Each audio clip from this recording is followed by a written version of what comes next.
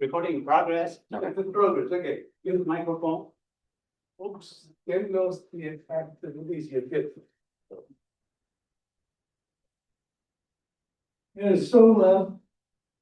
Thank you all for coming to the AIAA Christmas gathering. And what we do here is really bring together some of the people in Southern California. And our folks online as well. Oh, good. And yes, you know, this is an AIAA informal gathering, and I'm glad that we have AIAA officials here. Yeah. With that, I hand over to our section chair, Louise. Right. Thank you, Professor. Well, you know, I just wanted to thank everyone for coming out and participating in this event so close to the holidays. Very excited about the panelists that we have here today.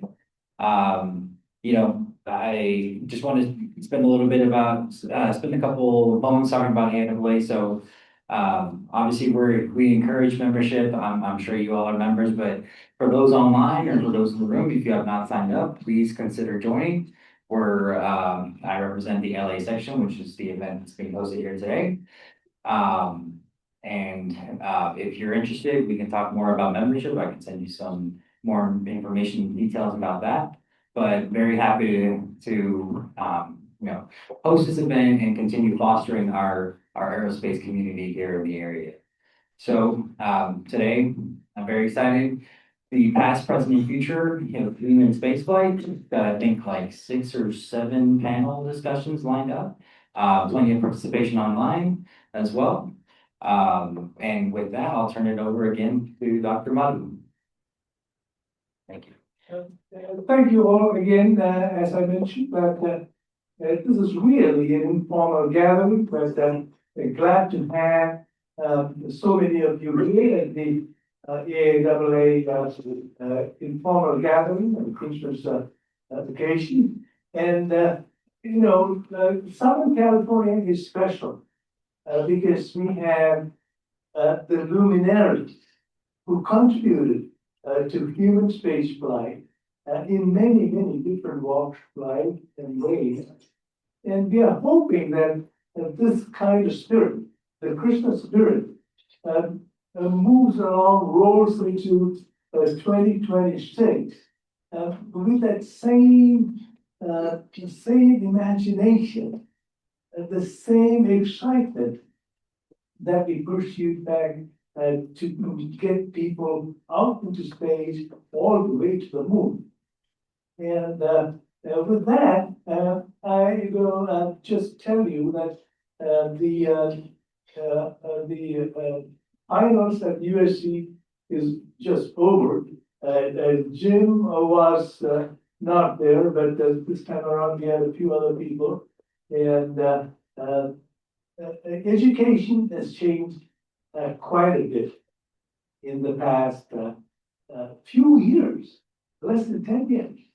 Ever since the COVID events of the 1920s hit,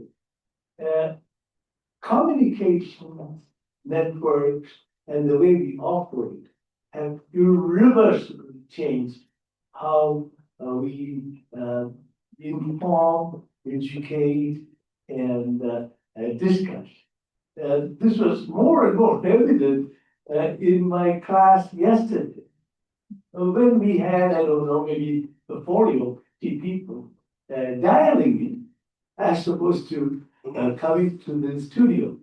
And it was a very active, vigorous exchange that we had going to this finals.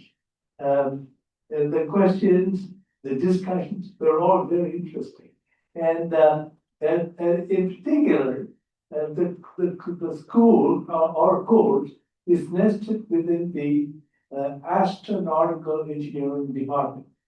there's an aerospace engineering department and there's an astronaut department. And in it, I'm nested within the astronautical engineering department where I offer a course in concepts creation. And this means that we know the engineering method, we know how to produce articles of artifacts.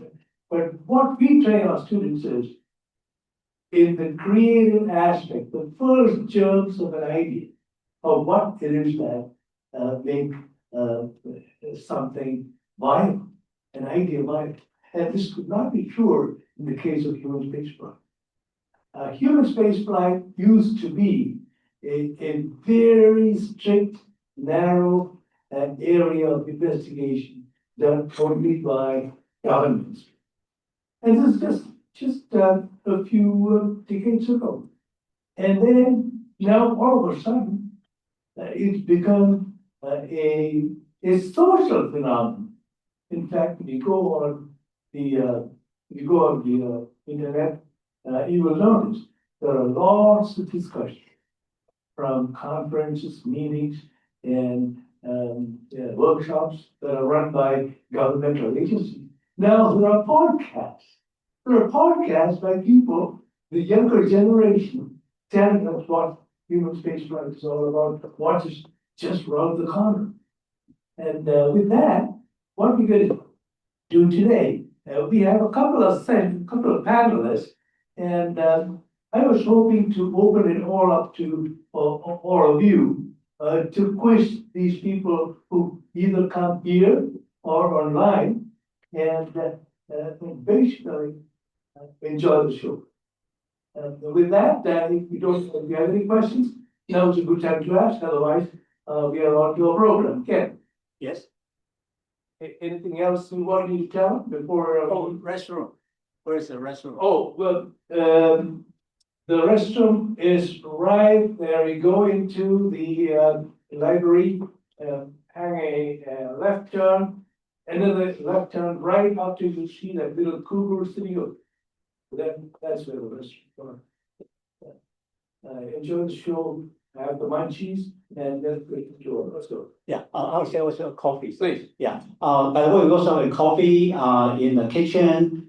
We have the fast coffee from Krispy Kremes and also brew coffee. So welcome, enjoy it. We'll keep supplying with bottled water, soda, holiday cookies, and chips. At lunchtime, we'll have sandwiches. And I want to mention that we really thank Mr. Bill Maloney, who is one of the panelists for the generous donation, which make the food happen today. So he will be here later today. So that's what to mention. Other than that, we thank ALWay for this great opportunity, and of course, mostly Madhu. It's a wonderful, working together, and also Luis, the second chair, and all the panelists and all the attendees. Thank you so much. Enjoy. At this time, I thought I saw Jim here a minute ago. At this time, yes, I have a question when you're ready. yes, please, I'm ready. Okay, the, Ken, do you want to give him something so you give him? no, I was gonna You ask a question. you want to be heard, so can you come here? Sure. I can message. What? Microphone. You have this one too. Yeah, two microphone. Good morning, Dr. Manu, and thank you for chairing this, event here today. Regarding the, you mentioned USC, which is a class that you teach on, space architecture, but the whole aspect of, you mentioned communication now being completely transformed by COVID. Is that things like Zoom and WebEx? Is that not one of the real wonderful stories that have come out of the horrible disaster of COVID? Have there not been really wonderful things happen as a result of that terrible event in our history? I think it's more than that, Ken. It has changed the phase of how we operate as a species. And if you think anything of our great democracy, it's kind of flipped it on its side. And this has been going on for some years. So when the US considers ourselves the beacon of freedom. It is amazing how a tool of information has changed the way people think and communicate, not only in our surroundings, but all over the globe. If I was thinking, if there was such a species, aliens, operating anywhere, and they were listening in, until a few years ago, they probably were watching out for our voices. But now they don't need to, because the internet is broadcasting so much that you hear the real values of a species. Because what can be more interesting than the freedom and the democracy of the voices of the people just being spread into the cosmos? Thank you so much, Doug. You're absolutely right that things like Zoom in particular have changed the way we operate as a species. Now, I would like, thank you, Dave. David, Mr. Strong has a question. He raised hand. Oh, Dave, yes, Dave, good morning. Can you hear me? Yes, we can hear you, Dave. Go for it. I have no question. I clicked on the raise my hand, but I'm ready to go. Oh, you just raised your hand to say that you're here. Yes. Oh, great. Okay, welcome to the show, Dave. Folks Thank are you. just walking in, and at this time, I'm inviting our own professors from USC to walk in here and join the panel for the next few minutes. I would invite Dr. James B. Wood, who is well known in the community as the head honcho who put together the best-selling ever book that all our students read. It's called The SMAD. Jim, would you like to come and take a seat? And Boris Fritz does incredible work in our school. And again, it tells you aerospace engineering, astronautical engineering, we are at the cutting edge of technologies. And all of you know about additive manufacturing and what we call rapid prototyping. It's changed the way the space industry works. Boris, will you come and take a seat here? And as soon as other people join us, we will invite them over as well. Please. So what I will do, ask each of you to spend 5 minutes. Can we have the microphone? Right. I will ask each of you in the next few minutes to tell us what you guys do at the university and before. Jim, would you like to go first? Then to Hello, is this, yep, okay. My name is Jim Orts. I'm at USC and at Microcosm. And I have been teaching there a course actually in reducing space mission cost for quite a few years.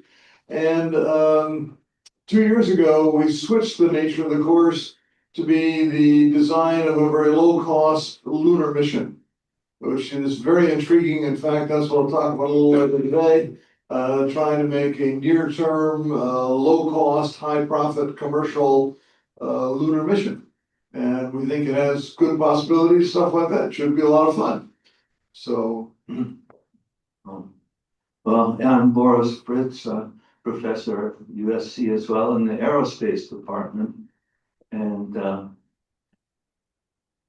it's interesting because I didn't expect I'd be up here. So the way I got started, I teach the additive manufacturing technologies. It's a graduate course at USC. And the whole thing kind of started for me back in 1991 when I was asked at Northrop Grumman to run the additive or 3D printing lab. And it was kind of like well, okay, we actually hired you to help people with CAD, like any kind of design problems anywhere in the company. And then, but, oh, by the way, you are also going to run the additive manufacturing lab. And so this, oh, by the way, became my career. So if anyone tells you something about, oh, by the way, pay attention, it could change your life. So anyway, so then, I did a lot of, new pioneering things in 3D printing at Northrop Grumman over the years. And, so with wonderful teammates. And then when I retired, at first I did nothing for a year, which was really fantastic. And then I get a call from professor friend at Loyola Marymount University who told me, hey, we need you to teach our first course in additive manufacturing, 3D printing. And that's kind of how it started. And then I finally ended up at USC. And it's been a wonderful journey, this idea of kind of giving back what you learned over the years. And also through Madhu, I've been involved more with the space aspect and how we're going to be using additive. And I was also on a team, two of us, on setting up colonies on Mars. And the whole idea of, where you put robotic, like 3D printing that sets up the colonies before the astronauts arrive. And so all this has been really fascinating. And I'm really glad to be part of all this. Thank you. Okay, let me go one at a time. Ken, do we have any questions online? Don't see your raise hand over. Panelists show up. Oh, good, okay, and let me start with Jim.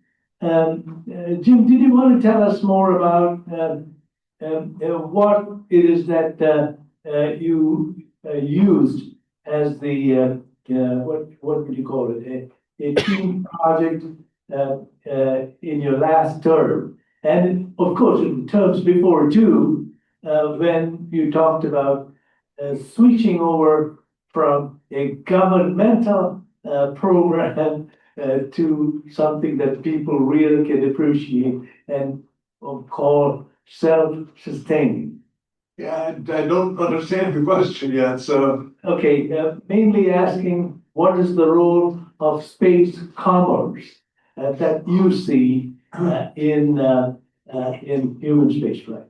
Well, I see space commerce actually as being very germane to trying to move forward, in large part because it has been nearly 60 years since Apollo.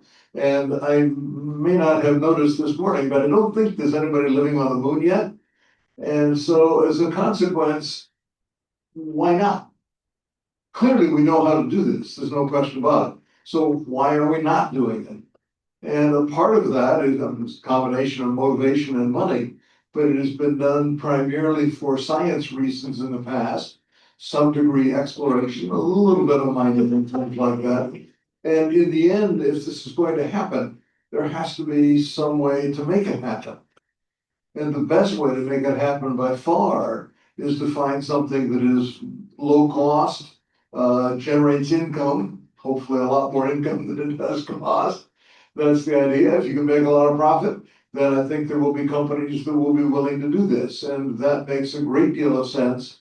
And let me make one other really quick comment here about profit and things like that.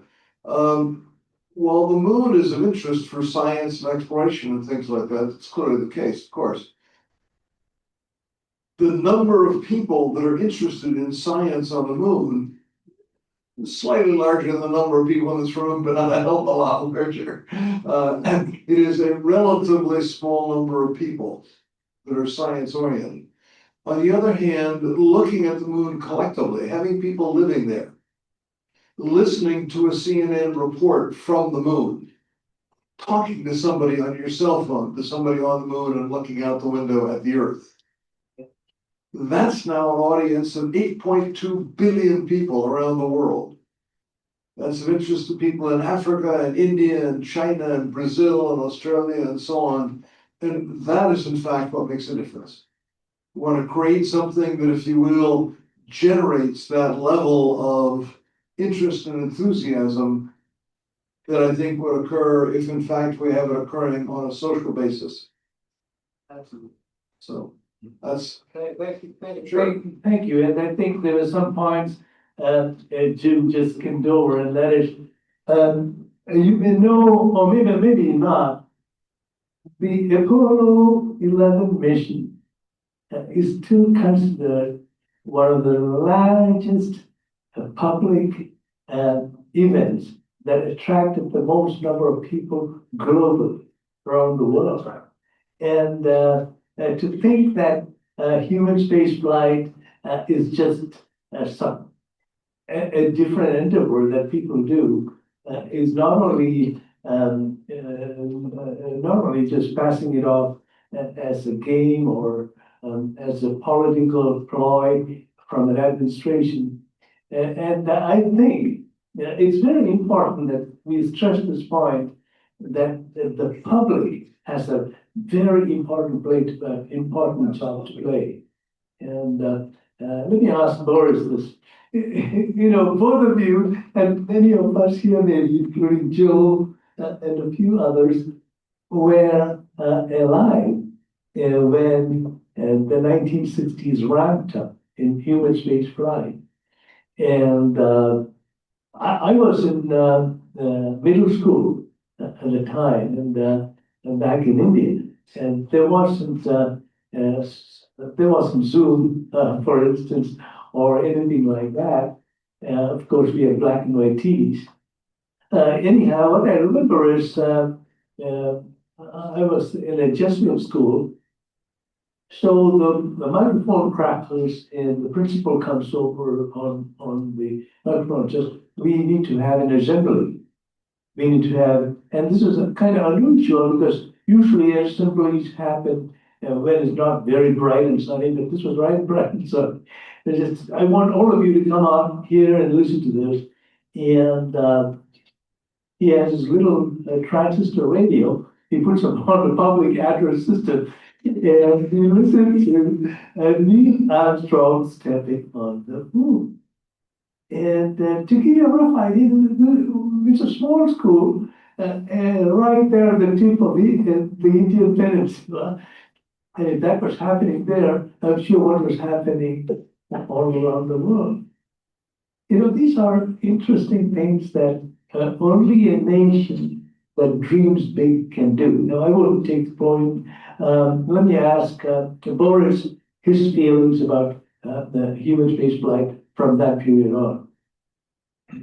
Oh, I remember being in Düsseldorf, Germany with family. I had for the moon landing. Okay. And I had just graduated from college and ready to go on to graduate school. So I spent all summer traveling Europe, and I made sure that I was, at my family there to watch the moon landing, and that was really exciting.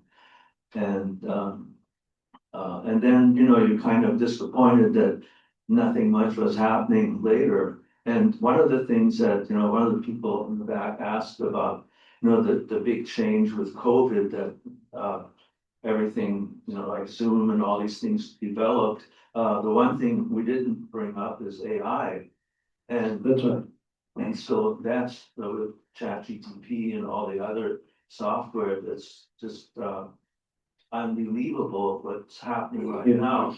And so going back, when you think about space flight and, way back then in the 60s, and then I was involved in AI at Northrop Grumman from about 89 to 91, programming in Lisp. That was the AI language at the time. Now we use Python mostly.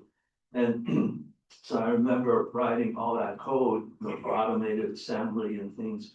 And then I think I remember when we would look at some of the software being developed, like machine learning, and then I would follow up with whatever professor or people in history that were involved in that study. And I said, well, what have you done now? It says, oh, nothing, the funding's over, we just did that. And I was so disappointed. And then AI kind of had a lot of hype then, and then it all died down. And then over the years, it seemed like AI was being implemented, but nobody really talked about it until now. Now it's just gone, like the kind of stuff I did programming and Liz. I mean, this stuff is just goes way beyond me now, it's phenomenal. And so, and you wonder also, being at USC, how do we handle things like ChatGPT with the students? It's very interesting, but all of you perhaps know this. There was a young gentleman there in the early sixties. He was operating out of Edwards Air Force Base. He was a test pilot by the name of Neil Armstrong. And he was doing his master's program at USC and in systems.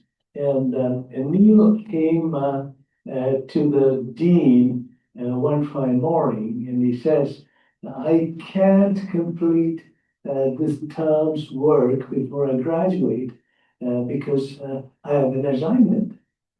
And so the dean asked him, "Son, tell us what this problem is, because you're a good student, and in fact, Mike Grutman may bring the book here. I can't. Mike is here. He has not traveled to Mexico yet." He was here. Oh, Grutman? Oh, good. So did he leave his book? Yes. Oh, good. So if you have a chance, you must read his book about how all this transpired for Neil Armstrong. And so the dean tells him, "No problem, tell me what your problem is and what your situation is." And Neil says, "I am asked to go to the moon." And the dean nonchalantly says, "No problem, just give us a report on it, and you should graduate with flying colors." And that's exactly what he did. Here is the book that that Mike wrote. I would recommend that all of you take a look at that book. I mean, it's a very small, handy book to read, a bedtime story for us, and I hope you read it. Great. Oh, that's the book, right? Oh, great. Here you go. Look. It's a small little book, very easy reading. It tells you all about Neil's time at USC during that period. And I see, Louise, you have a question or? I just wanted to bring up, we have two hands raised online. Oh, great. Okay. Yes, I think Brian wants to go first. Brian, go for it. I see you. Yes. So for people who don't know me, I write the website Next Big Future. Brian, a lot of people know you. Okay. I've written over 35,000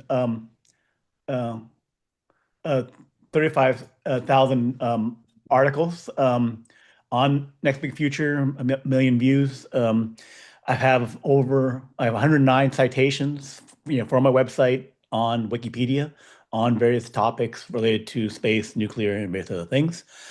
I also am an investor in public companies, private companies, as well as I advise and fundraise for startups and other companies. So I have this history. But and I've also written a book, AI Rising, co-wrote it, did a third of the book, wrote a key chapter, a third of the chapters. One of the key chapters is AI data centers on Mars, which people think, well, that seems crazy and absurd and that kind of stuff. But Elon Musk, in an all-hands meeting a few days ago, confirmed that they will build AI data centers on Mars. Brian, can you give us your question before you go on stage? So my basic thing is that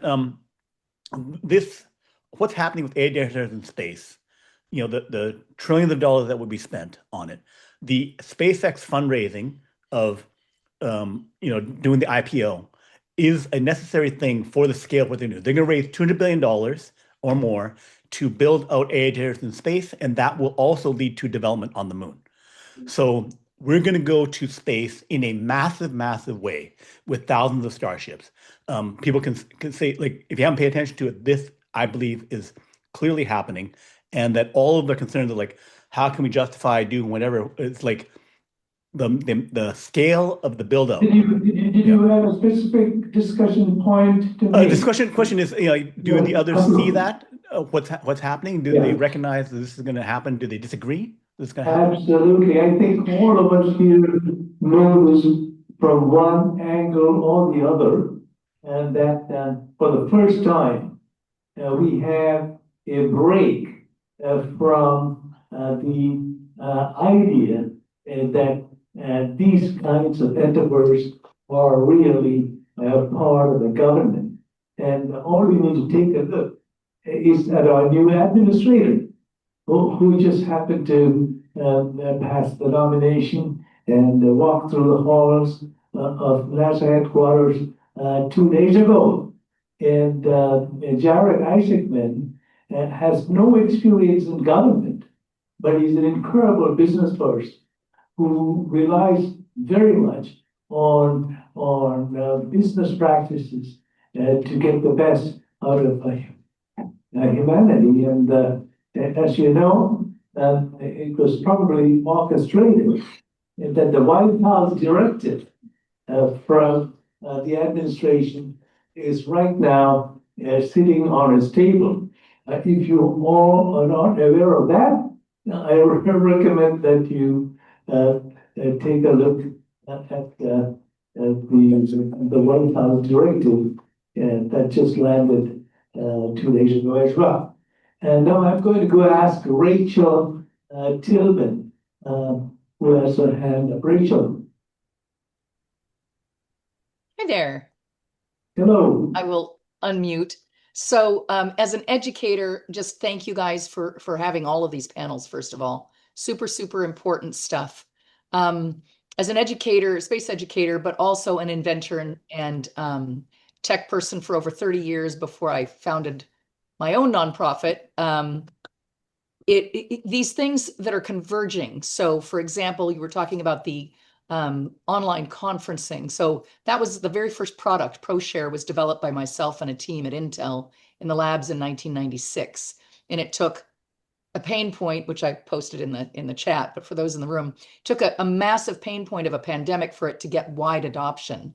And as educators, one of the things to understand is that this wide adoption model, and Brian alluded to it as well, this wide adoption model requires educators to be a part of that deployment model, but not just saying, hey, this is what we should be doing, because it behooves us to consider all sides of things, right? As educators, is this something we should be doing? Is it something we should not be doing? Getting that dialogue happening, but having that dialogue happen at a really, really young age is incredibly important. So I do education K all the way through PhD. So when we go and talk to literally kindergarten and first and second graders, third graders, we're saying, hey, would you like to talk to somebody that's on Mars? And their eyes light up, right? And that's the passion. That when you get that passion started at a really, really young age, then you get the continuation and the retention. And that's one of the things that we struggle with as educators. I'm sure the panelists can attest to that. When your classes are over, you want your students to keep coming back to you and asking more questions and saying 10 years later, hey, what about that formula? Or Brian, you would want people to come back to you and say, hey, Brian, when we were talking about AI, 2 years ago, it was such a different conversation.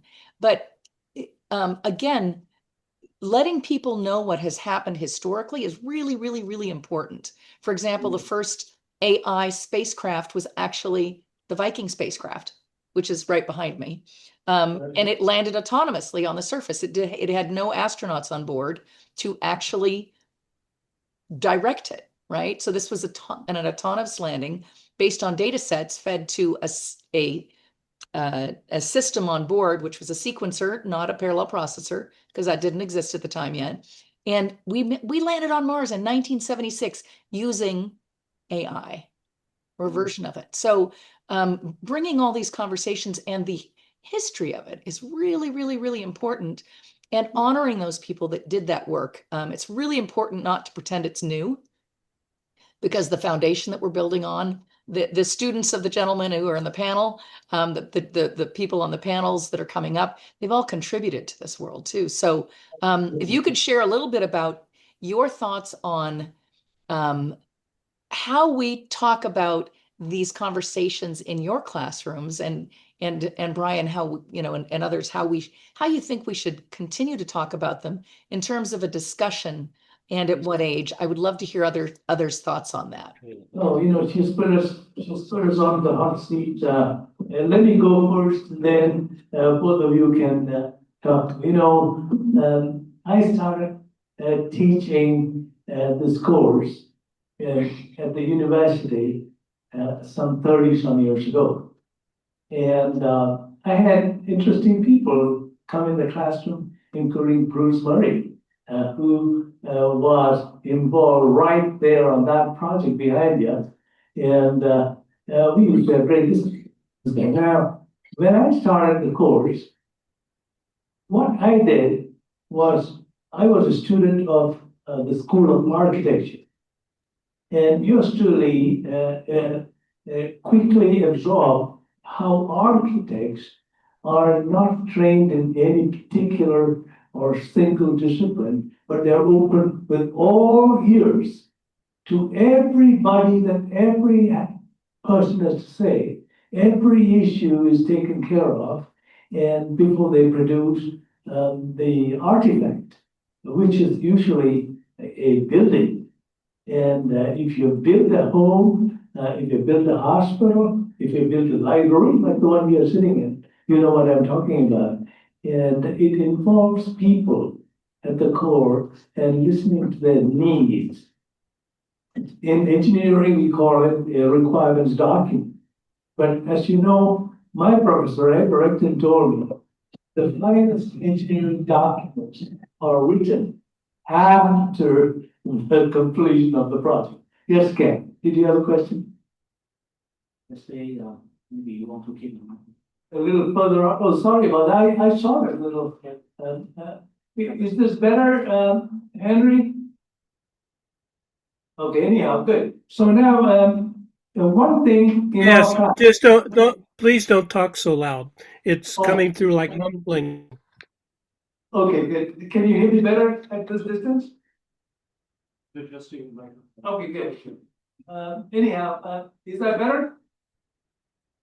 Hopefully it's good. So, what happened during the curriculum establishment of the Space Concept Studio is very interesting.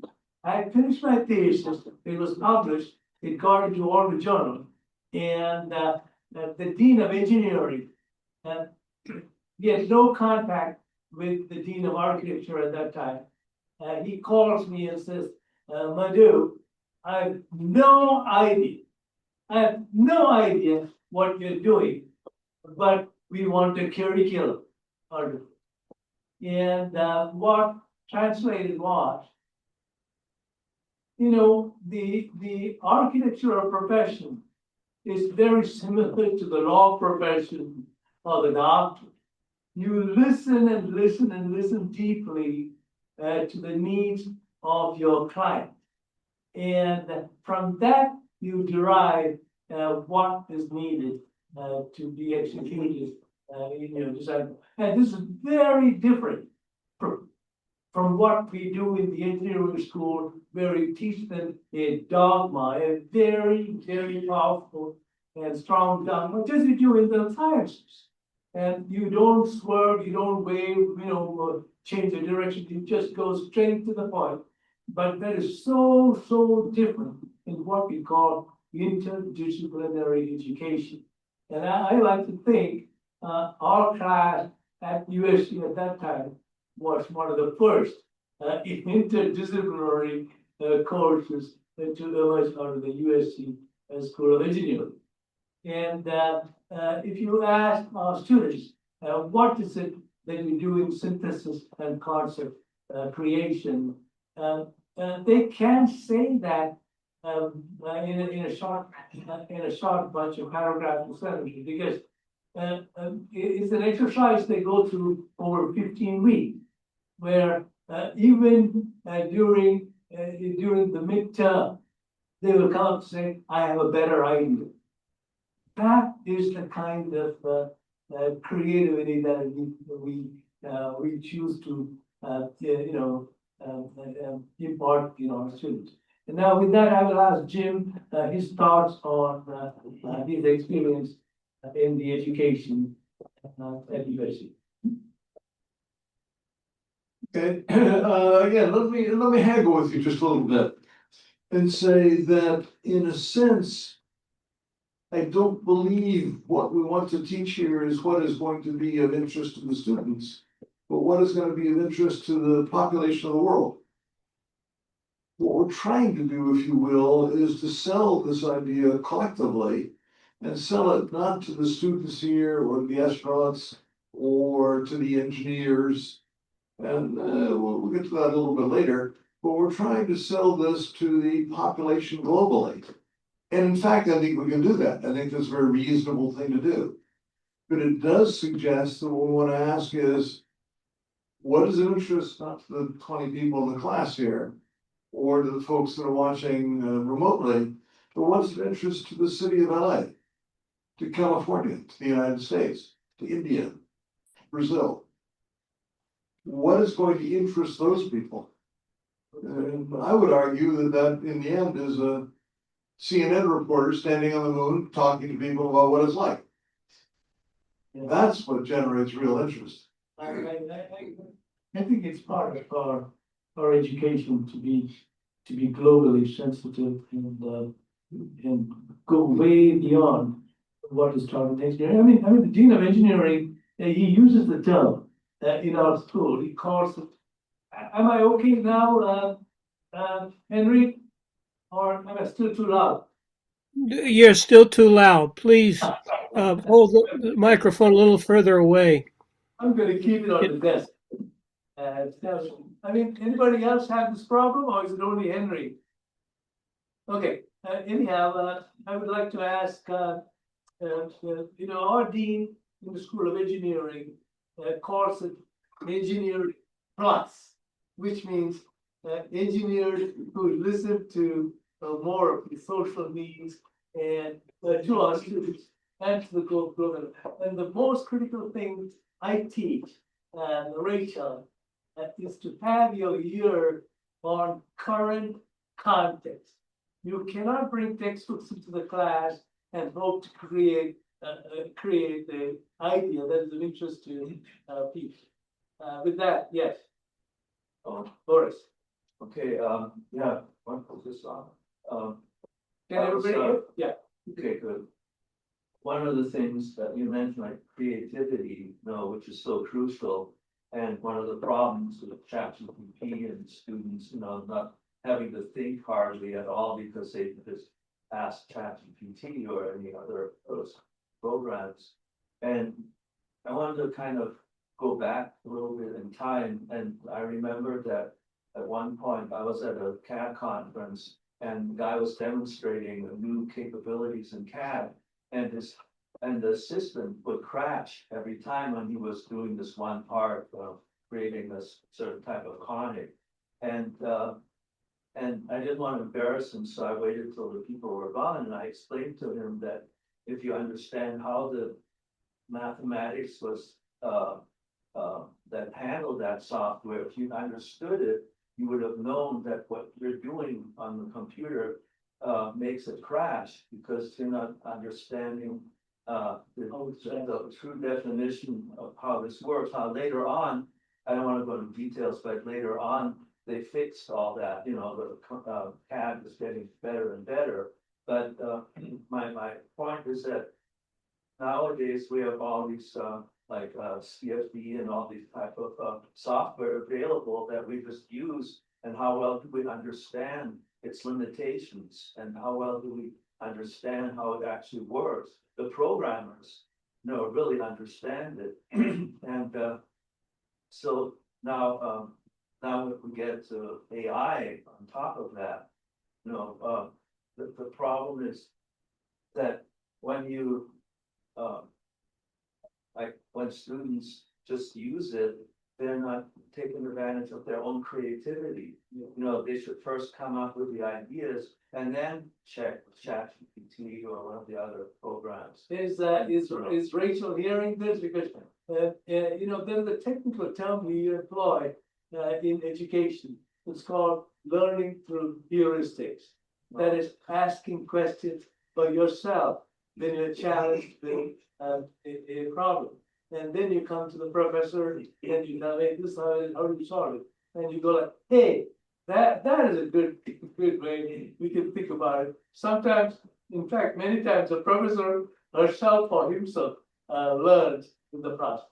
Yeah, and the thing is, I remember in Scientific American years ago, they talked about this one astronomer who had calculated the orbit, I think it was of the moon for so many years, and he spent half his career doing the calculation, the second half checking his calculations, and that was his, you know, what he contributed to astronomy, and that's something that a computer can do in a few minutes.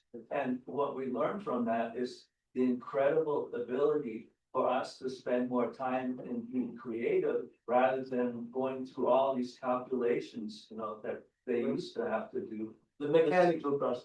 The same thing with AI.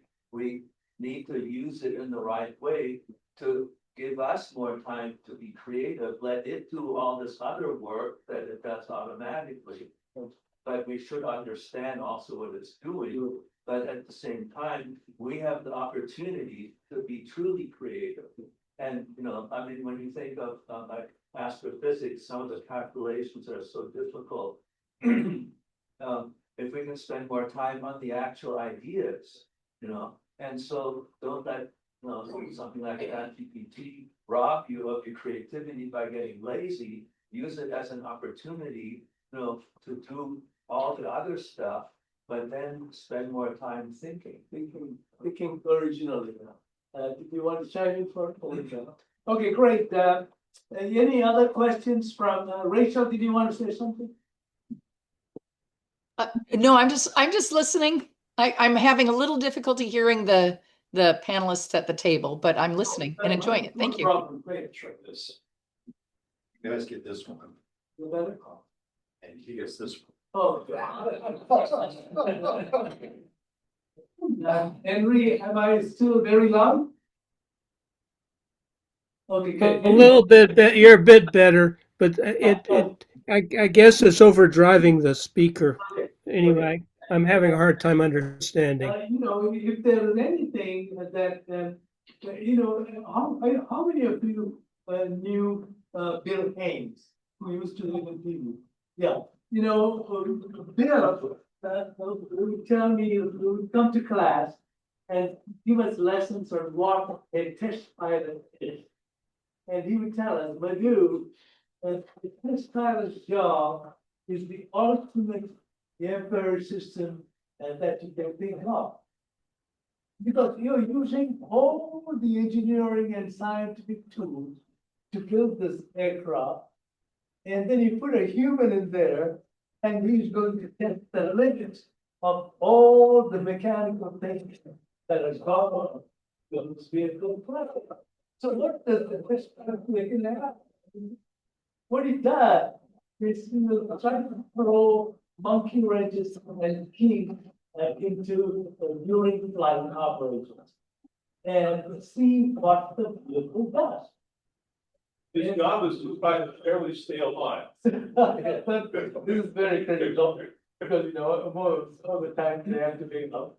But what he does, he takes the vehicle to its extreme and then tries to tweak it here and there to see when the system becomes unstable. And that is what Joe needs.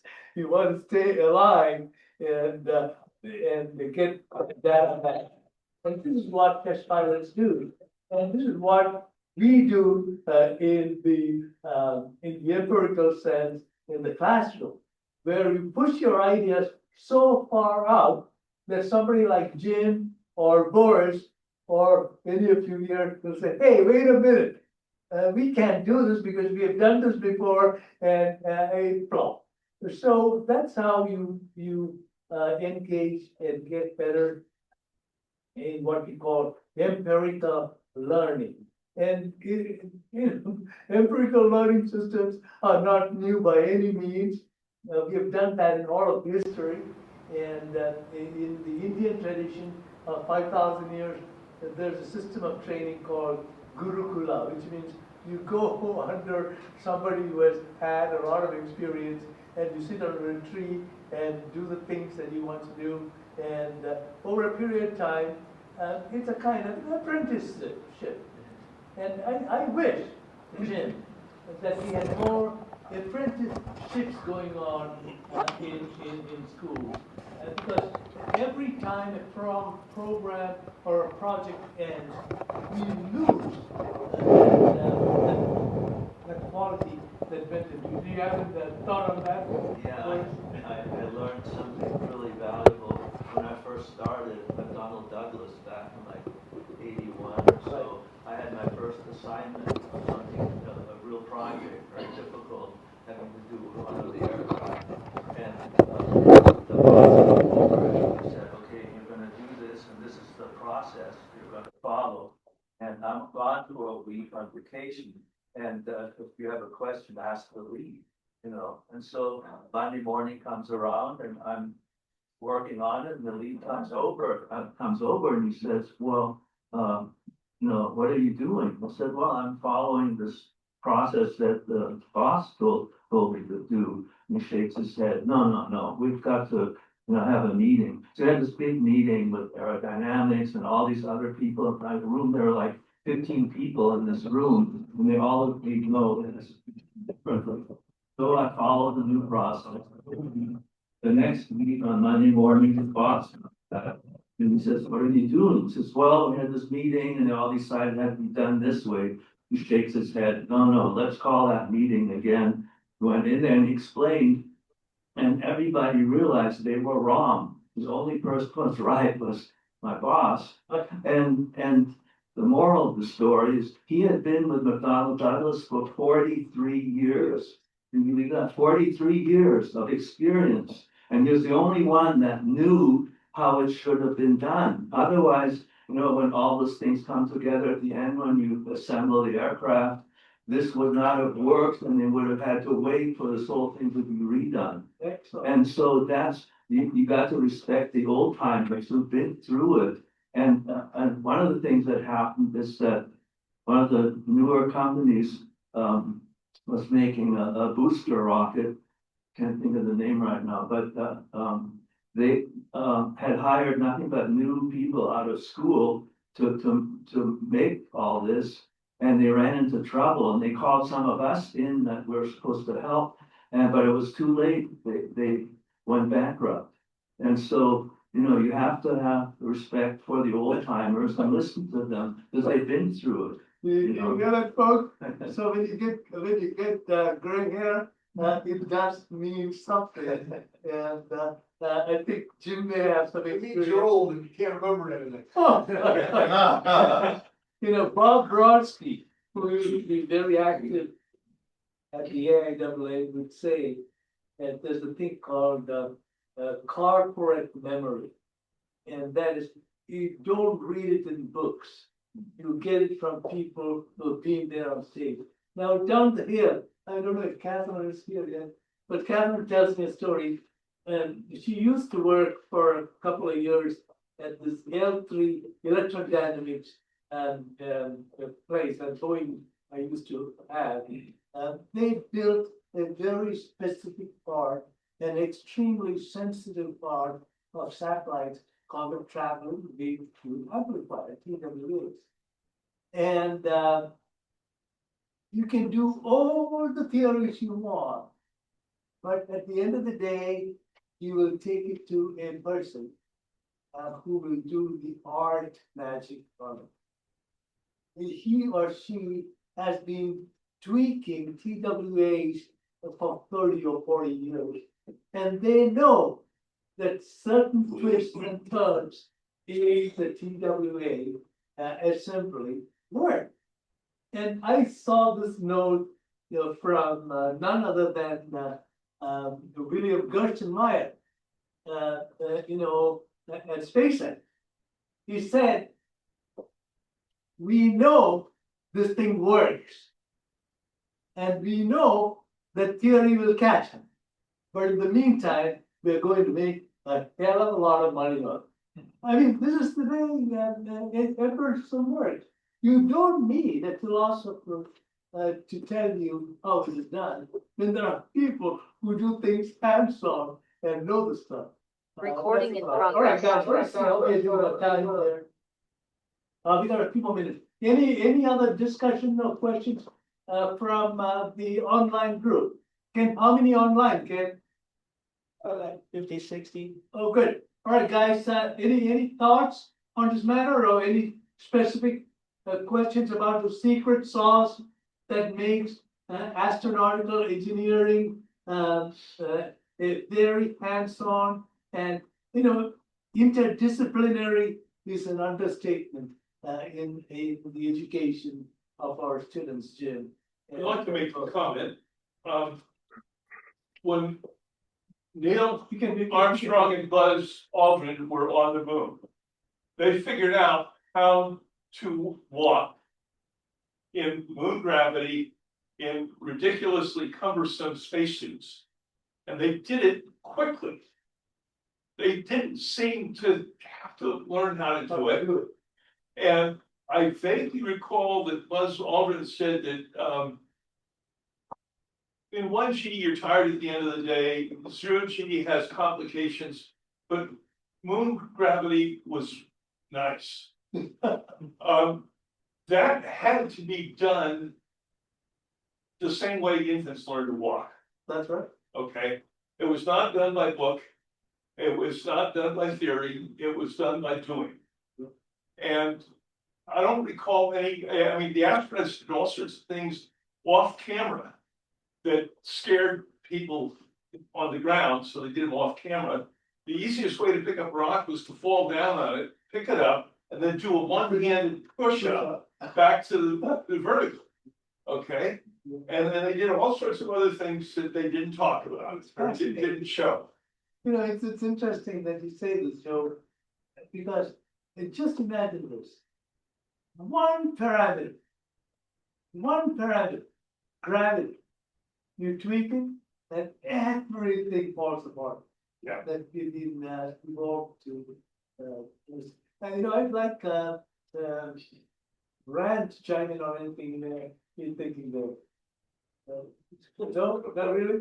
Okay, good. Right, great. Any other thoughts from our online folks? Okay, Sam, are you there? Yes. I just saw a little text. Can you bring that up, Ken? I'm here. All right, Sam, what was your question again? No question. We were just talking a little bit about the Lunar Orbiter project where we were trying to recover. Actually, let me see my video for a second. Yeah, the Dennis Wingo over at NASA Ames working with a bunch of volunteers to convert obsolete tapes from the Lunar Orbiter project from the 1960s into a modern format and using Photoshop and some other tools to make them usable and listenable. And so there were some fantastic high resolution videos or pictures of the Earth over the moon and things like that would have been lost forever because no one bothered going through the effort of converting them. And as you know, the pictures you see in the newspapers were like second or third hand. Oh, by the way, my assistant's right back here. He's helping out. Oh, right. I can see it. So right.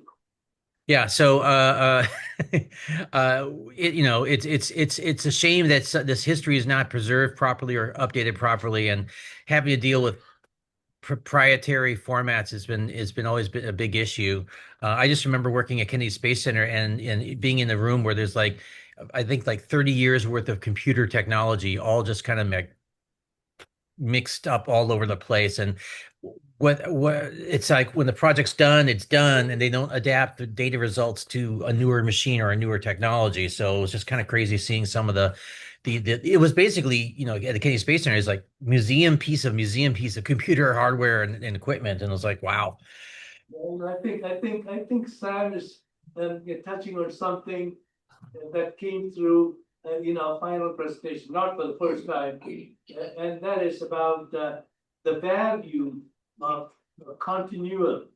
And that is, when you start a project and you run a project, you don't shelve it at the end of it. And we don't do this in the architecture school or in the engineering school, for instance, as well. When you think a particular artifact or a particular project has completed, you don't erase it off the map of history and think that somebody else will start a new one. But that is how government, it's a flaw in our governance system, Sam, that we, the term program is a problematic term, because a program has a beginning and an end.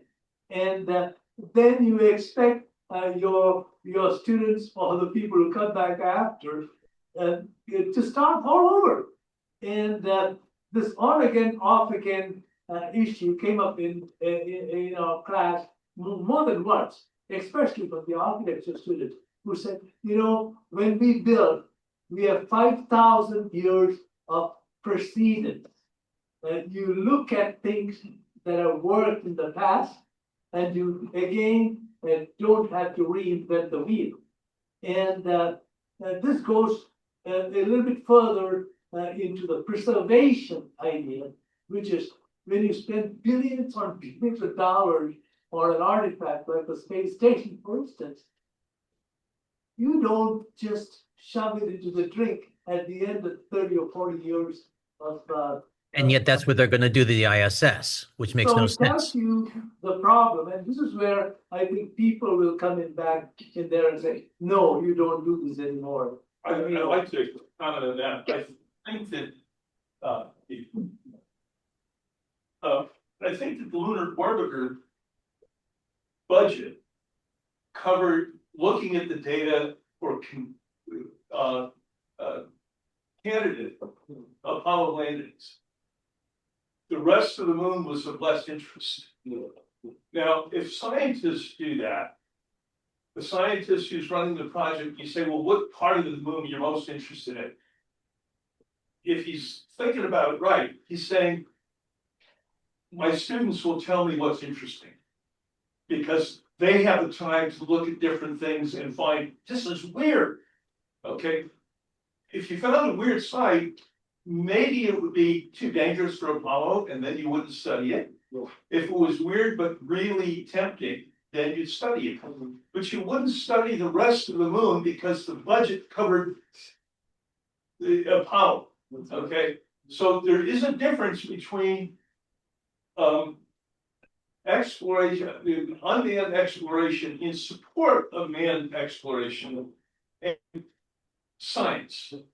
And I am worried that we may fall into forgetting about 99% of the data. Can I weigh in a little bit as a space historian? Yes, Rachel. So I've been preserving the history of Viking since 1979, when I saved the spacecraft that's actually behind me. I was 13 years old at the time. And we literally have been, my father and I, preserving the entire mystery. Yeah, well, that too. The mystery of the history, because we understood before NASA, before other places, the value of space history. Now, the Smithsonian Air and Space Museum was actually opened with a little signal that was from the Viking mission, purportedly. It wasn't exactly, but and we have literally been putting out massive quantities of data. My father created in 1981 a website that shares all of the Viking data, and a program where kids could actually get these little analog weather kits, buy them and put them on top of their schools and compare the Viking Mars data, weather data, to their schools, and create this whole comparative analysis and environmental. And we have been doing this for decades. The problem is it takes a celebrity mentality to get attention to these projects. Now, the work we own all of the mag tapes from the Viking mission.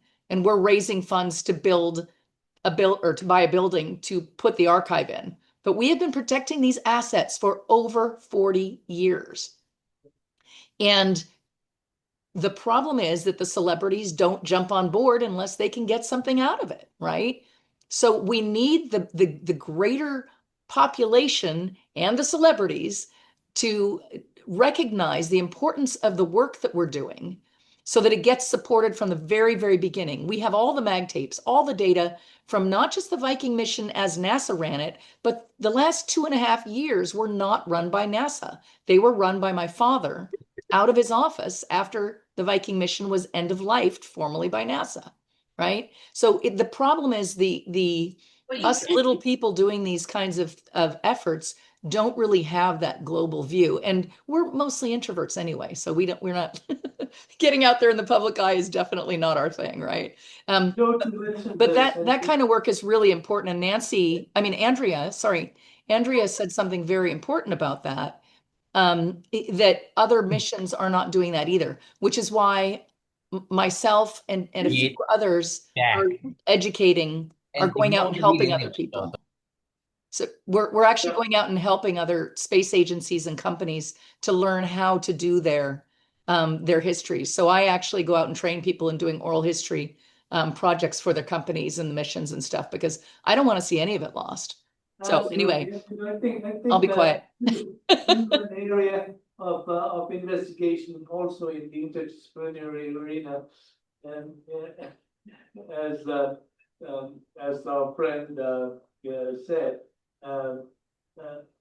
peripheral vision is what is required, Rachel, and that is what students offer when the PI is going on with her of his detailed work. There are people watching and saying, hey, how can I use this for my project? Or how can I use it to evolve it to a different level? And these are things we learn in biology more often than in the dogma, in the engineering and scientific, hardcore scientific dogma. So, folks, we are on to one last minute, and Boris and Jim will get to say, go for it. Oh, I just wanted to mention on what you talked about, very important about how you're limited by the funding, by the program. And one of the things about your class, Madhu, is space architecture, is you kind of go beyond that. And I remember a friend of mine years ago saying something very important. It says, don't think about the limitations of what's there in technology right now. What is it that you really want? What is the ultimate goal of this idea? Just be completely open. What do you really want? And then start from there and develop, and don't be limited by technology or anything, because it gives you the idea or the possibility of really going beyond. Absolutely, yeah, thank you. Jim, did you want to have a closing word? All right, good, but you're going to be still sitting there, Jim, and we're going to spare Boris to come and take a seat here while we start our next session, which is about things happening in Earth orbit. And I'm so glad that we have Henry with us. I would like Henry to go first on orbital debris. If he is with us, Henry, are you with us right now? And then Yes, I am. I presume you mean Henry Garrett. Is that right? Yes, yes, indeed. Good to see you. Good morning. And Good morning.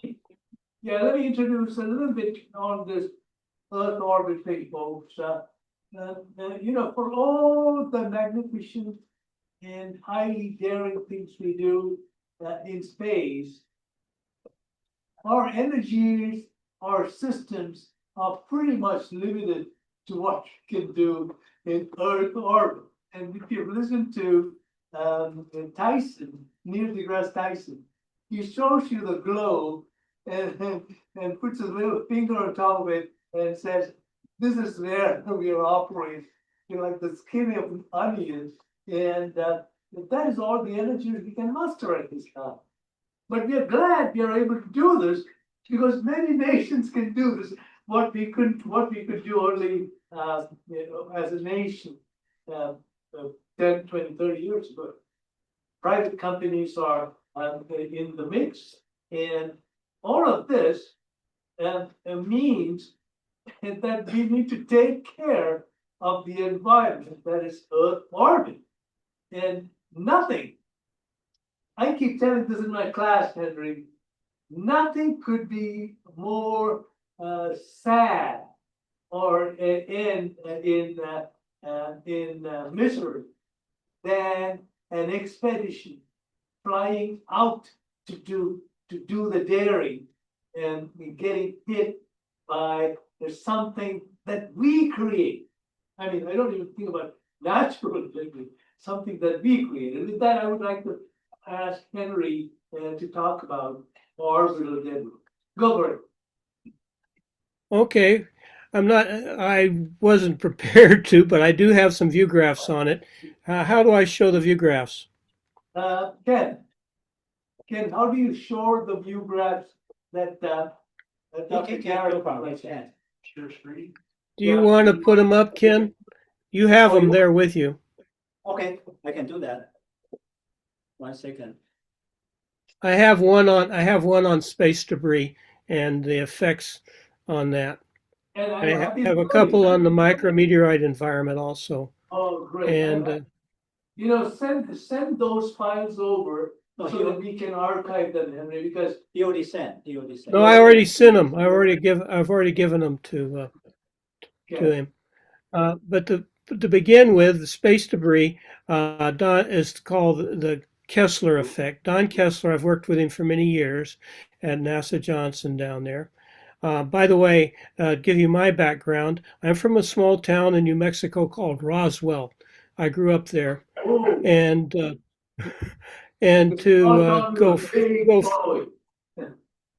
go further, I went to Rice University, worked with Alex Dessler, and I started my career at JP in the Air Force. I subsequently was director of all the reservists at SMC, and at the same time I spent 43 years at JPL. I just retired in 2003. Okay, so Ken, can you cycle through the view graphs? I'll tell you when to stop. Go ahead. Go ahead. My main talk was on interstellar space and the things like that. Stop. Go back. Go back. Go back. One more. There, stop. All right. No, go back. Go forward one. All right, stop there. All right. The bottom line is how do we mark failures in space environment? Early studies back by Hecht in 1985, for example, identified that a large percentage of the environments, you can see them on the left-hand screen, were due to space environment failures. And the environments in particular are radiation. Can you go to the next slide, Ken? Yeah, go to the next slide. All right, here are the main sources of space environment effects. Radiation effects, they mess up your memory, do things like that, they reset bits. On the right is a typical example of a space debris impact.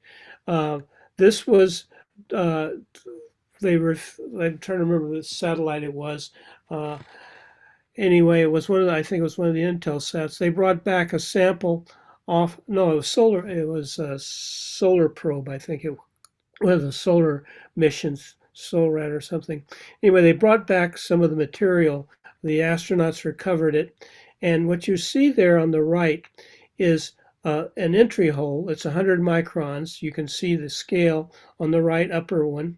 If the left, it's 1,000 microns, and that's the debris impact. Basically what happened is the piece of debris hit the Whipple shield in the front, and then that made a shotgun effect and took out over 1,000 microns behind the shield. Basically, what happens is you try to break up the particles so that they don't penetrate, and for space debris and for micrometeoroids. And the bottom line over here is spacecraft charging.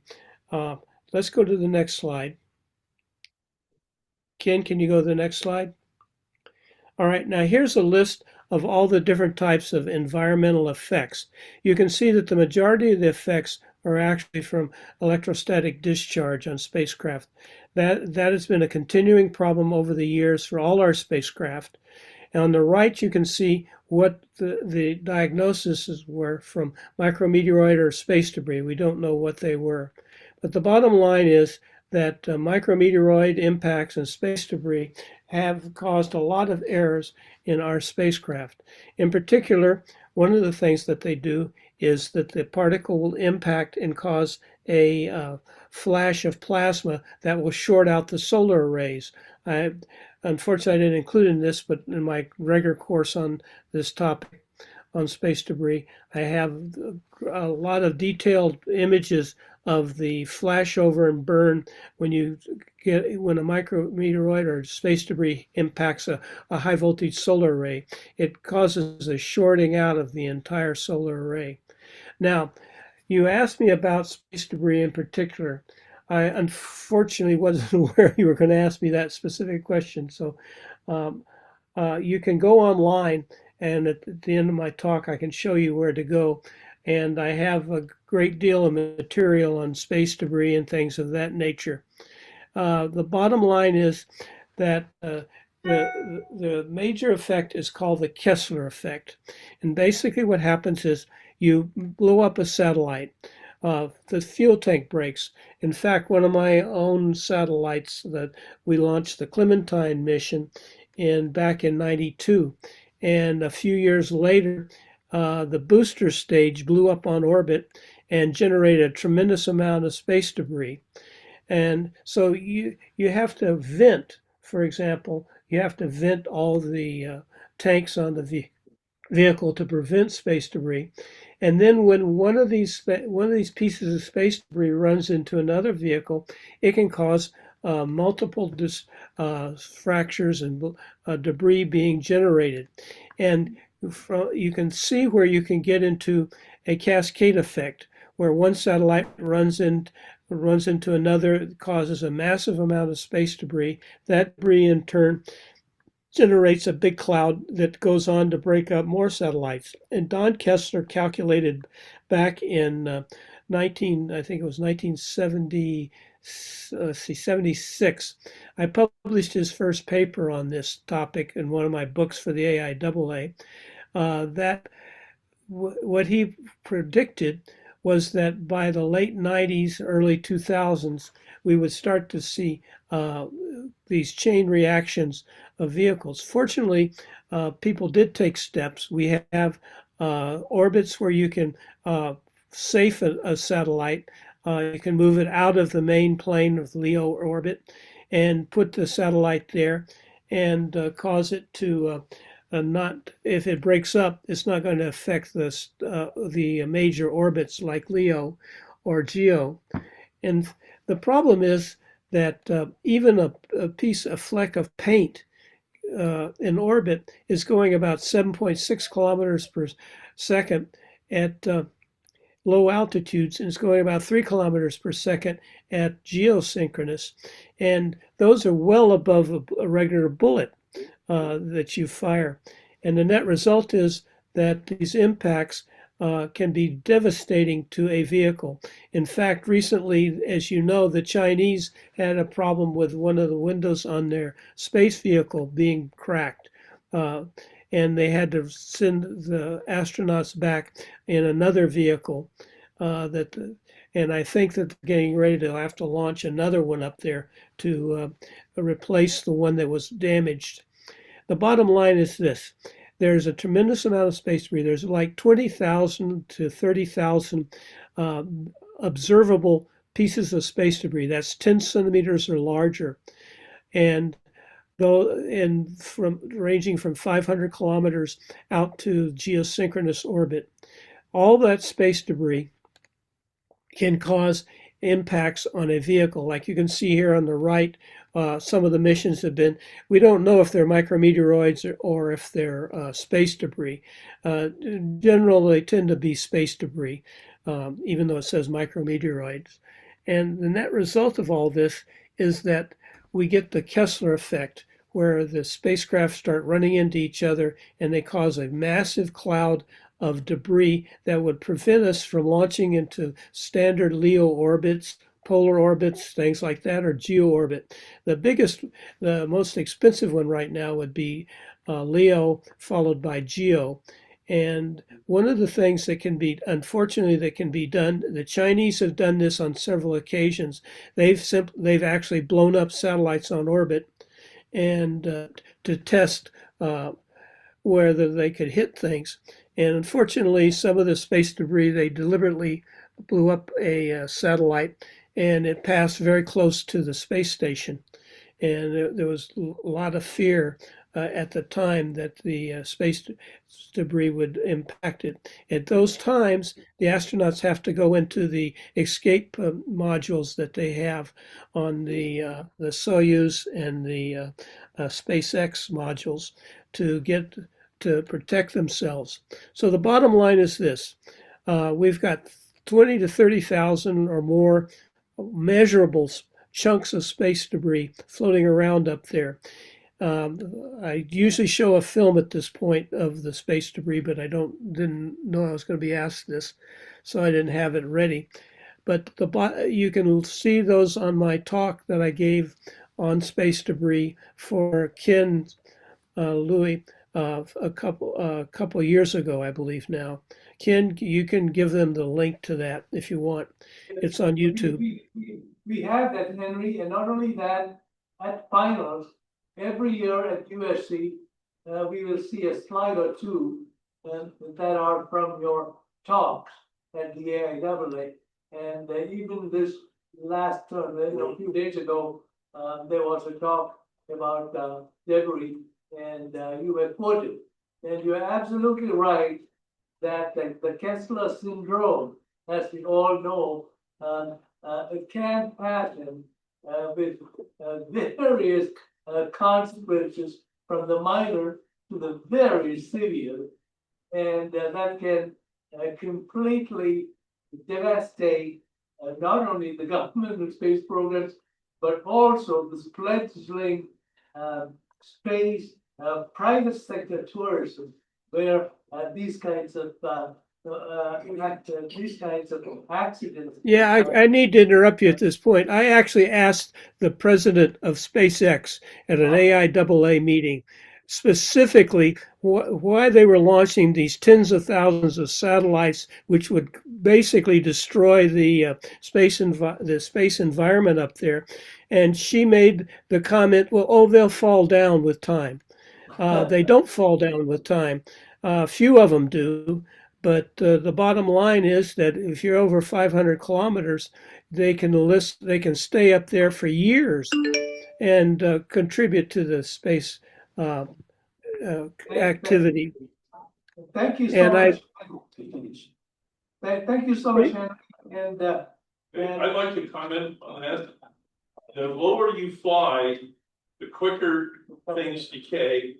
And for example, the iridium at 776 kilometers, it lasts 10 times longer than the stuff that's at 550 where SpaceX is.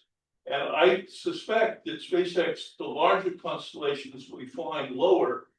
And in that range, the orbit life scales roughly with the eighth power of the orbit altitude. Right. It's roughly 1 year. It's 1 year for about a square meter satellite to decay at 500 kilometers, if I remember.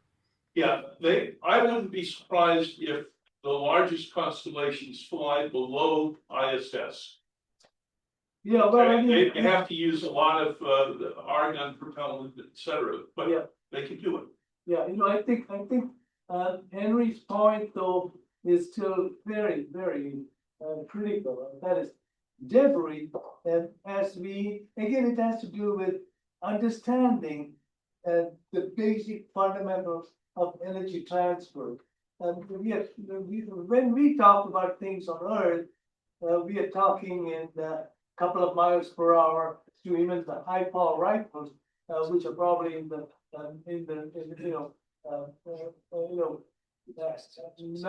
tenth of the working velocity, yeah. And then when you go in there, they scale up to very small objects can be disastrous. Flying right through the Whipple field and puncturing the pressure hull.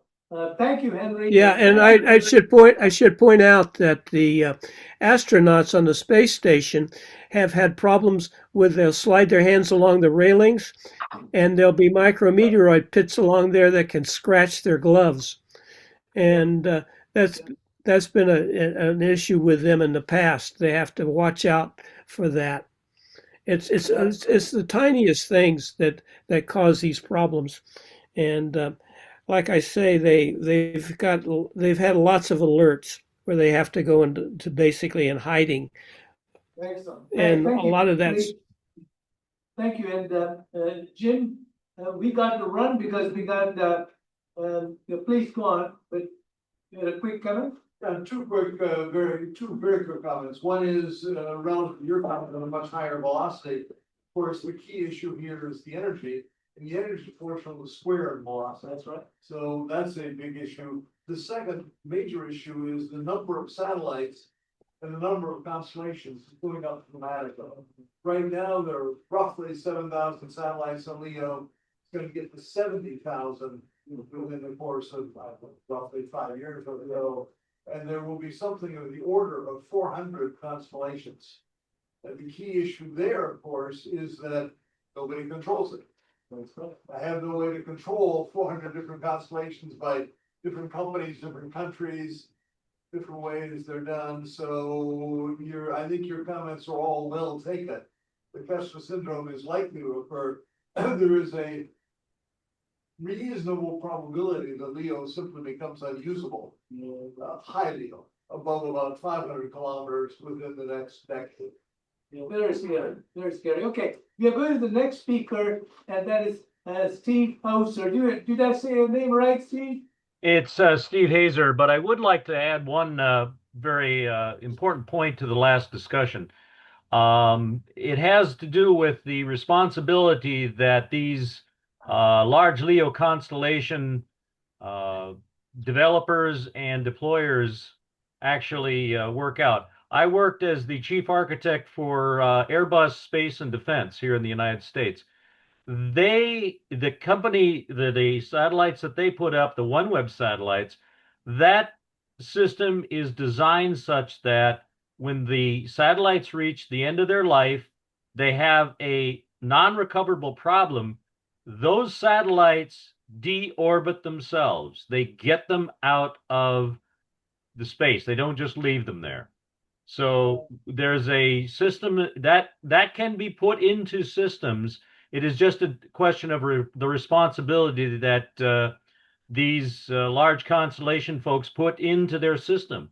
To me, it's a policy question. These folks need to be more responsible for their actions and their systems. Okay, I just wanted to bring that up. Okay, now let me go to speaker. Steve, you have some slides, right? I did. Did you want to put them up, or would you like me to put them up? You could do that if you can, and we could run through quickly if possible. Okay, that means I have to pull them up. So I thought that you would be bringing them up. Oh well, Ken can do that too if you are Ken is here. But either way is good. Please continue the discussion while. Okay, yeah. By way of introduction, my name is Steve Hazer. I work with the senior technical advisor to the Beyond Earth Institute, and one of the key areas that we are investigating and is the question of the fact that humans have we're all about evolving and helping mankind move into space. But we know that humans have evolved and adapted for life on Earth. That means in a gravity environment. All creatures, large and small, have grown up and now live in this gravity environment.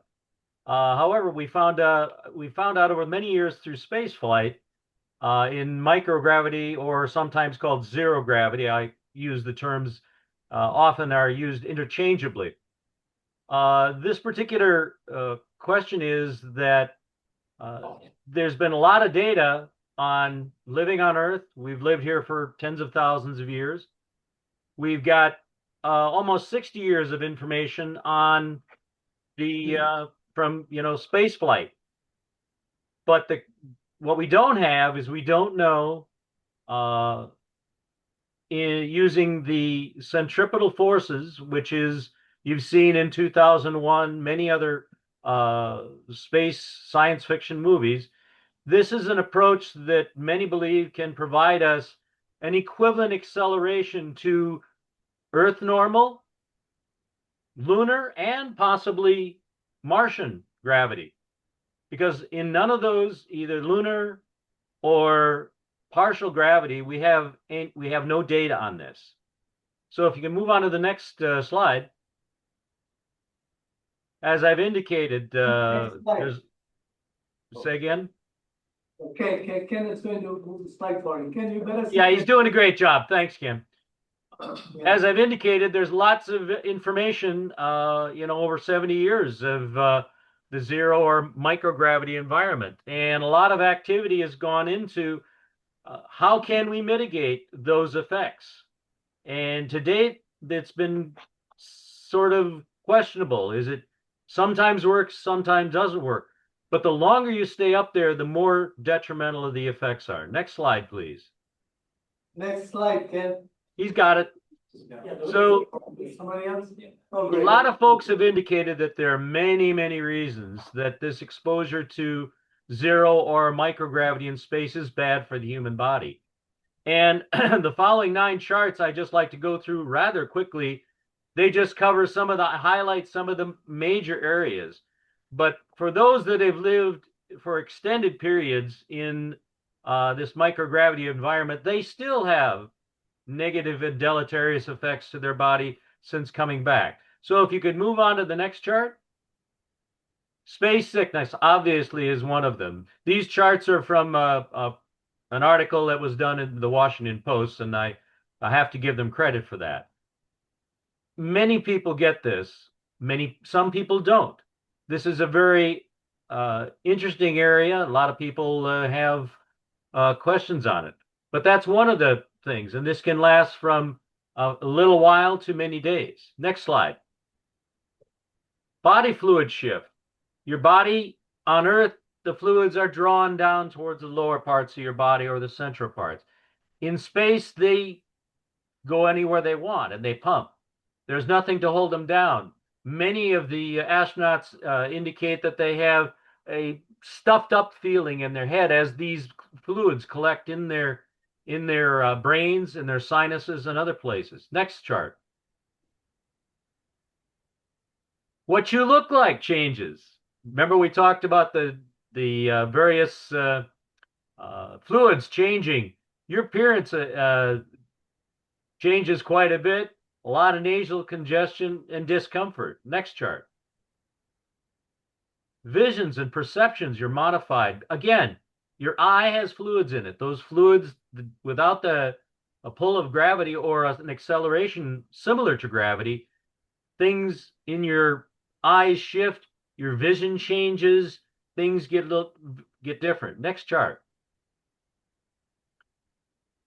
Many people have talked about both the muscles and the bones atrophy. You aren't using them as you constantly are on Earth. The bones themselves, if they don't have that pressure on them, they begin to decalcify. It's similar to the the effects that occur to folks as we get older. The calcium deposits, begin to leave our bones. The bones get more brittle. Next chart.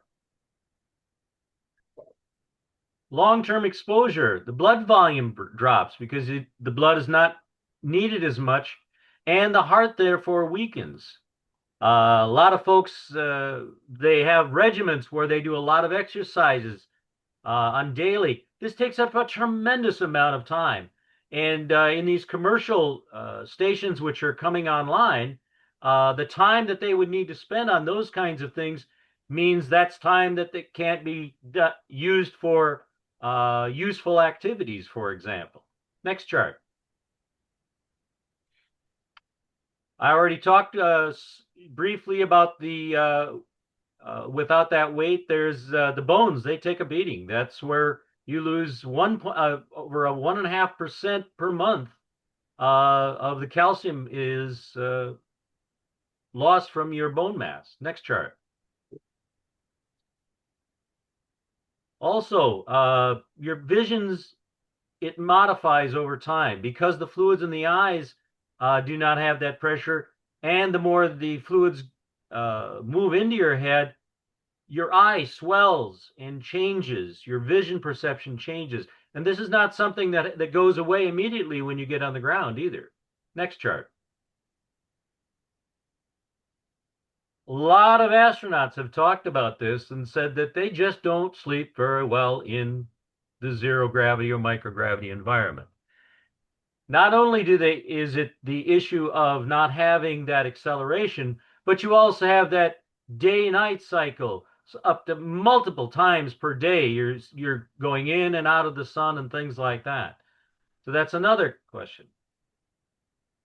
But as I've mentioned, the data that we've got now, we know that it's good here on Earth. It's not so good in orbit, but we don't know about anything in between. Next chart. So let's sum up the situation here. Not only are the some of the things I've shown, but there are also some mental effects, physiological and psychological effects, impacts to how the brain works and how effectively the brain works in microgravity. Then it's been very clear that there's no overall holistic effective countermeasure to prevent these problems. This is going to happen when you're in microgravity for extended periods of time. There's also the impact, it's been most suggestive from invertebrate and rodent space experiments. That's all we've ever really checked on things. We've had some small centrifuges in the space station where they had some small insects and some mice as well. But those things spin very fast. And spinning very fast, if any of you have ever been on merry-go-rounds, you know the kind of impact that has. It messes you up. It gets you very dizzy. So these things are only indicative. And the data that we have, as far as the large spinning space stations, most folks believe it will benefit. But again, we've never had a large space station with very large radius spinning at a fairly reasonably slow rate of speed. So we just don't know. And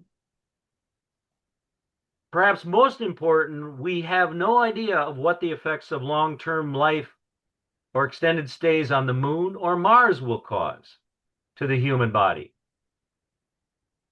Again, why? Because we've never had an artificial gravity large facility on orbit to do any of this testing. Next chart. So NASA, actually NASA has had a long legacy looking towards use of spinning environments for artificial gravity. They've had both ground test facilities and several ground facilities. They call them hypergravity facilities, but the one you see here was one in Langley where they wanted to kind of simulate and give the astronauts some training on how they might have to walk on the moon. But there are also lots of other studies, including those that have done by the Space Settlement Study in 1977. That's where Gerard K. O'Neill postulated some of his very large colonies of rotating space habitats. Next chart. So there's been a lot of speculation on what the benefits of this artificial gravity doing would be. I've listed a number of them here. Not only are they beneficial to the humans, but they're beneficial to engineers as well. Because now you have facilities, for example, you don't have to have multi-million dollar toilets. You can have something that works more akin to what you have here on Earth.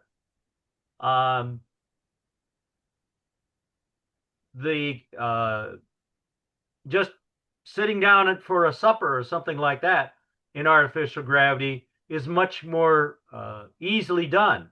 Taking showers in microgravity, the water tends to stick and it doesn't drain off you. In a spinning environment, it would be more like you have here on Earth. Perhaps of key importance might be also that with an acceleration of a spinning environment, you have it's much more easy and effective to use medical procedures and surgeries and things like that. In zero gravity, it's a whole different ballgame on how things work, how medical procedures would occur. If you have never read it, there's a book out called Space Doctor that talks about some of these things and speculates on, how they might be done and the issues that are associated with all of those things. This is only a partial list of the potential and projected benefits of having a facility that is rotating to produce an artificial gravity. Next chart. The key, I think, that you're getting from my discussion is that if humans are going to move into space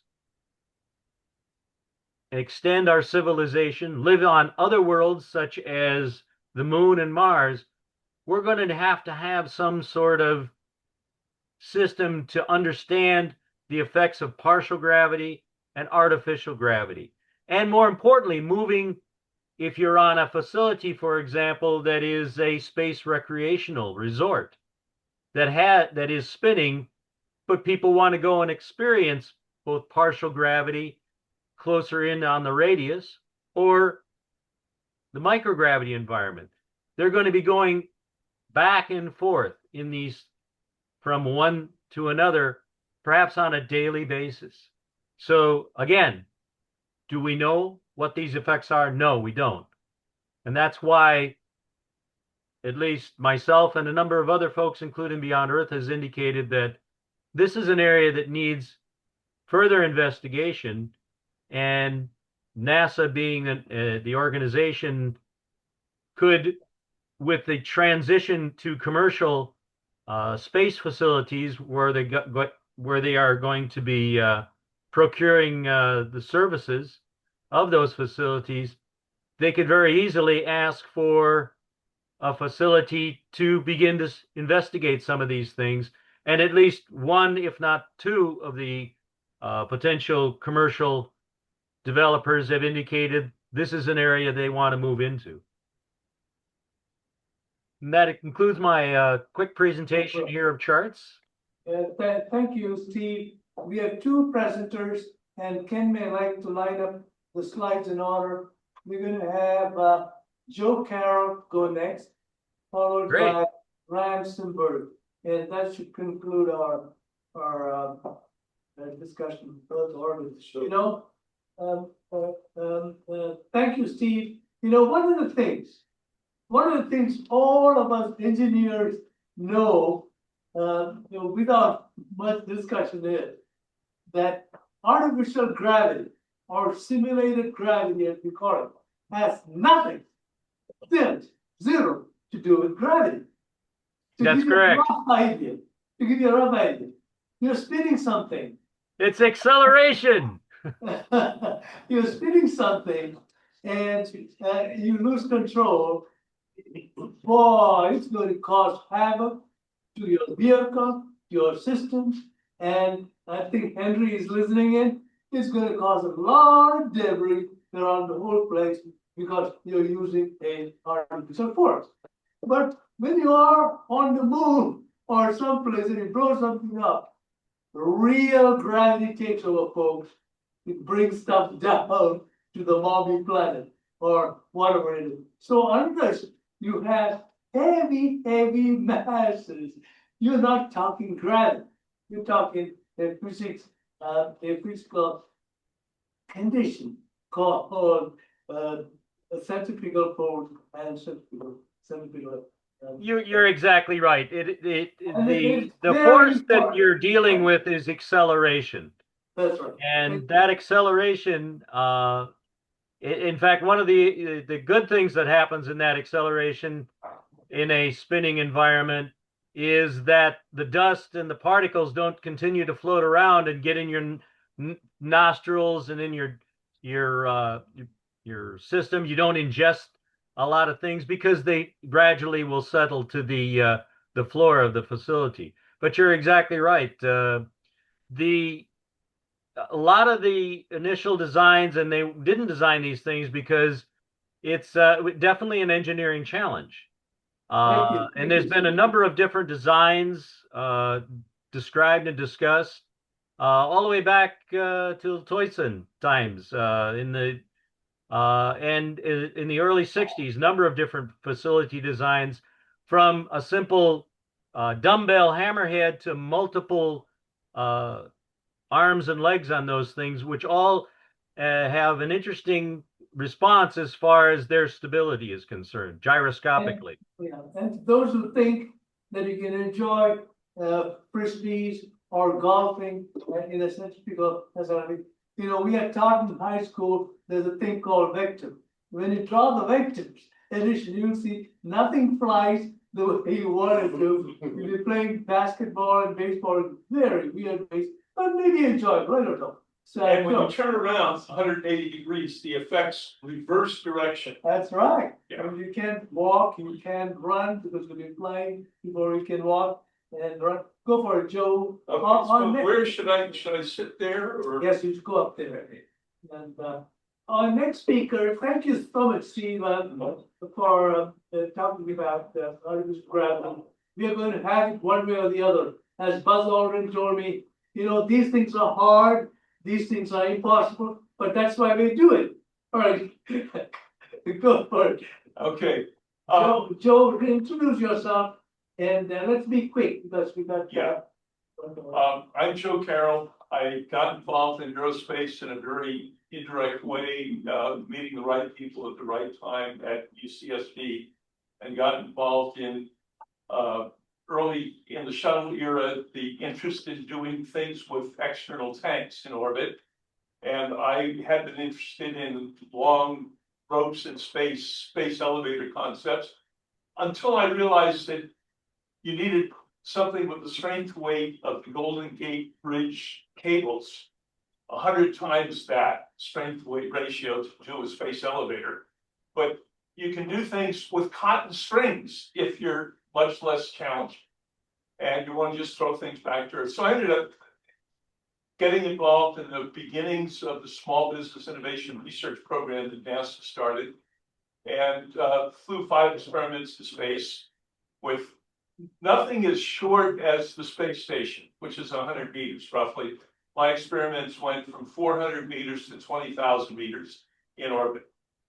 And all of them had some idiosyncratic surprises, but all of them worked well enough to be very useful. I've been retired. I'm 78. And I have a different perspective.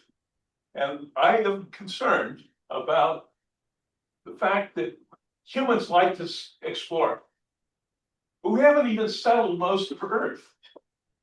We explored it.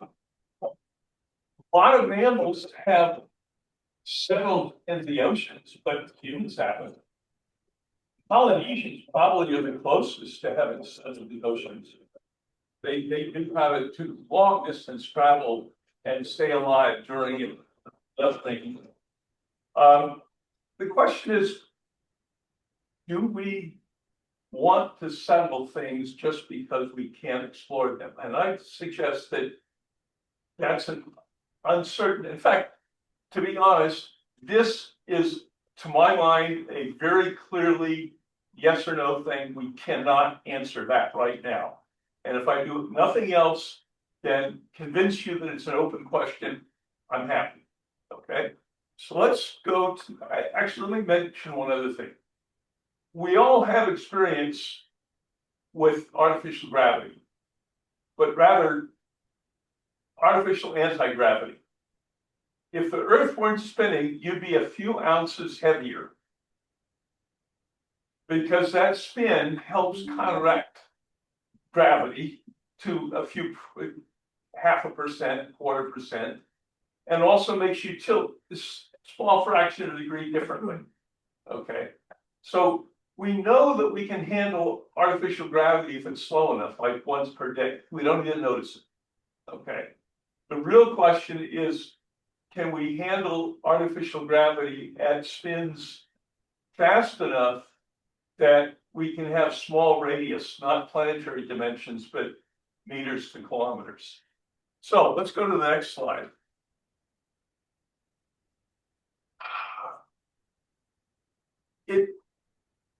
I was involved in aerospace for 34 years before I discovered that gravity in this solar system is clustered. There are 4 planets with near-Earth gravity. There are 2 planets, Mercury and Mars, that have the same gravity, 3/8. And there are 6 large moons in the solar system, distinctly larger, in fact, larger than Mercury, actually, that have nearly the same gravity. And those are the only gravity levels available to us. So, okay, well, where are we going to live? There are 4 other planets with near-Earth gravity, but who wants to live on Saturn, Venus, Uranus, Neptune? They're horrendous, and 3 of the 4 of them have 2 to 3 times Earth gravity escape velocity. So if you go there, you're not coming back. Okay. So let's take Mars gravity. Okay, there are 2. Lots of people want to try that. We might be able to. And then there are 6 moons that have about Earth's moon gravity. But are those enough? Now let's go to the next slide. And why? Okay.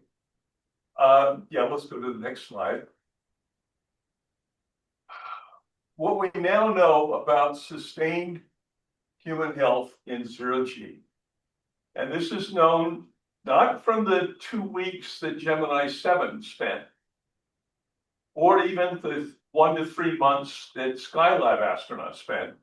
It's really been from 6 to 12 month steps in Soyuz Mir ISS. Okay. And number 14 is we know that we're going to find others. Okay. A paper that came out early this year talked about the fact that for some reason, there are 2 genes for making globin, for hemoglobin. One is a fetal version and the other is an adult version. For reasons that we're just beginning to notice and haven't yet explained, astronauts start making fetal globin again. Okay, what are the implications of that? We don't know, but we do know that blood cells decay about 50% faster in orbit than long term than on the ground. We are finding lots of problems, and we're going to keep finding. The simplest take on it is for human health, 0G bad, 1G good, and click. Okay, click again. Okay, here's our data. Bad, good health. We know absolutely nothing in between, other than the 12 astronauts that spent 1 to 3 days on the moon. And we didn't discover these problems until people were staying 6 months to 12 months. Okay, began to know some of them earlier than just a few in Skylab. But this is an argument that we don't know whether Moon and Mars gravity are good for sustained human health. Okay, so let's go, click again. And since we got over a dozen different problems that may have different sensitivities, we have no idea how much countermeasures we're going to have to deal with for each of these problems at gravity levels. Okay, great. Just leave it. Yeah.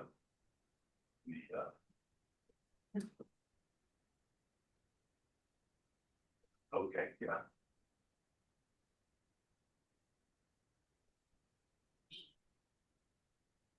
It's not working. The red button. But do I have to look? Yours still really jump. Okay, got it, yeah. Okay, so 0G, 1G, we know nothing in between. Okay, let's go to the next slide, or next click. I'm 78. I have to worry about having enough exercise for good health. I have to watch my diet. And I have to take meds, actually almost a dozen. Okay.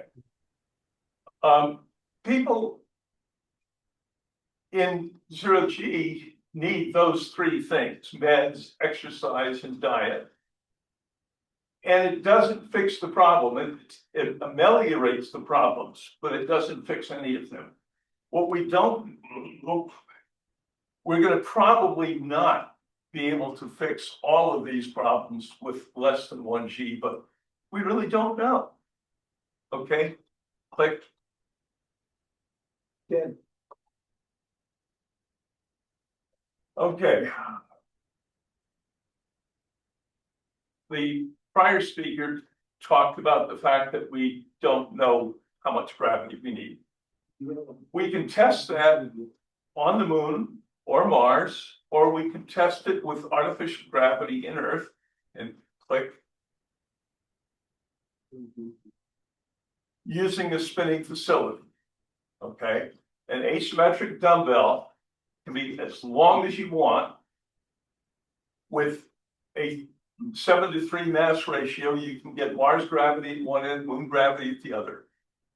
And if you put a inflated tube between them, you can actually go back and forth if you want. So you can have people, technicians at each end, go back and forth to test health and extract blood samples, etc. Okay, click. Now, travel costs 1, 10, greater than 10, much greater than 10. Travel times, hours, days, 0.5 to 3 years. Okay.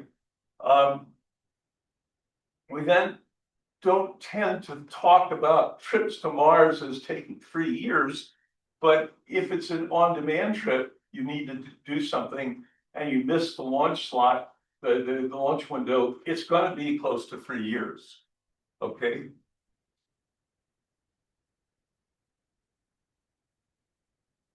Now, another cost item besides these 1, 10, greater than 10, low G health tests in Leo need one facility and one supply train.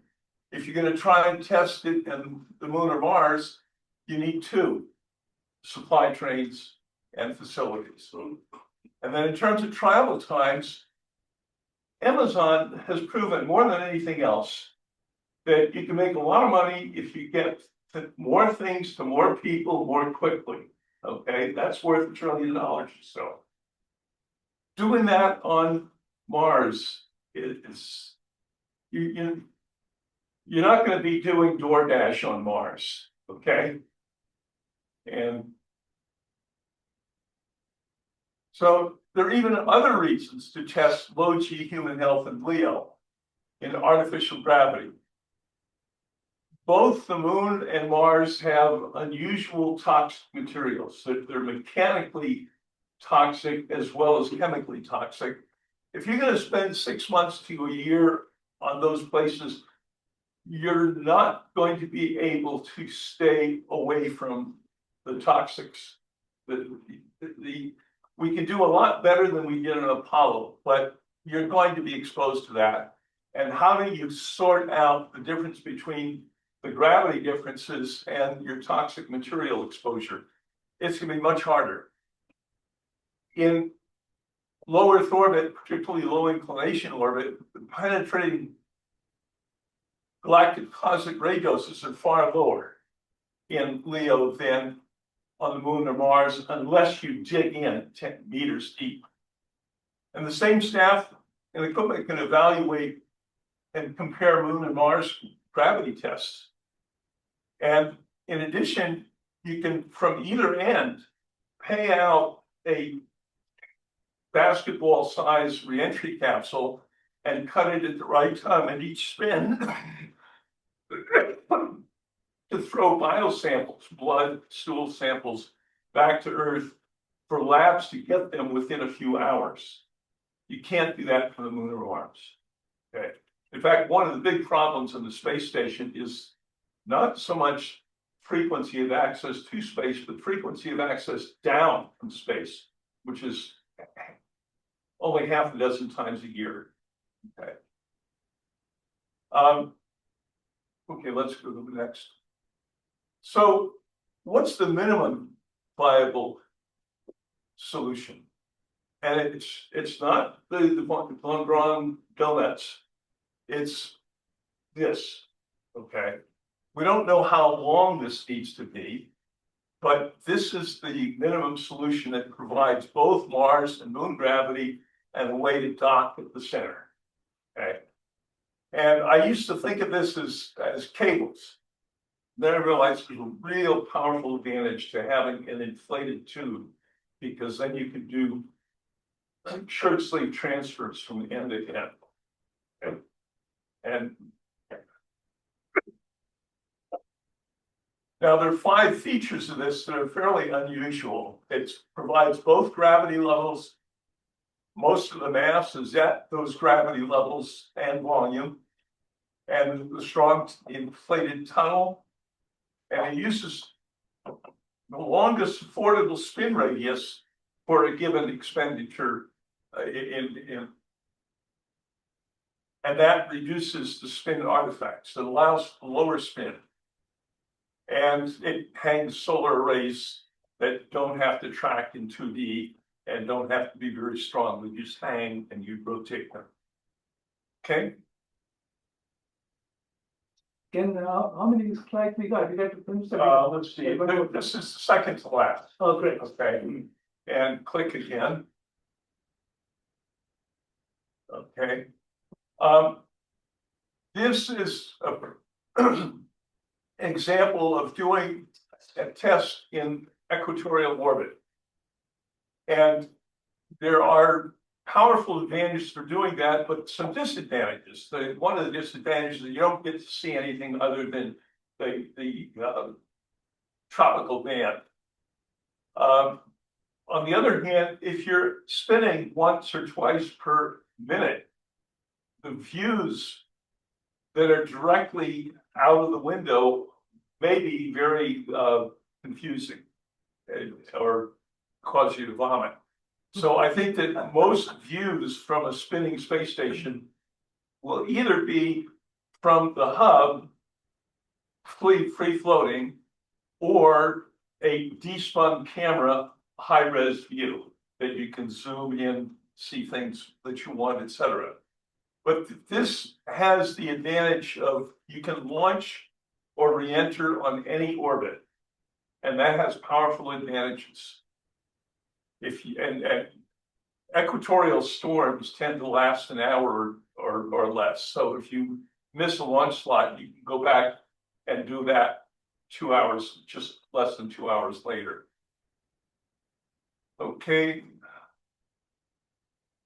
So recommendations. Test our sustained low G health in LEO, in artificial gravity, not on the moon or Mars. Total launch costs are far less, travel times are far less, radiation doses are far less.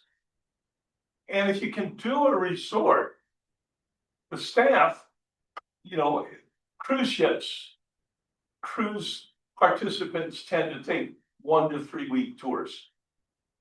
Staff, there's a standard contract that's 10-month tour. That's long enough for the resort staff to be the guinea pigs for all the long-term health studies. Okay. And the artificial gravity facility staff will not just be resort staff, they'll be facility staff. And some of them can also service co-orbiting microgravity facilities. The problem with artificial gravity, I think, from many people's point of views, is that the market is really for microgravity, even better than ISS in some cases. But if you have a free floating station that's co-orbiting with it, you can go visit it on demand to fix equipment, to change out supplies, etc. Okay. Now, the big problem is we don't know how much spin we can tolerate. There are rotating rooms. You've probably seen videos of the effects. I have as backup. There are a lot of backup slides. There's 7 slides here. There are 30 in the presentation. They will be available online. And there's one that shows the effect of these rotating rooms. The problem is that rotating rooms, if this is the gravity you feel, and the rotating room, the spin axis is this direction. For artificial gravity, the spin axis is in this direction. You get totally different artifacts from this compared to the rotating rooms. You really have to do relevant tests in partial gravity to find out what is a suitable spin rate compromise between affordability. The longer the facility is, the more expensive it is, but the longer it is, the slower it spins and less artifacts. So Crew Dragon flights, you can do spin tests on just Crew Dragon, or you can keep the Dragon, the Falcon second stage attached and shift the CG so that you get a larger radius, or you can tether it and get much larger spin radius. I don't think anybody's done this, even anything analogous. We tried during Gemini. I don't. Oh yes, okay. That was very low. one.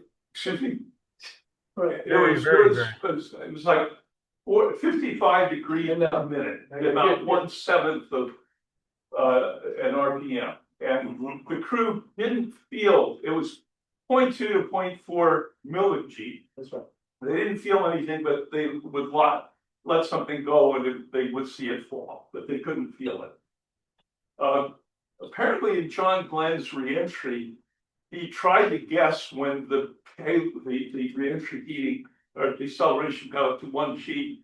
And when he looked at the thing and he thought it was at 1G, it was actually 0.1G. So 3 orbits. I think he. Well, we got to rest. Okay, let's finish. Yeah. Okay, we can do this. And then one more click. Long-term implications. If Mars gravity isn't enough for our health, our future will be in AG, artificial gravity, and we might as well start learning how to do it. And LEO, artificial gravity, can refine key settlement technologies like farming and recycling. We've done a lot of 1G agriculture. We've done a tiny bit of 0G agriculture. We've done none in between. And that's something that we ought to learn how to do. Okay, I'll be here all day, and these 7 and the rest of the presentations will be available online.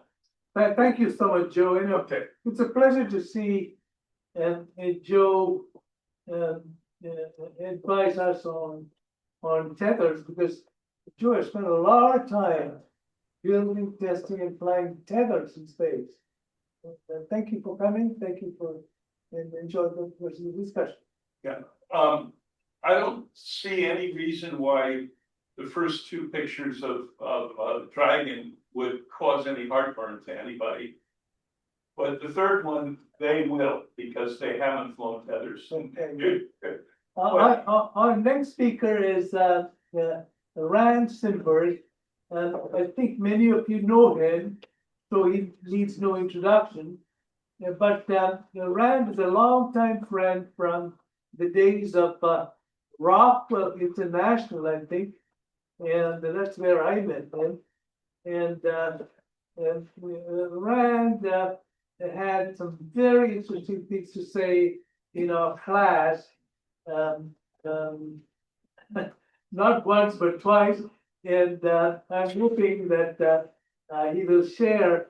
These are fundamentals that we teach in high school, regarding orbital dynamics, orbital mechanics.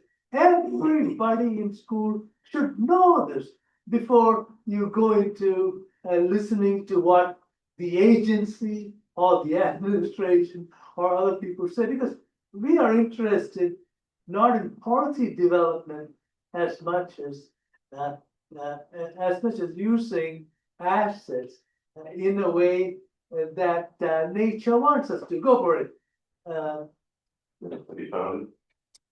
You're still looking for it. Actually, I agree with you. Nelio is the yeah, I think I did forward you. You forwarded it, right? Yeah, I forwarded to you again. You don't look under Eleo, ELEO.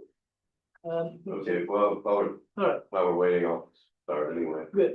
Just a quick note though on Joe's talk, because there's so many commonalities between aging and the effects of free fall, it may be that once we find the cure for one, we may find the cure for the other. Say that again? Once we find the cure for one, we may find Yeah, it may ameliorate the other as well. yeah. Just one of the things to think about. So I'm going to talk about equatorial Earth orbit. It's something that I call Earth's natural harbor. Get into why.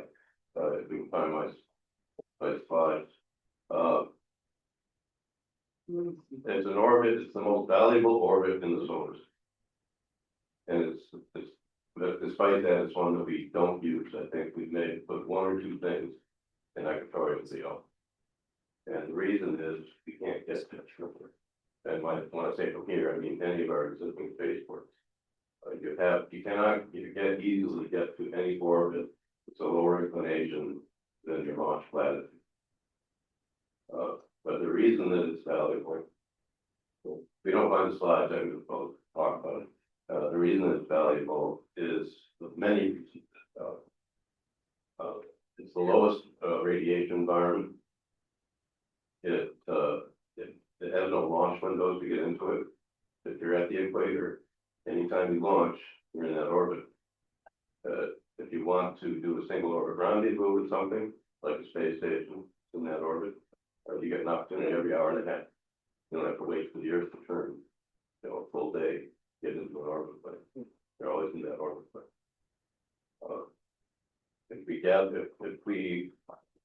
I would contend that everything that doesn't need to be at some other inclination ought to be in that orbit.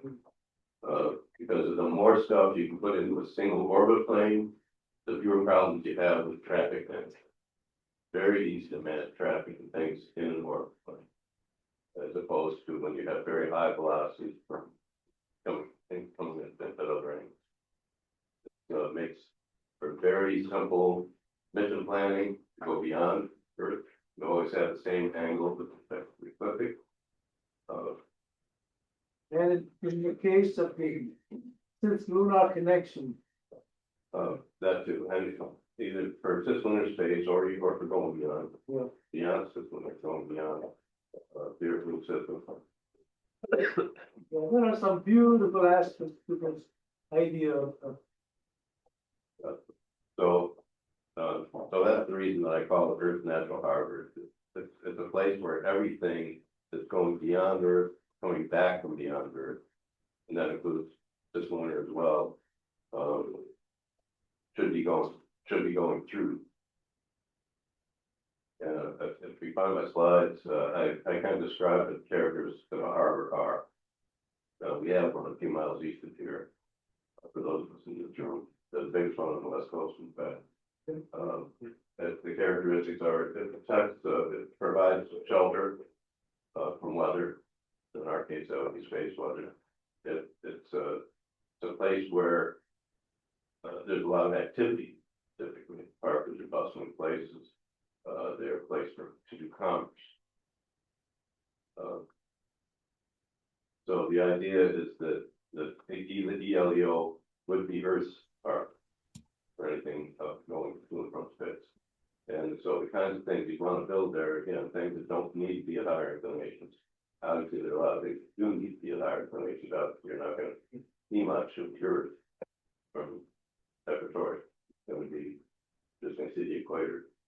So from a tourist standpoint, not that great. But if you're only interested in going to space and not necessarily seeing your house from space, but just enjoying zero G and still the beautiful views going on the equator, that would be the low cost tourist resort. Now people will object, say, but it costs, but if I want to get to a higher inclination from there, does it really make sense to start out there because it costs so much? There will be to change to a different inclination.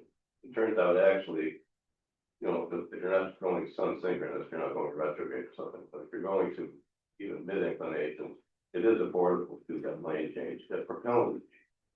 And the whole idea of, I guess I should get into how we actually get to Gills, because we can't right now. The closest spaceport to the equator is probably Alcantara, Brazil. And you know, people say, "Oh, Peru's no, it's not Equatorial, it's close, but close enough, not no cigar." But it's closer, perfectly getting. It's closer, but I don't think it's equatorial. No, there is no A couple degrees. Yeah. About 2 degrees. Yeah, still a couple degrees off. And again, that, so you have to know it's here, get into it, and just don't want to take one of the table down. Those changes are variable. Yeah, it's quite right. But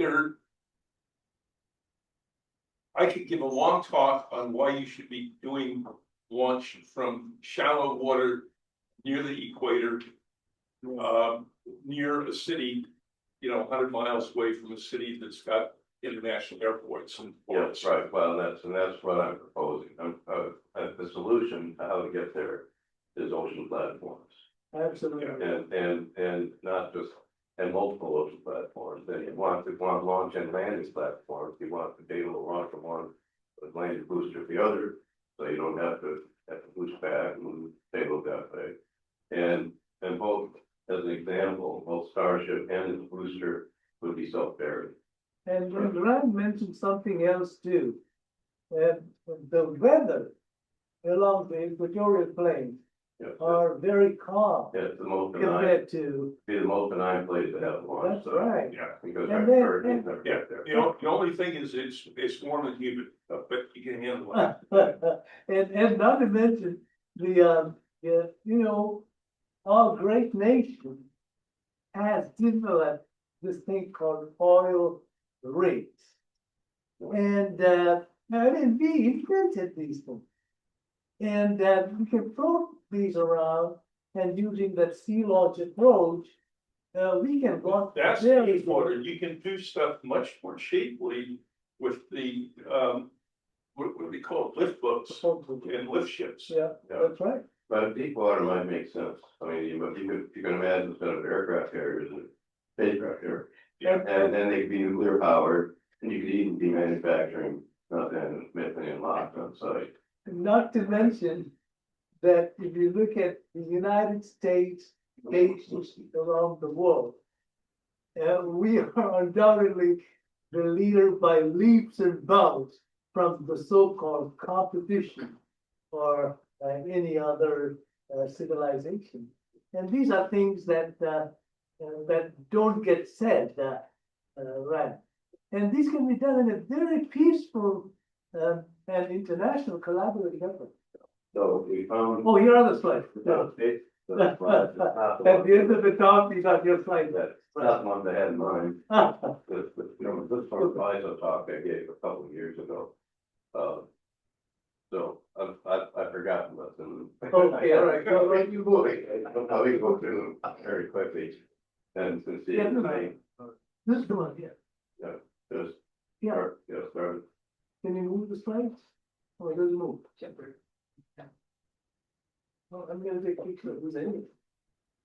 There you go. Yeah, this basically is just saying, look, we're going into a new era, which you're changing the paradigm where you put a payload on a rocket, it goes to a particular place, you drop it off, and it used to be through the rocket, right? But the inclination is changed by the launch site, you have to wait for the Earth to turn, get the orbit plane you want, be careful what orbit plane you can get. So that's the way we've been doing it for 60+ years. Next slide. Okay, so you're not taking full advantage of Earth's rotation as you do with the equator. It's very high cost per pound. You have to worry about the weather. This is just the way it's always been. So I think, Pete Gwynn is always saying, people don't, even in the industry, people don't understand the implications of Starship.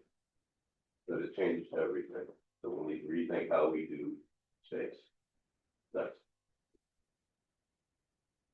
so this is just quote from Elon. They've already planning. He's been planning for years to do Starship from offshore platforms because he knows he's not going to do it. If he wants to do point to point, he's not going to do it from a origin. Right. So next chart. Okay, so the idea is that we can go from retail rocket to wholesale rocket. So you go into equatorial LEO, the launch windows, already mentioned all this. I've talked about that already, the advantages of doing this. So it's a unique orbit, it's the lowest cost to get to the equatorial launch site, so you've got the lowest cost per pound of mass. And basically, you can think of it, I don't know if I say it in this, or not, but think of it as a mass pipeline to orbit. You can have regularly scheduled flights. If they want someone to go to orbit, put it on the. It's got some similarity to railroads. Exactly, it's the transcontinental railroad. So to have all the allowed attributes of the harbor, have harbor tugs within the orbit, move things around, move people around from one place to another. So this is where you put things like assembly hangars for large vehicles that go beyond orbit, the dry dock. You have to tell people up there. It'd be a way station for people on their way to other places, and be doing space manufacturing. All these things that don't need to be high information. If we can make sure that we don't mess up with orbital debris. Right. So next chart. Yeah, we mentioned benign weather, hurricanes can't get there because there's no Coriolis down there. It's the lowest radiation environment. Just brush doesn't completely avoid you. Just brush the SAA. If you want to get to GEO, there's no plane change, simplifies and that's all. And also, if you want to put something like a nuclear reactor in space, you're minimizing the danger that you're going to drop it on most of the planet. Somebody else, wait, work. And it also Brazil, right? Yeah, and it may or may not. I've never had talked to an atmospheric scientist to say what kind of circulation there is from the equator north, but it might be that it reduces at least upper atmosphere pollution that restricts the equatorial region for heavy launch traffic. And obviously, we're talking about heavy launch traffic here. They said it's space debris or traffic management. You want to get everything that you can into a single orbit. So probably some you would want to have keep out altitude on the equatorial orbits.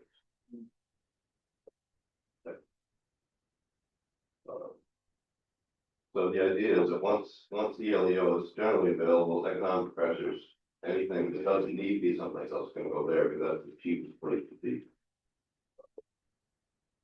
So go on to that. So why can't we do it if we can't get there? And plane change, and people will argue that plane change is very expensive, and it is. Trying to do a 60-year plane change is equivalent to getting for basically from the Bellevue station.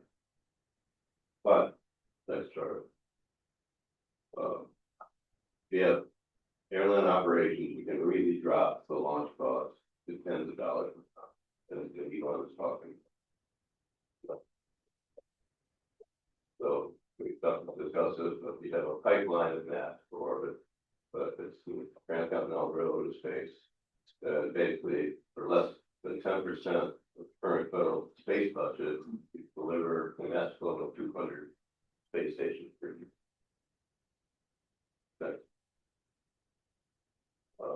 I've mentioned this, this is self-vary. The biggest problem, and I'll get into this, and this is what I'm actually working for a month right now to do it, doing logistics studies. How do we get stuff, people, talent, and cargo to and from these airports? So hiring clinicians, you're not going to rush. You can do it low cost, or maybe we could even have ELEO-based lasers. You can put flights in them now. If you're more of a hurry, but still want to save talent, you can do biologic transfer, go halfway up to the moon, do plane change up there. That takes 2 or 3 days. If you really want FedEx, then you have to pay the cost of impulsive plane change, which can get pretty high, but surprisingly go to the next chart. Could be reasonably cost effective. Just to kind of notionally, Falcon 9 right now is delivering 20 tons to ISS from the Cape for $60 million. So I just put together kind of a rubber stage and just said, well, the delta V is 52 degrees, 20,000 feet per second. Came up with a mass ratio of about 4.2, so maybe a couple 100,000 pounds per pound. So basically $4 million worth of power to get to ISS from that sort of. So it's still more cost effective than launching from the Cape. Next one. This is the most responsive work. It's this lunar sphinx. Be it any other orbit every hour and a half, but within an hour and a half. Obviously, you still have to do phasing for rendezvous, but that's the question how much propellant you want to use. So you get rapid intercept of optimal actors there. And for space rescue particularly, probably where if you had a space guard, the U.S. Space Guard, the Coast Guard, that's where the base would be equatorial. And I'm always telling people to attack RS. If you really want to be responsive, you're not going to be responsive from the ground. You have to be up there already. This is the place to be. Next. This is the kind of stuff that would go up on that transcontinental railroad space. Construction materials, propellants, water, air, food. It really reduces your need to close the cycle on your life support. If air is cheap and water is cheap. You don't have to and launch once reuse and orbit upper stages. Yeah. And it's interesting when in civilization, we know that logistics is a critical part in any development. Yeah. And when you go into space, where there is nothing, it becomes 100 times more important to support logistics and rescue missions. So all of that has to happen as you develop a framework. So this one-on, one-off mission, it does not make sense in the 21st century anymore, particularly because vehicles like Starship and many other countries are able to supply services. The next chart. So, what might we build in space? Some mentioned some of the hangars, dry docks in space. We would have the rotating habitats we've been talking about. Solar power satellites, and that would include probably now the talking data centers that are pushing a couple of years, but now we're finally realizing, yeah, people are going to all the NIMBYs are going to want get this stuff out of the biosphere. And Elon's figured it out. So, I'll just convert my Starlinks to data center. Compute is going to move into space. It's gonna grow like crazy. That's right. That we might want to build lasers that we can push things around lunar space and maybe around the solar system, like sails.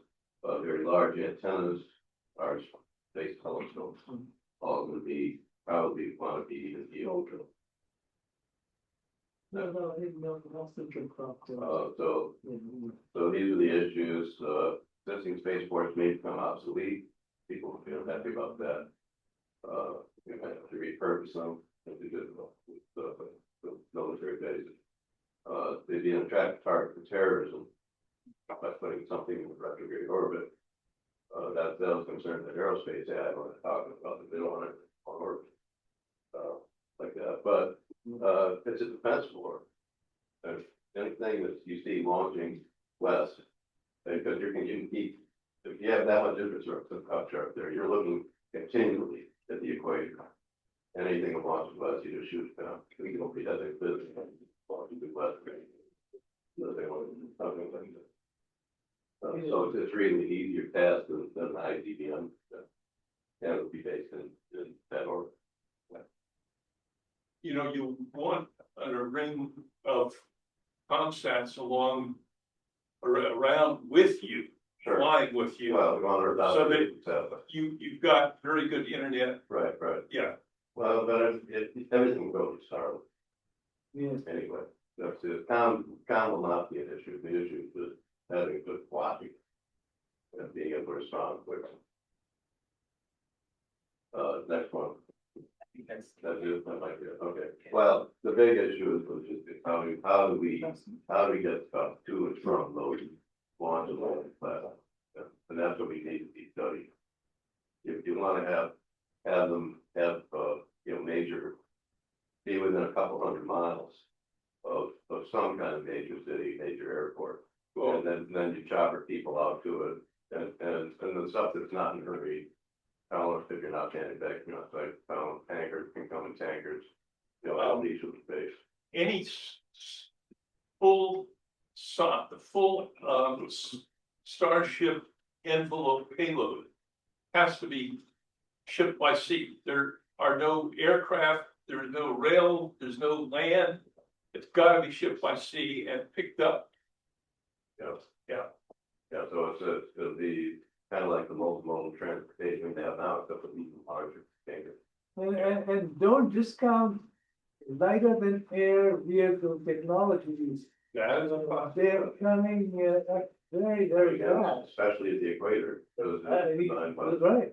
You know, there are new modes of transportation that we are starting to create.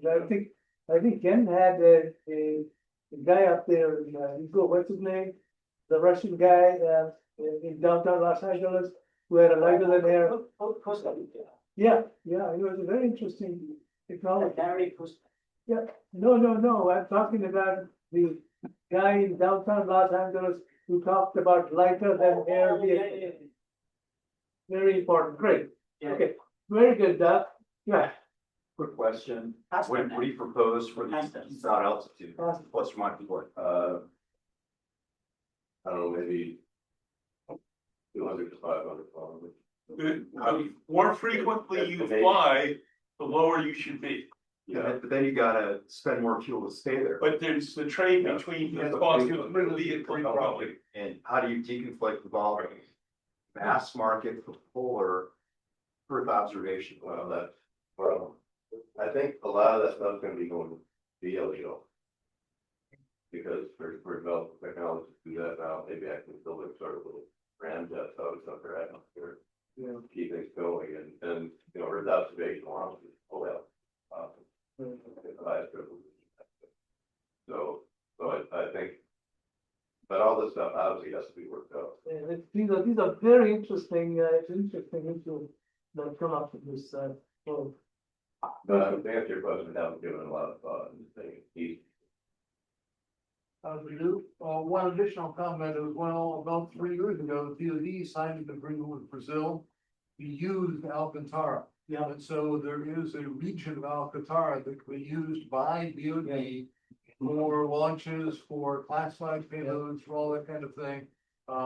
Very near the equator, so that already exists. I was about to bring that up, Jim. Okay. You know, if you look at the near term, the immediate term, we have established an infrastructure of the Kennedy and the space shuttle along the coast. And if you want to go to the equator, you're going to make friends with people in Guatemala, in Panama, in Puerto Rico, and down the way to the Leviathan, that is Brazil. And I was down at NP, and the national folks that do that. I was shocked to see the developments in Sao Paulo with a very advanced technology operations place. You know, Embraer operation there, and you know, these areas along the eastern seaboard can become our international partners.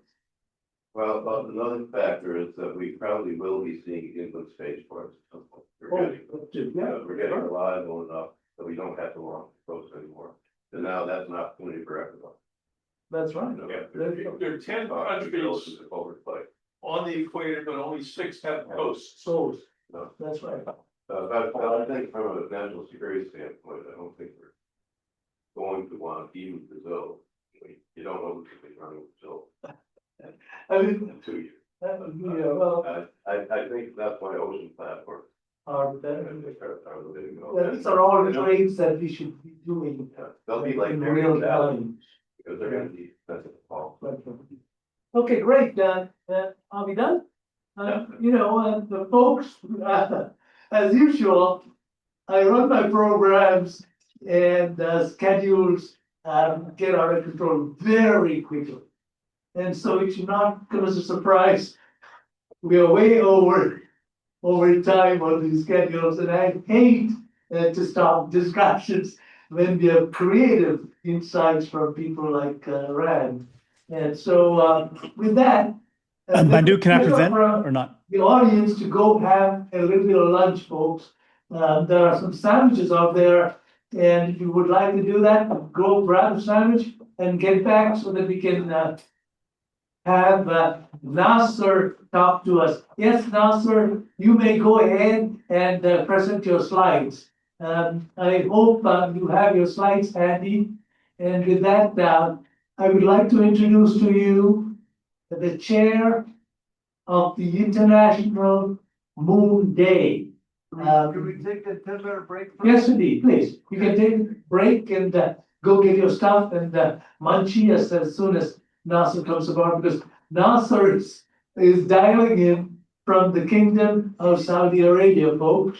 And please go ahead, Nasser, while we are munching sandwiches.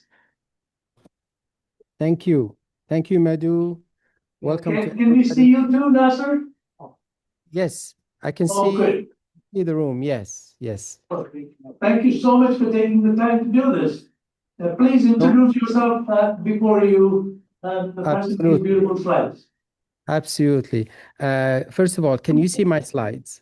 Oh, very nicely. Thank you. Good, good. These I presented in Turin just less than 2 weeks ago. So I'm the chair for the International Moon Day Group, and I'd like to share with you a little bit of our history. And so, of course, before that, thank you, Madhu, for the opportunity. And sorry to, I'm a little groggy because it's a little bit after midnight and I have to get up early in the morning. So we are 11 hours ahead of you in Saudi Arabia. So it's about exactly midnight now, a little bit after midnight. Nasser, we are unable to see you. Can you tell me why? Okay, let me share.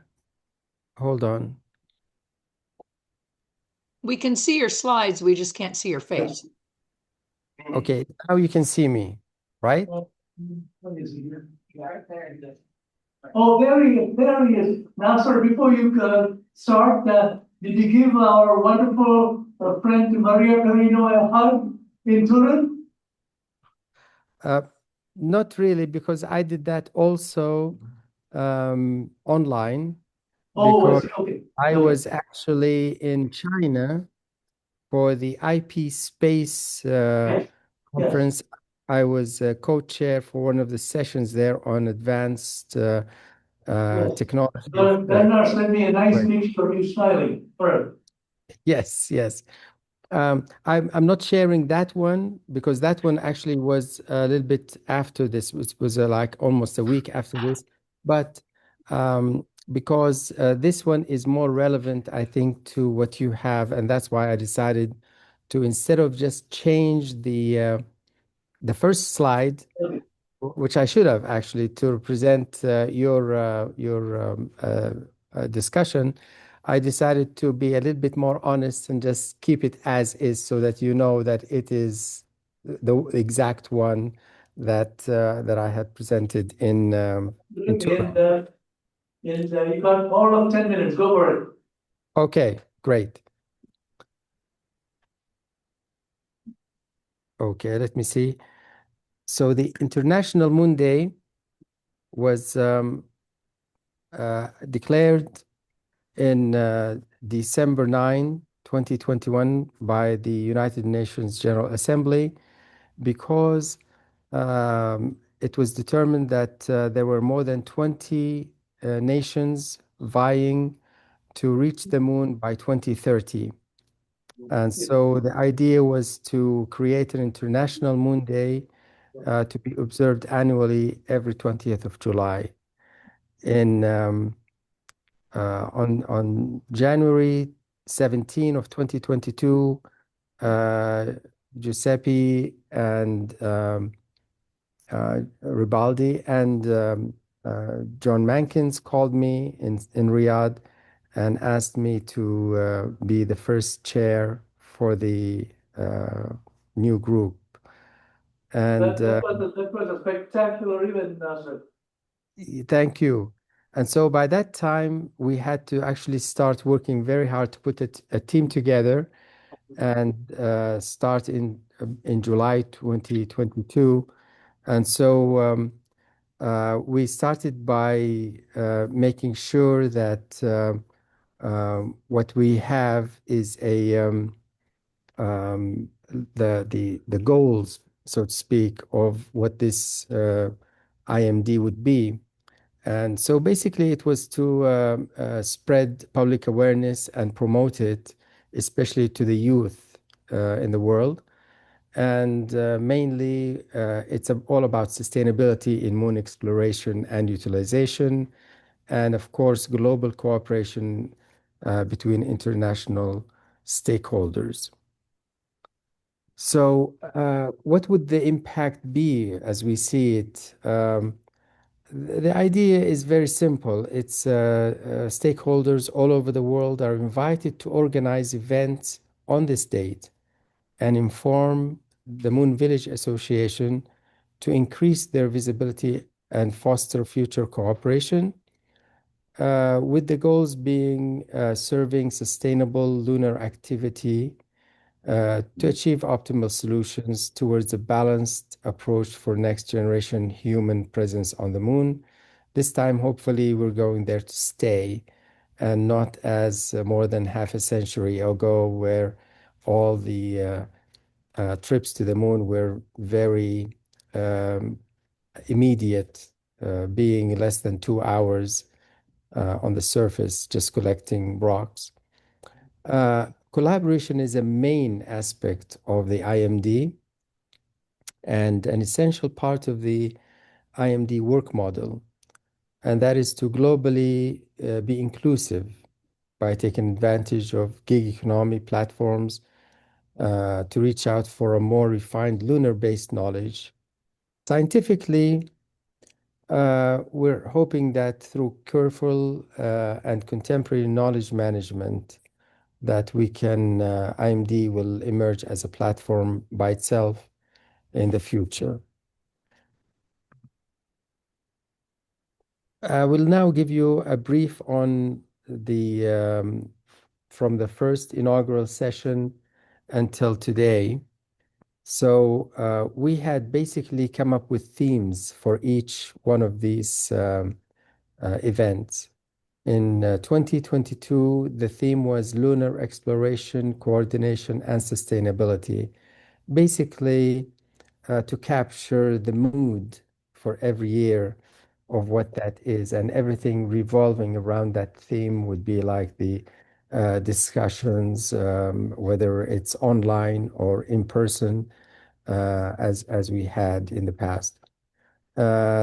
So in 2023, the theme was beginning the new lunar journey for humanity. Last year, it was illuminating the shadows, and this year it was one moon, one vision, one future. So normally we let the host decide on the theme and give us maybe one or two or three different themes, and we can choose which it can be, more suitable, you know. So in 2022, it was held, the inaugural International Moon Day was held at the Drake State Community and Technical College in Huntsville, Alabama, home of the Saturn V rockets, which propelled the Apollo program to the moon 6 times at least, from Apollo 11 until Apollo 17. The following year, 2023, we had it at the National Science Museum in Gwacheon, Korea, near Seoul. And that was a success because every year we have global events that accompany the main event all around the world. So since the beginning, since 2022, we have been steadily increasing global participation. In China, we had the third International Moon Day, and it was hosted at the Harbin Institute of Technology in Harbin, China. And by that time, we had reached about 42 global events, up from 24, 25 in the first years. This year, we had it at the University of Dubai in the United Arab Emirates, and we actually had broken the record this year by having over 60 global events. And of course, we did increase the deadline for the global events to be the 31st of October for the first time. The reason is that most universities and institutes are on summer break during July. So we had a lot of calls from around the world asking to extend the time. And so from now on, it's any time in July all the way up to the 31st of October. And we even made it even more simpler.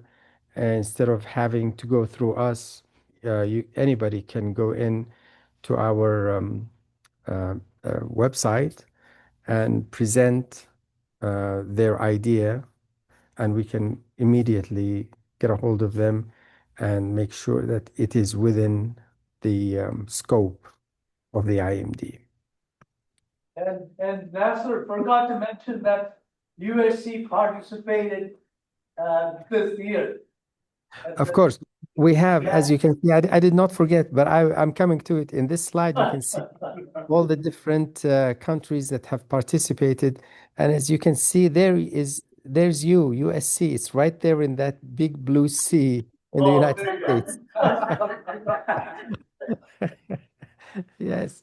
So that's great. And we're very happy to be a part of that. So thank you so much. And we look forward to USC and other entities to be a part of the global events. every year. So we had announced on the 3rd of December of this year that next year we have our host going to be at the Maloca Interactive Museum of Science and Technology in Bogota, Colombia.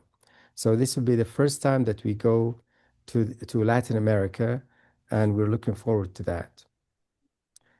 So please look out for our IMD 2025 annual report. It should be out sometime in February.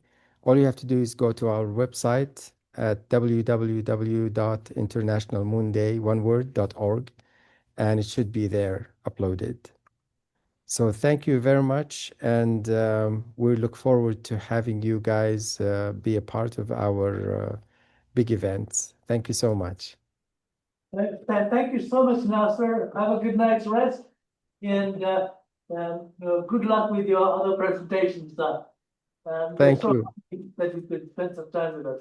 Thank you very much. Thank you so much. Good night, everyone. Bye-bye. Okay, folks, as you can see, that this is not a phenomenon of only what we call the developed economies. You know, it's a funny term. Developed in what respect? You know, when we talk about the old civilizations of China, India, Egypt, and so on, there is very little that the United States can literally shine the light on, hold the torch of the beacon of freedom and so on. And we should use this. We should use this not just the leverage, but in the cause of freedom. And what better thing than, or what better endeavor than human space flight that you've championed for 50 some years, 60 years, going on 60 years. And, you know, I wish Buzz Aldrin was with us here, but, you know, he is getting up there. He's a good friend of ours and has been to Palos Verdes before. And with that, guys, we have to continue to our continue to move our program here. We, as I mentioned, we've blown our schedule. We are now moving into the space architecture area. And as you know, it is also an area where USC has participated over the last 30 years. And I'm so glad to invite my students from the last just past semester. If you are able to, would you like to please walk up to the camera here so that you can all see your beautiful faces in front? Please. Excuse me, Madhu. It's Brian Wong here. I was part of the last panel. Can I present my slides? Brian, can you let me show my proud students here before you get to you, Brian. 1 minute. Okay. And you know, we're going to have to compress all our talks substantially because I have no idea that this would end up being so inviting for so many people. Let's go. Can we get them on camera? Yeah. Can you go behind by the so you can see anyone? Oh, there you go. Great. Okay. So, folks, these are my students. These are the Indian contingents of my students from this last term, and they are fresh from the presentations that they did. Now, you know, you want to stay in a way so you don't have light and screen on your hold on just a minute. You gotta organize this perfectly. Can you all move to that side? You stay right there, just stay right there. And yeah, that's good. Bhuvan, can you come on this side, Bhuvan, and come around there, but don't hide the AI section side. That's perfect. Oh, there you go. Ken, is that good? Yeah, perfect. You know, we need pictures like that of Ken because otherwise he's going to get on mic. Okay. Ken, you do one and then I'm going to shoot one. Okay. USC. You say. ASAP. Right now. Excellent. Excellent. All right, guys. So what we will do now, Brian is waiting for his turn. And then, we got so many people like, all right, you know how we're gonna do it. All right, Brian, go for it. And I We think, got 5 minutes for you, man. and We Sam is can- also waiting. Go for it. All right. Okay, let me quickly summarize this thing then. So the main thing is that everything's changing now, far faster than anyone realizes for space-based AI. So this is on the critical path for the AI data centers and the AI hyperscalers in order for them to scale up 10 times, 100 times, 1,000 times. This is the only use case that will really matter, even when you factor in that communications, the V3 satellites, will be 1/3 of all global communications. So even 1/3 of global communications, this dwarfs that. Okay.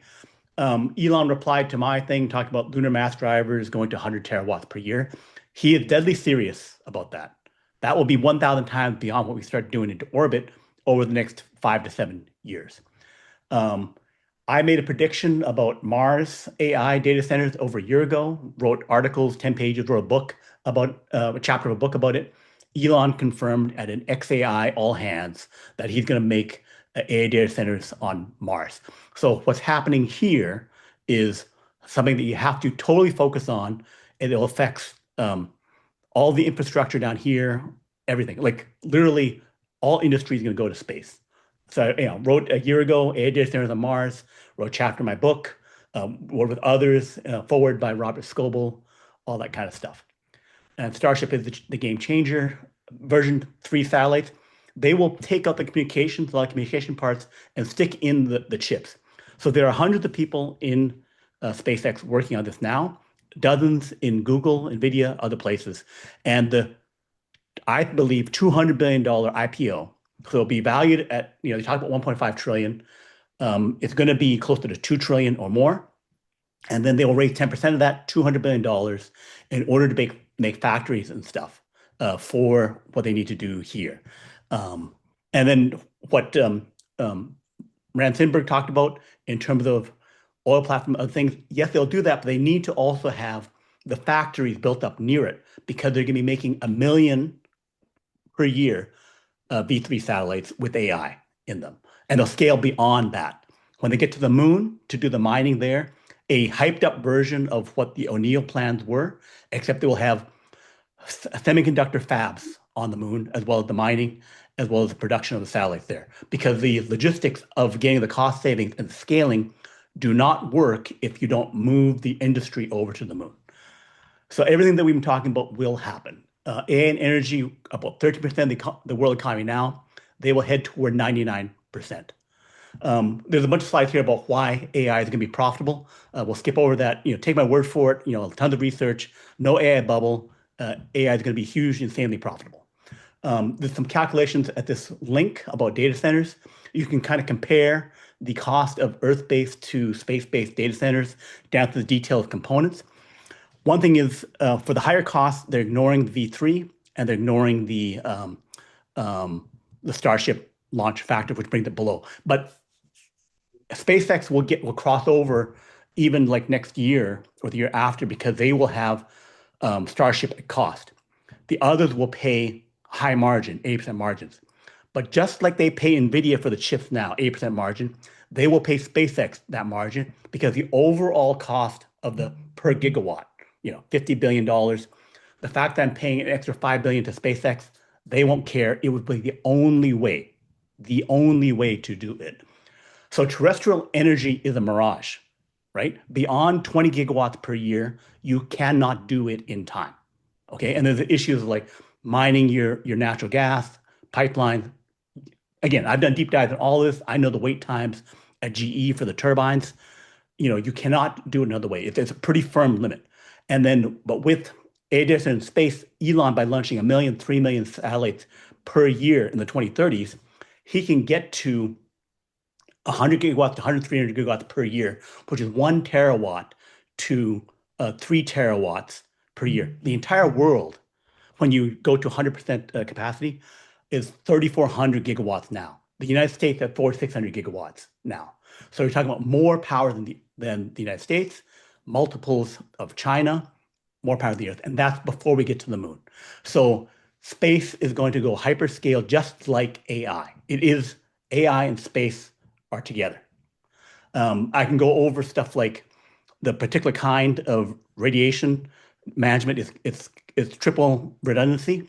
You know, they'll just deal with triple redundancy. They won't radiation harden. Anything that slows this down, they will say, can we work around it? And then we'll do that. Google has done tests with proton beams on their satellites, on their server racks, and they've determined that the 1 in 10 million errors is software manageable for AI inference. The AI inference use case is sufficient for this, what they're going to do here. So then that goes to when they do this, and then this goes to how it's historic relative to history, relative to the Industrial Revolution, all that kind of stuff. Basically, the world becomes, instead of GDP per person, GDP per AI chip. So when they say 100 gigawatts per year, that is 100 million chips, right? So then how many can I get from TSMC, et cetera? Okay, so this is an entire reorientation of how we view the world and how we view the future. To the previous speaker's points about when Mars, all that kind of stuff, this will lead first, and we will be able to see the factories and fabs on the moon in the 2040s because they will be around the size of Rhode Island in terms of this whole area they covered, or maybe even the size of Taiwan. So we will see that thing on the moon, okay? And then whatever regulatory things, pulling out of treaties, doing whatever, because this is literally hundreds of trillions of dollars, okay? And that the fundraise for next year, probably mid-year, is for the purpose of building the factories and stuff. They will probably need on the order of 20 launch facilities. So they'll go from the 3 they have now, the 3 they're remodeling around the Cape, et cetera, and they're going to add more, probably to Ramsey Briggs Point. So any idea about how to do this faster and bigger, that's what's going to matter.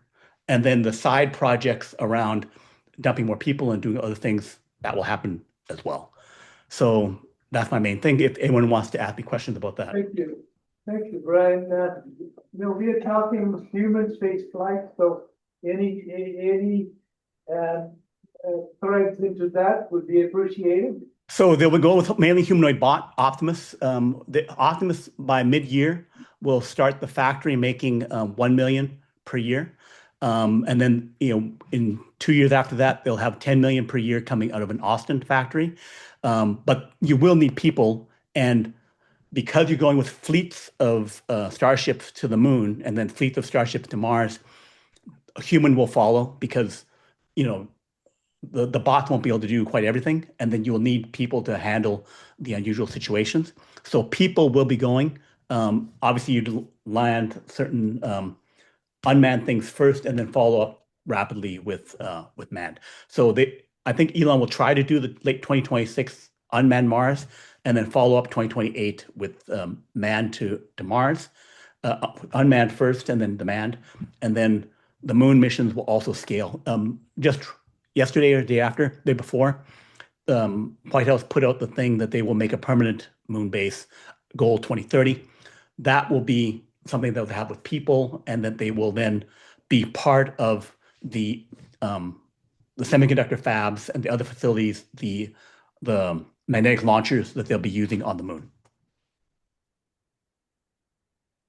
Excellent. Thank you, Brian. It's a pleasure to see you, and I enjoy every posting. You may all know that Brian is very active in his next big future website, and you may want to go in there.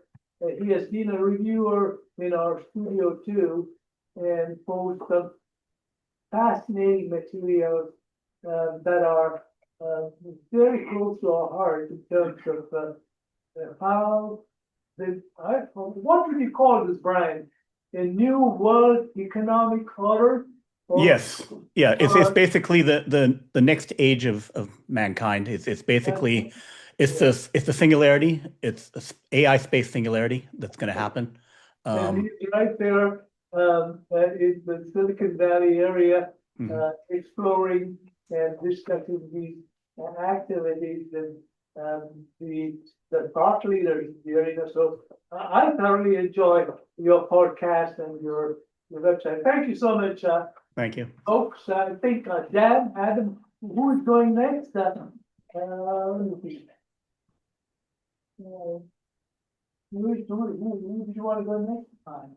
Sam? Sam, yes, Sam is going to talk to us about space architecture that'll lead us directly into the next session. Sam, go for it. You got like 2.5 minutes. Just kidding. Go for it.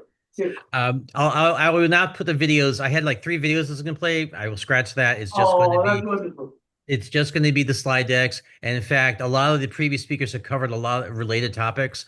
Oh, Brian, you have a very good presentation because you covered a lot of things that the major transformations happening in the space industry, where it's going to be outside groups that are going to create incentives to just jumpstart this whole space industry. And it's going to be beyond just simply doing scientific work, but the data centers in space, hotels in space.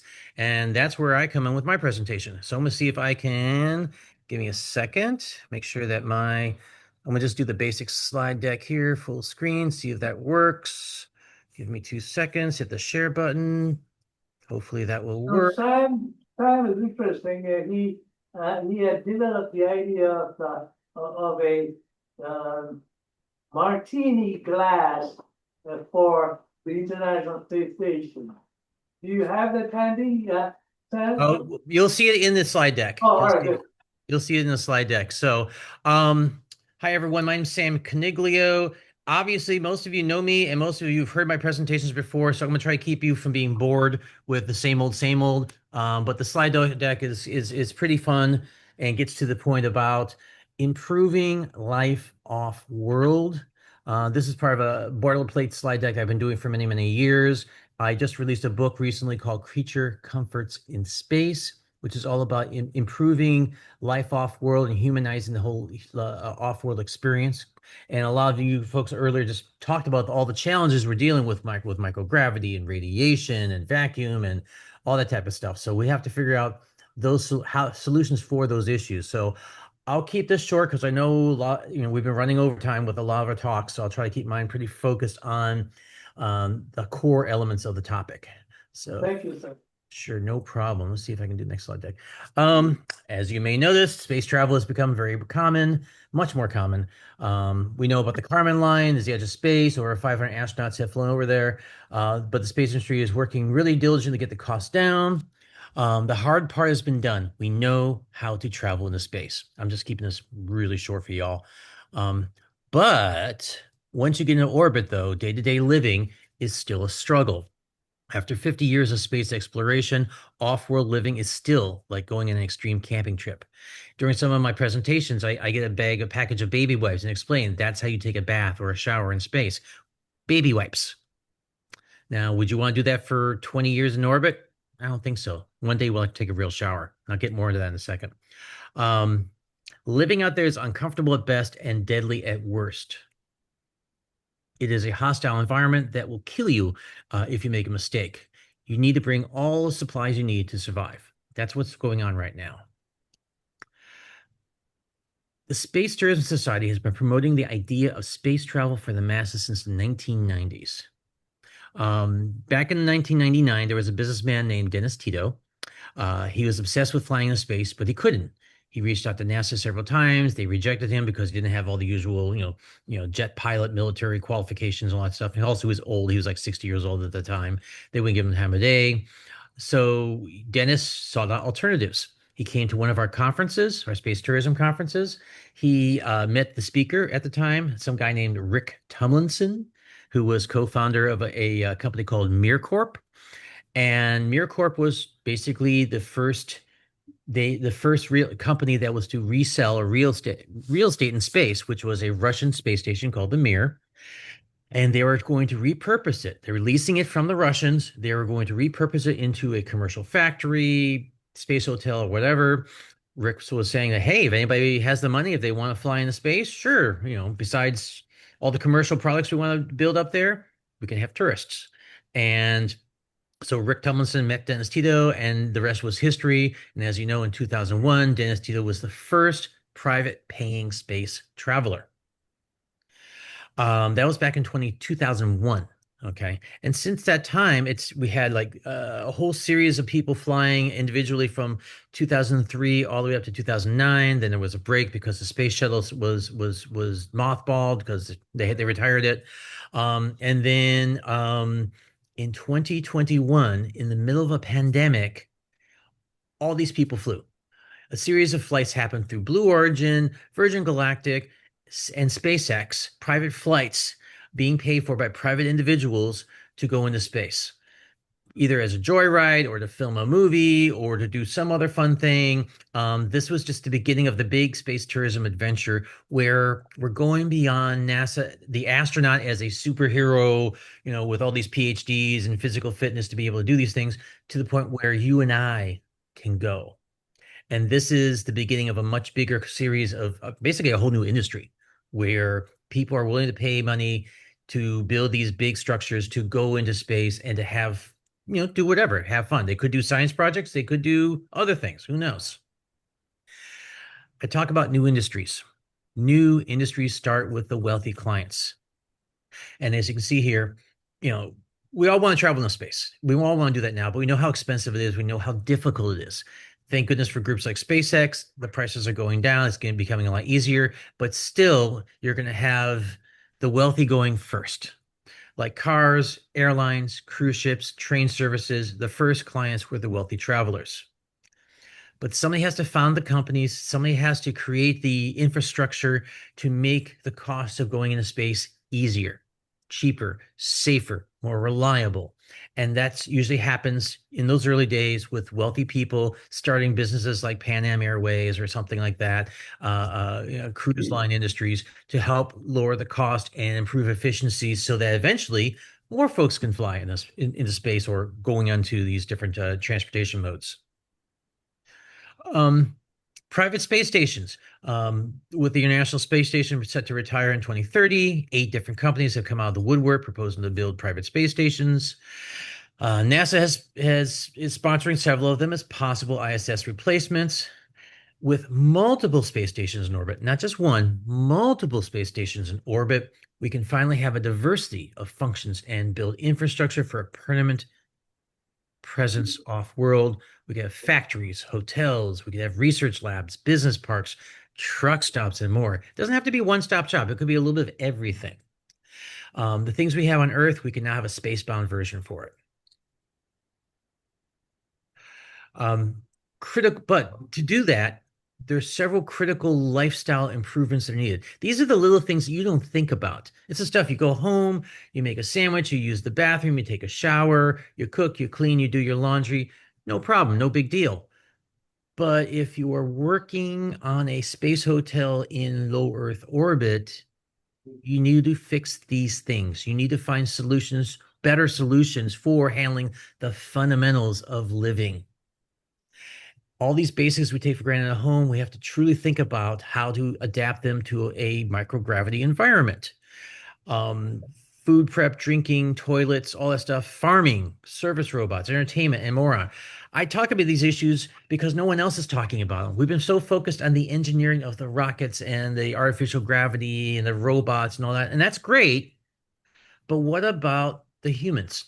How can the humans be human and enjoy what they're doing up there? So that's the big challenge we're dealing with right now. So we're talking about creature comforts, those little things in life which give you joy, which make you feel good. I believe we need to focus on improving off-world living through innovation. Forget about going to Mars, forget about going to the moon. And I've noticed a number of folks are saying the same thing here. Let's go to low Earth orbit and figure if we can do the fundamentals of living. And then eventually we can take those, like, sorry, Rose. Where are the cookies and tea, Ken? Just kidding. Well, okay, this is a metaphor. We may not literally have this particular cup, but wait, stand by. We're not done yet.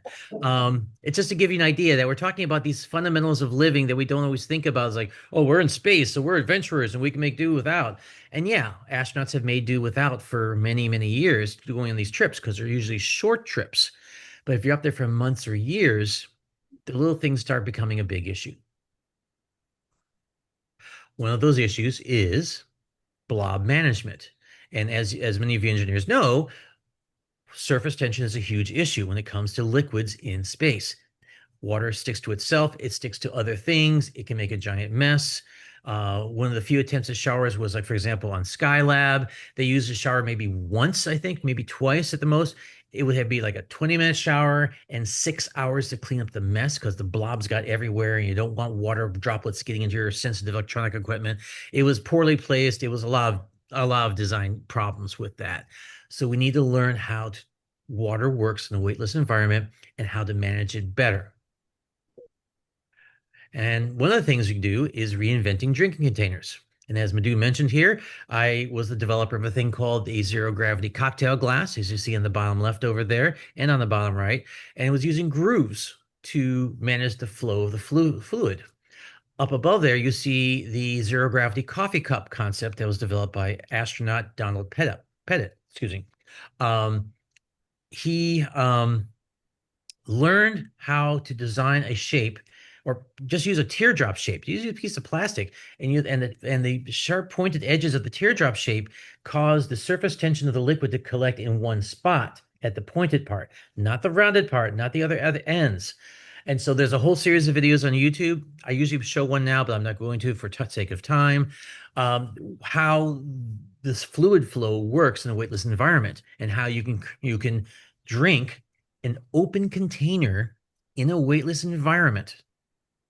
Because 90% of the time, NASA, or 100% of the time, NASA uses these squeeze bags. They're like Capri Sun bags for drinking liquids. And you got to worry about liquids flying all over the place.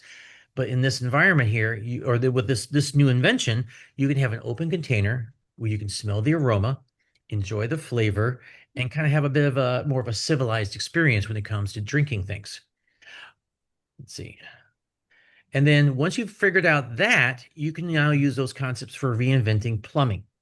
How to do fundamentals such as showers, laundry, toilets. Did you know that the astronauts have to wear their clothing until they basically fall apart? Or if they just can't stand the smell anymore? We can't have that.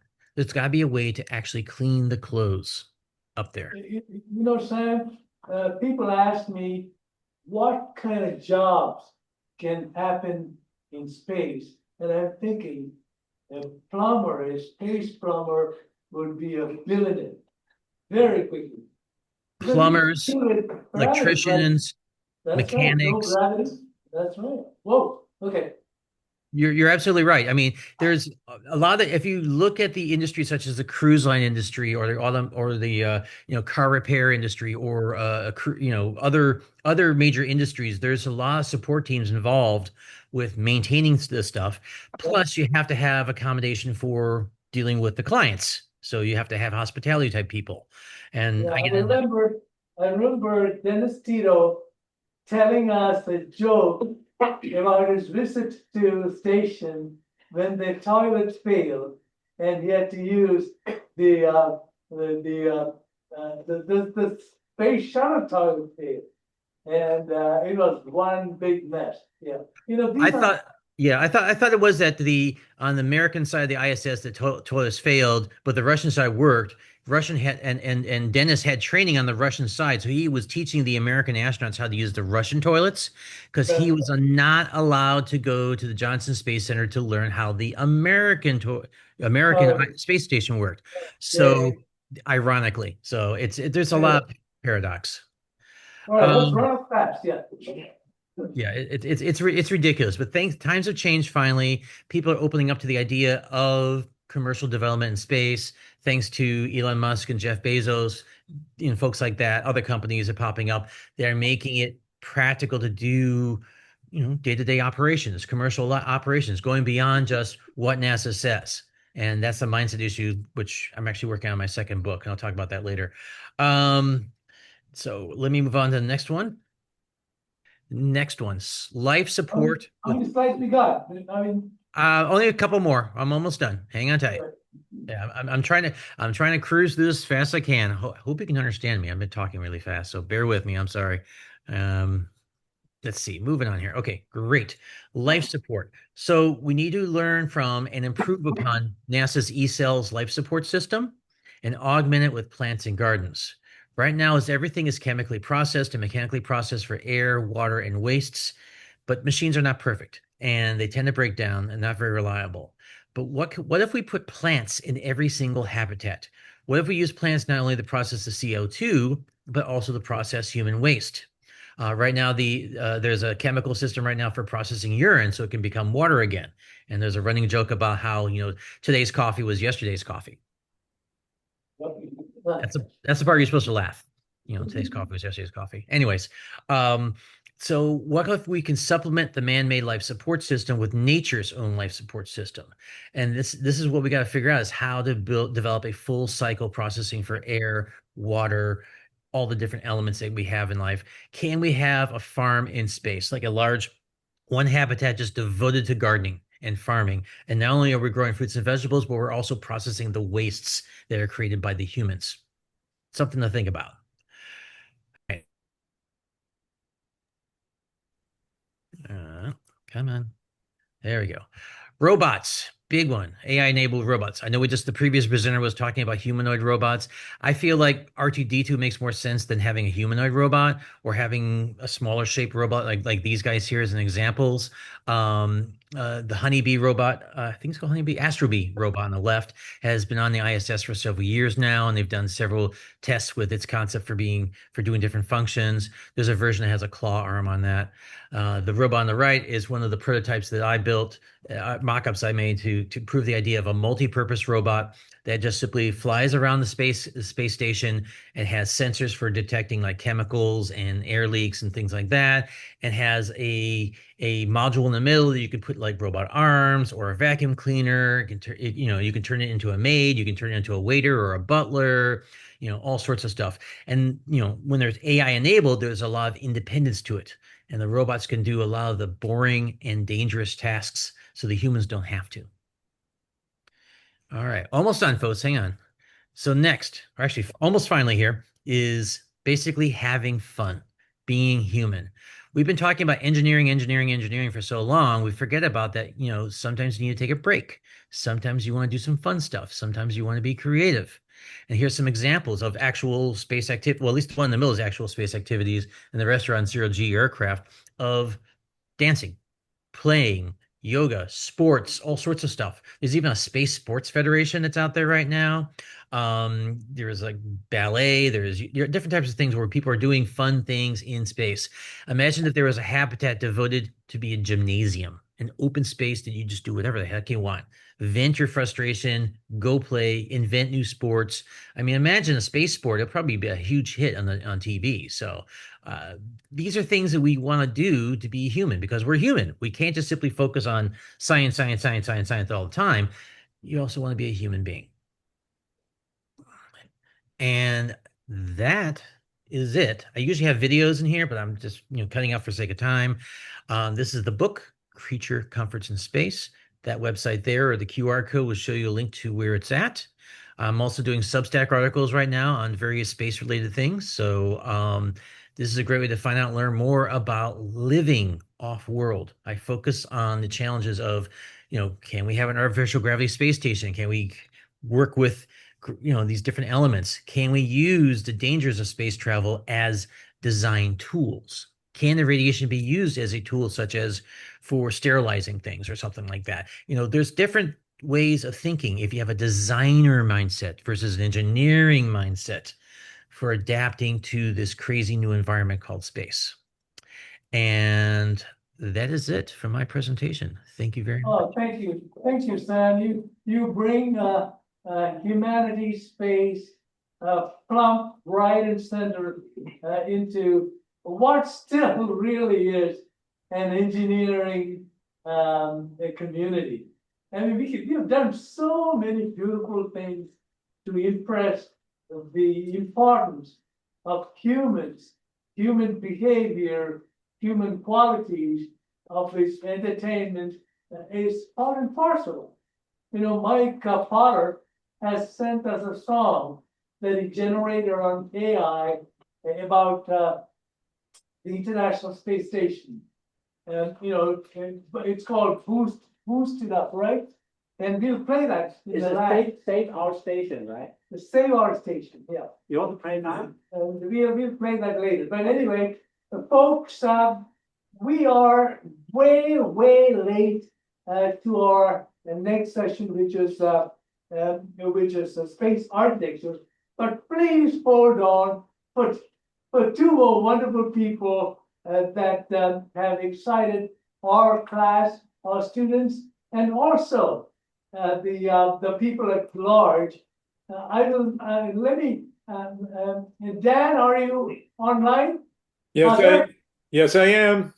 Dan, can you quickly tell us what orbital dynamics does to all of the beautiful things we want to do, and then we are going to go with one of the very creative and real businesses that happened long before anybody else did that with Andrea. So we want you guys to compress it to a short talk, as short as possible. Go for it. Good to see you, Dan. Good to see you, Madhu. May I share my screen? Yes, we are seeing you in your happy Christmas face.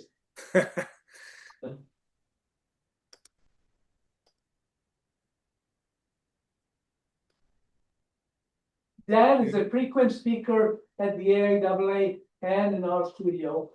And you know, we'll quickly run through his advice and Yeah, I have a very short presentation just to get people thinking about timelines that lead through LEO propellant depots, most likely, and then get you to the moon.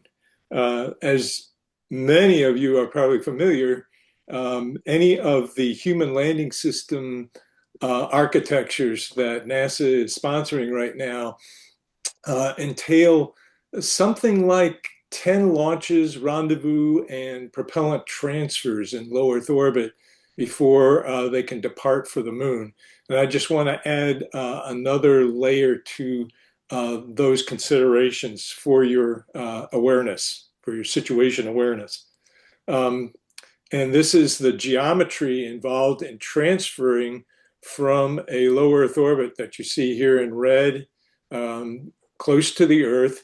It's got a period of on the order of an hour and a half, and its orientation, planar orientation in space, is moving to the west, if it's a direct orbit, moving to the west in the 28.5 degree inclination, 476 kilometer altitude that I considered, about 13.2 degrees per day. I'm sorry, about 6.8 degrees per day. And that would be slightly less if you were trying to use, repurpose the International Space Station as a transportation node. Meanwhile, the moon is revolving around the Earth at about 13.2 degrees per day. And those two angular rates can actually be added because one is eastbound, one is westbound. And so if you look at when do you actually have an opportunity to arrive at the moon with the moon in plane with the LEO at departure, it's about an average of once every 9 days. And to illustrate that a little more graphically, this is looking at a 2-month interval, 60 days, at what that angle beta, that latitude angle beta of the moon at arrival with respect to this low Earth orbit, inclined 28.5 degrees and up there a little higher than space station. And you can see that the intervals where beta is near zero are indeed going to average around 9 days. Sometimes it can be a lot shorter, but 9 days is a good working number for that particular orbit, and it would be a longer number at a higher inclination, and a lower number down at equatorial kinds of inclinations. And you can see that it's also irregular. And the thing to keep in mind is that beta costs propellant.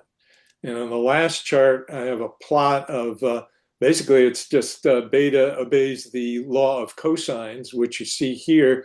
We want to speed up to 10.7 kilometers per second from a LEO that's at about 7.6 kilometers per second. And so here's the equation for how beta drives the cost for translunar injection, the red arrow in this vector diagram. And you can see that the steering loss vice the pure vector difference when beta is 0, which is just 3.1 kilometers per second, that cost you pay to take out the beta angle goes quite appreciable, more than the cost of 3.1 kilometers per second when you get out to angles beyond 30 degrees or so.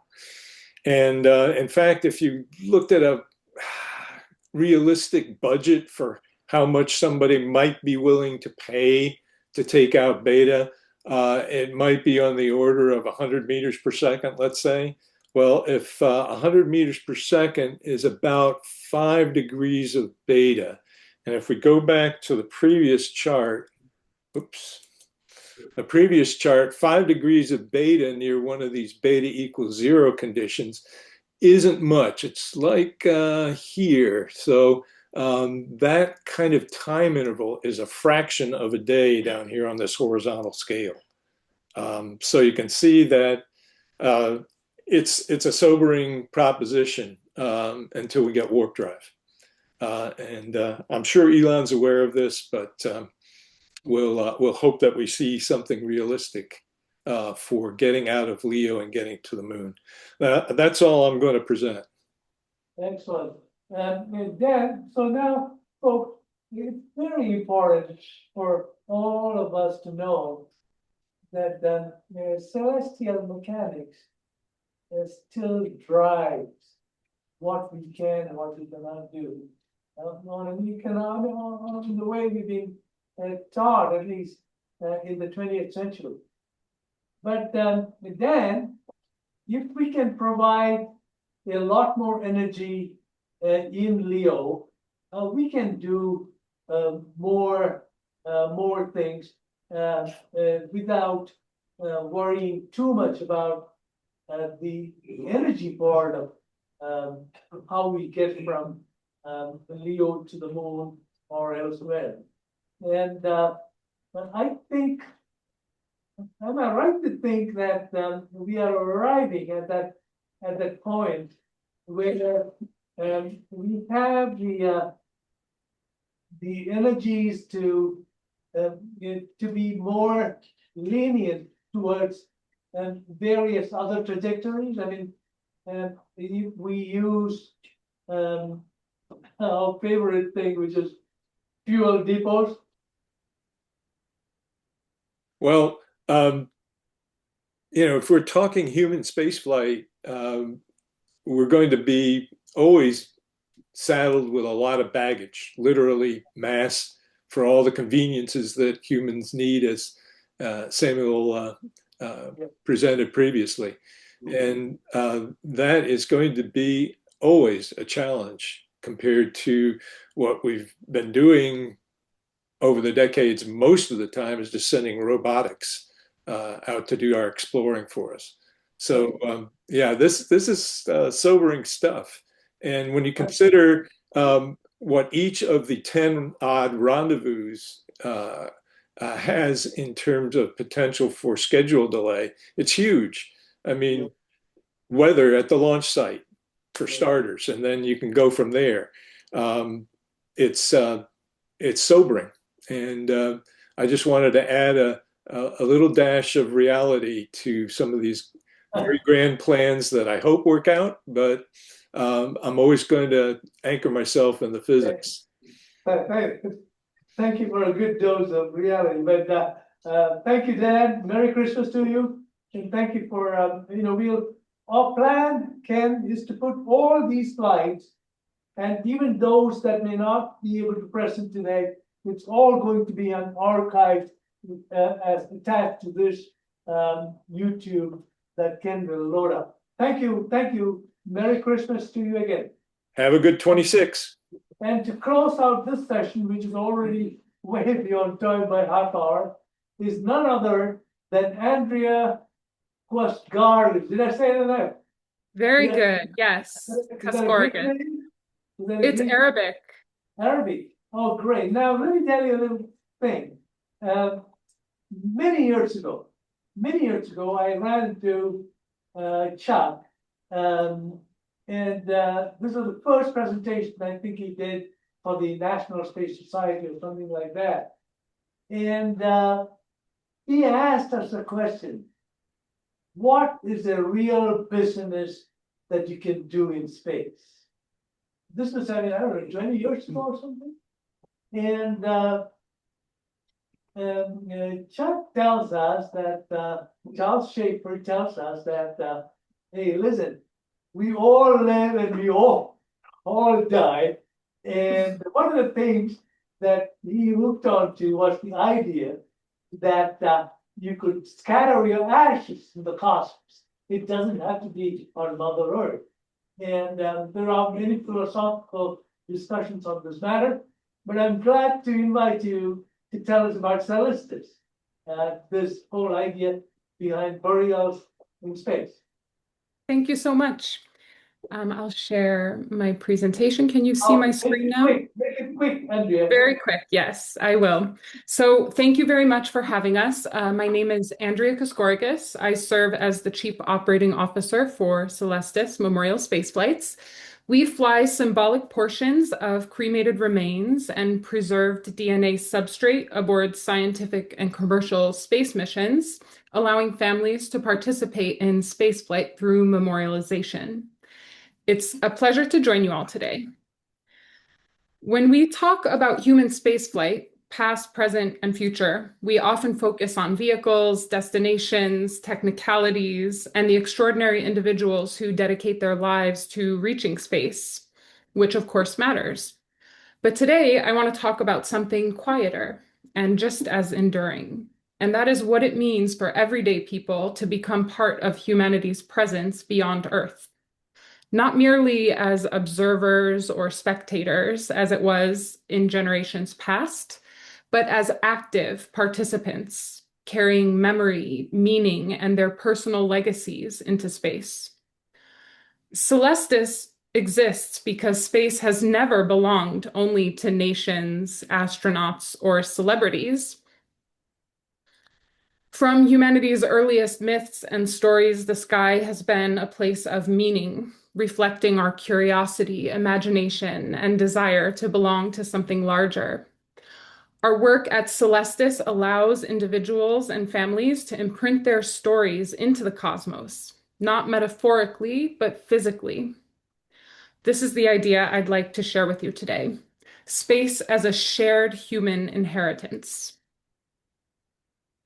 Celestis was founded in 1994 at a time when commercial spaceflight itself was still a fragile idea. But our roots reach back even earlier to the very beginnings of private access to space. In 1982, Space Services Inc. of America launched Conestoga 1, the first privately funded rocket to reach space. That effort was led by a small group of pioneers, including Mercury astronaut Deke Slayton, entrepreneur David Hanna Jr., and Charles Schaefer, who would later go on to co-found Celestis. The launch didn't just prove a technical point. It helped establish regulatory precedent and demonstrated that space was no longer the exclusive domain of nation states. It quietly paved the way for the commercial space ecosystem that we know today. Out of that same lineage, Celestis was formed in 1994 with a different but deeply related question. If private enterprise could reach space, could everyday people have a meaningful place there as well? Over the past 3 decades, Celestis has completed 24 missions, carrying symbolic portions of cremated remains and preserved DNA aboard real space missions, suborbital return flights, orbital missions, lunar and deep space trajectories, with future missions extending even farther. These flights don't exist outside of the space ecosystem. Our payloads are integrated alongside scientific and commercial missions and are subject to the same realities: launch schedules, integration requirements, constraints, and risk. Through this process, families gain a clear understanding of the realities of spaceflight and become part of its broader human continuum. In 1998, we worked with NASA to memorialize planetary scientist Eugene Shoemaker aboard the Lunar Prospector mission, placing human remains on the moon for the first time. We've also flown remains and DNA on the first commercial mission that left Earth orbit entirely, allowing participants to become part of humanity's earliest steps into deep space. What makes Celestis different is not how we fly, it's why. Families do not come to us looking for spectacle.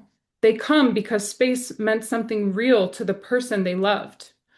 Curiosity, science, service, imagination, or the belief that life should remain expansive, even after death.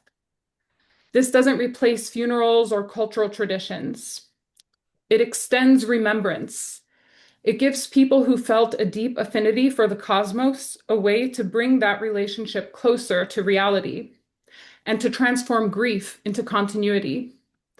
For some families, space is where their loved one always felt they belonged. For others, it represents exploration, learning, or hope.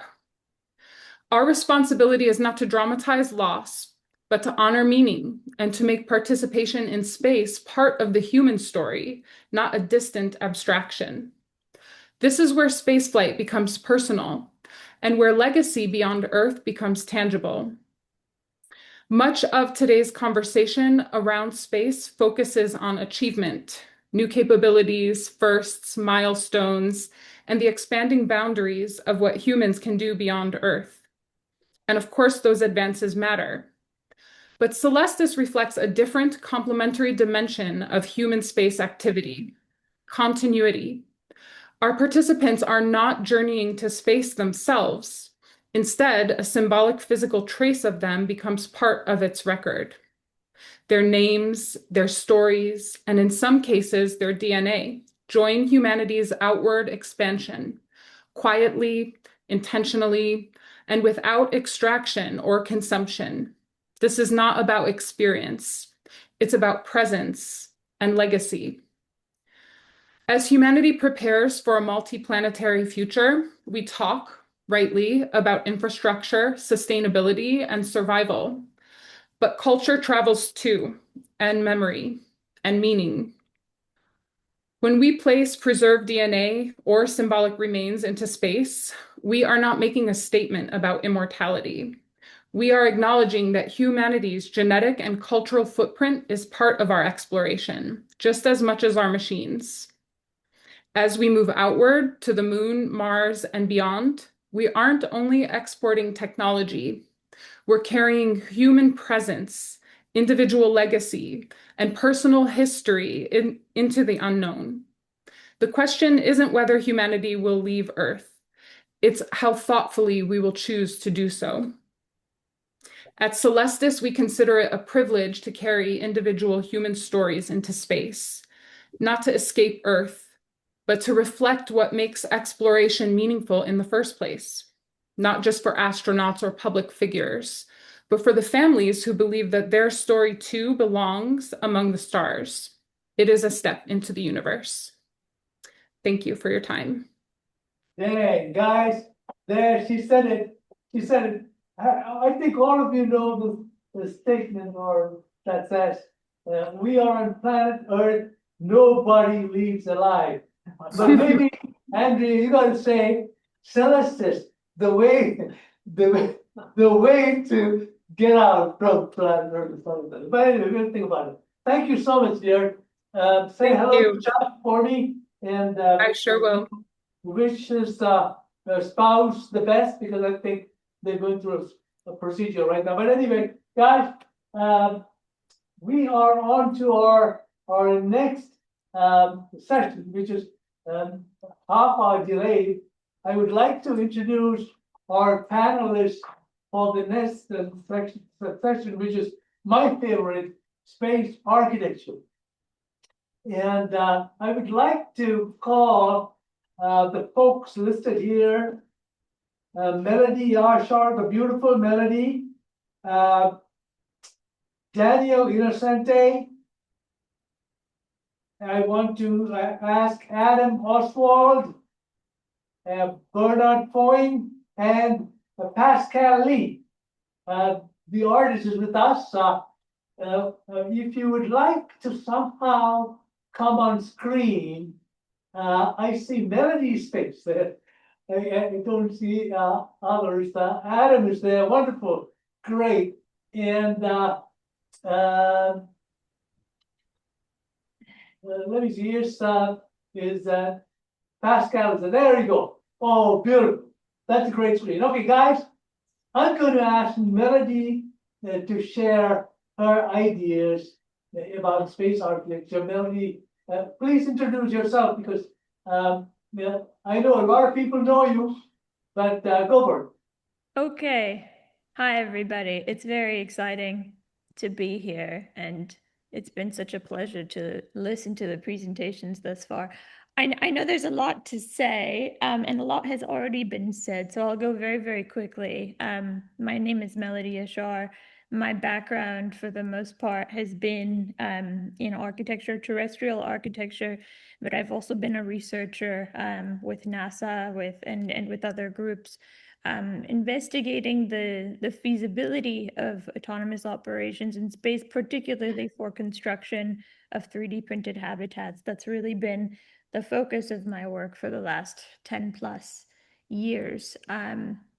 So in this presentation, I'll give a really quick overview and a highlight of a current project as to how I've been investigating construction feasibility of autonomously constructed habitats on the Moon and Mars, particularly surface habitats, I would say, and why it is so important that we maintain a focus and an emphasis and an imperative that we create environments to thrive within. Sam communicated this wonderfully in his presentation. It's not enough that we just create environments that we can simply survive in for short durations. We need to be thinking about the long-term health, well-being, and wellness of our crew. And I'll speak to this in just a moment. I spent a few years as a researcher at NASA Ames within the Human Systems Integration Department, thinking and actually orchestrating some experiments for in analogs, in particular HERA, and thinking about how we can introduce software systems that would increase crew autonomy in deep space. So I've been on the research end of the analog world, and I was also in the future doing work with large-scale additive manufacturing. In this case, this was a residency which I had with APIS Core and Autodesk Build Space, investigating the feasibility of how we can actually orchestrate autonomous operations. So in this demonstration, there was nothing intelligent about what was happening here. Basically, there was a digital signal being sent from the 3D printer to an ABB robot, but it revealed the complexities of introducing vision systems, intelligent robotics, whether they be humanoid robotics or not, in orchestrating construction sequencing in a remote, time-delayed environment. I spent the last 5 years, first as a consultant and then as a I guess you could say a contributor within Icon Technologies. As part of Icon, I was very privileged to deliver probably the most number of large-scale 3D printed homes in existence today. We delivered well over 200 structures in the residential sector for the Department of Defense, as well as for research applications. It was a lot of fun, and myself and others have been really, really fortunate to be able to develop the technology and the systems to make this work possible in the world. And I really believe it's just going to take off from here. So I'm going to skip this slide for the sake of time. I'm currently working both. I have one foot in space and one foot on Earth, developing systems both in terms of additive manufacturing and otherwise, which I believe can have the potential to transfer in terms of their technology value add. So I believe the work we do in space brings value back to Earth and vice versa. No, it's very interesting you say that, Melody, because when I was in school, my professor would tell me, if you want to be creative, step out and be part of other activities and other areas of interest rather than your own comfort zone. And it's very true what you say, because creativity comes from this dialogue that goes on. I mean, architects know this. Architects know this better than everybody else. Go for it. Oh, thank you for mentioning it. And I do believe that working in other sectors, be they terrestrial or otherwise, do actually bring value back to the way that we imagine design and we imagine just general operations happening in deep space, where it's more remote, more extreme. We have to consider the implications of resource utilization to an even more extreme degree. So yes, I appreciate that as well. So about space architecture really quickly, it's a good thing I'm the first presenter.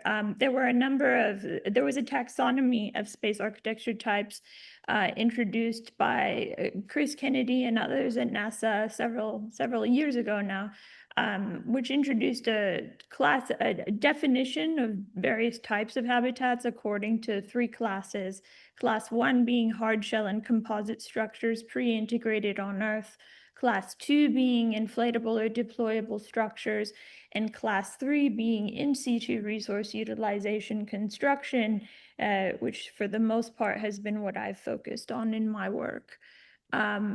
So the premise here is that we would arrive to the surface of the moon or Mars and use local and indigenous construction materials. There are a variety of them here. I'm just showing regolith to engineer high performance construction feedstock for 3D printing or other materials if we're using other assembly methods. So I've been privileged to be able to contribute to a number of architectural proposals which have been, I think, instrumental in thinking about how autonomous operations will need to happen, both to deliver this work terrestrially, but also in deep space.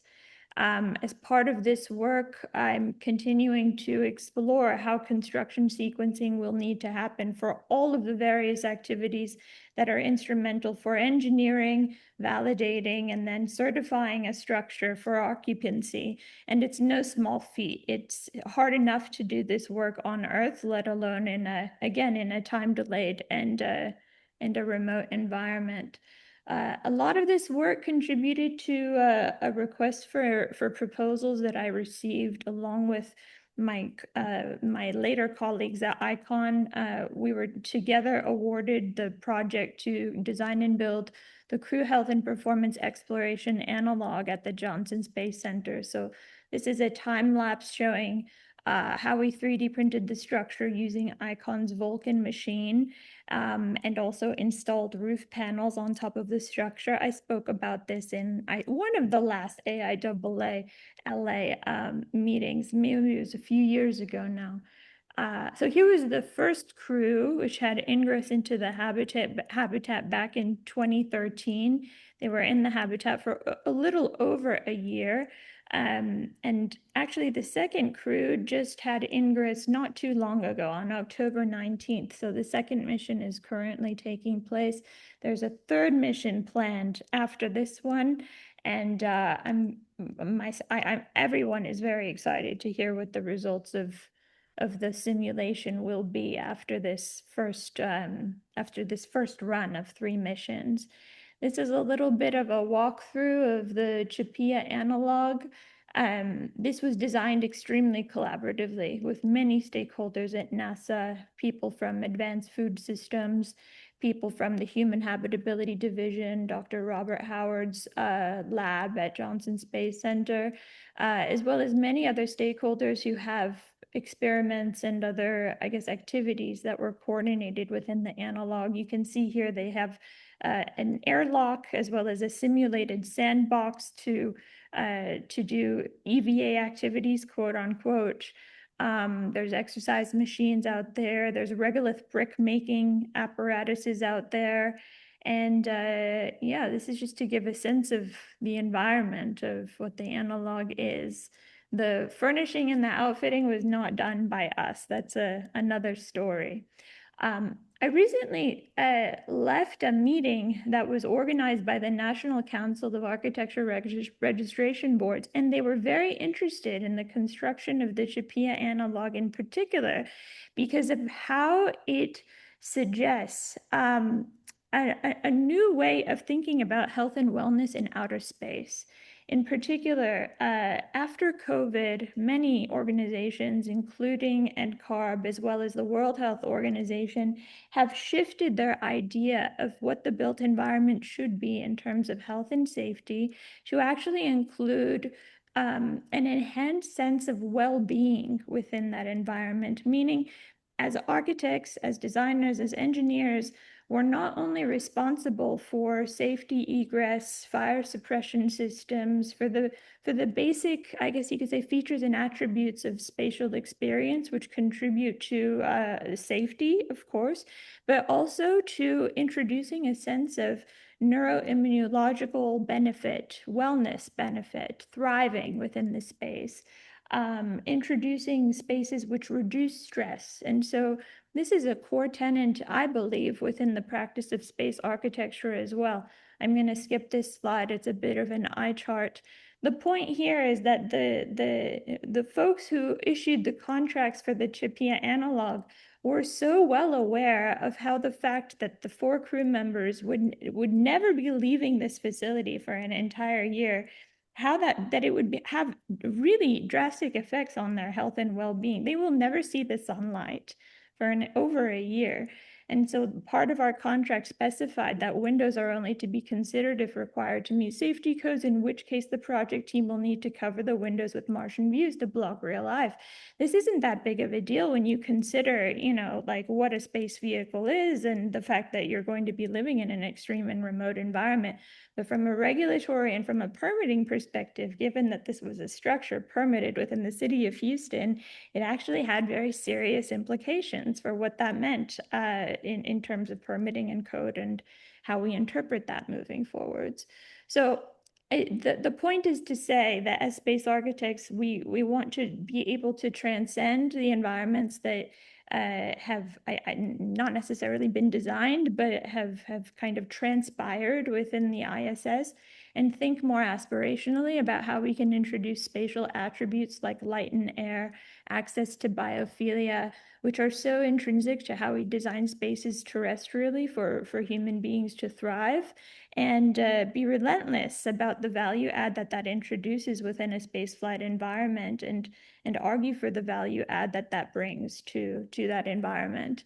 Okay, I know I'm taking a long time. I'm going to end with a quick note to say that I'm currently working on a project that's investigating the feasibility of designing using in situ resource materials on Mars.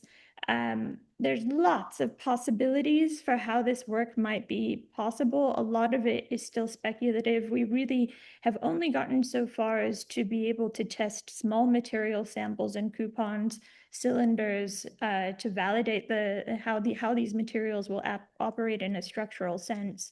But I was fortunate about a year ago to receive a commission to build a portion of a Mars habitat at scale. And so these are some of the I would say the schematics for what that habitat is. They asked us to investigate what an ISRU habitat might be in the year 2075 if this were going to be the inaugural 3D printed habitat on the surface of Mars. And so myself and a highly collaborative team put together a proposal which is going to be built at a small scale as part of an upcoming exhibition, which will also feature many other space architecture projects, particularly from Hassel Clouds AO, at Powerhouse Parramatta. This is a structure that's being built in Sydney, Australia currently, and it will host what they are calling one of the largest aerospace exhibitions in the world. It will be an exhibition that will be on view for 3 years. There will be a habitation room which features this mock-up of a 3D printed habitat that we're creating, and I'll leave it at that. I hope I didn't take too long, but I'm excited to share more about this project in the near future. Wonderful. Melanie, you know, architects are people who take dreams and make them visual. And now I'm so glad that we have Pascal, Adam, and my friend Daniel Innocente here, who has just published a book on space architecture. So I would like Pascal, and let me go by the time. Pascal, go first, but very critical, 5 minutes, and then Adam for 5, and then Daniel, and then we really want to engage you guys in some Q&A. Go for it, Pascal. Hi, everybody. Good to be with you. I'm sorry I'm joining late and won't be able to stay very long either. So consider yourselves lucky. This is... we are lucky to have you, Pascal. Well, it's the other way around, Madhu. You have a really nice lineup here today, and I've enjoyed the talks I've heard so far, really. Wait, let me introduce this person you're seeing on the screen. Pascal was the last teaching assistant to Carl Sagan, and he is fluent in French and English, and he is an explorer. Pascal is an explorer and a scientist, and who also draws. Look at that image there. So I love people who do all these. Pascal, do you play any musical instrument? Not well. Oh, okay, all right, good. Nothing worth All right, mentioning. good, that's good enough. Go for it, Pascal. Okay, so Madhu has an exciting sort of open theme for today.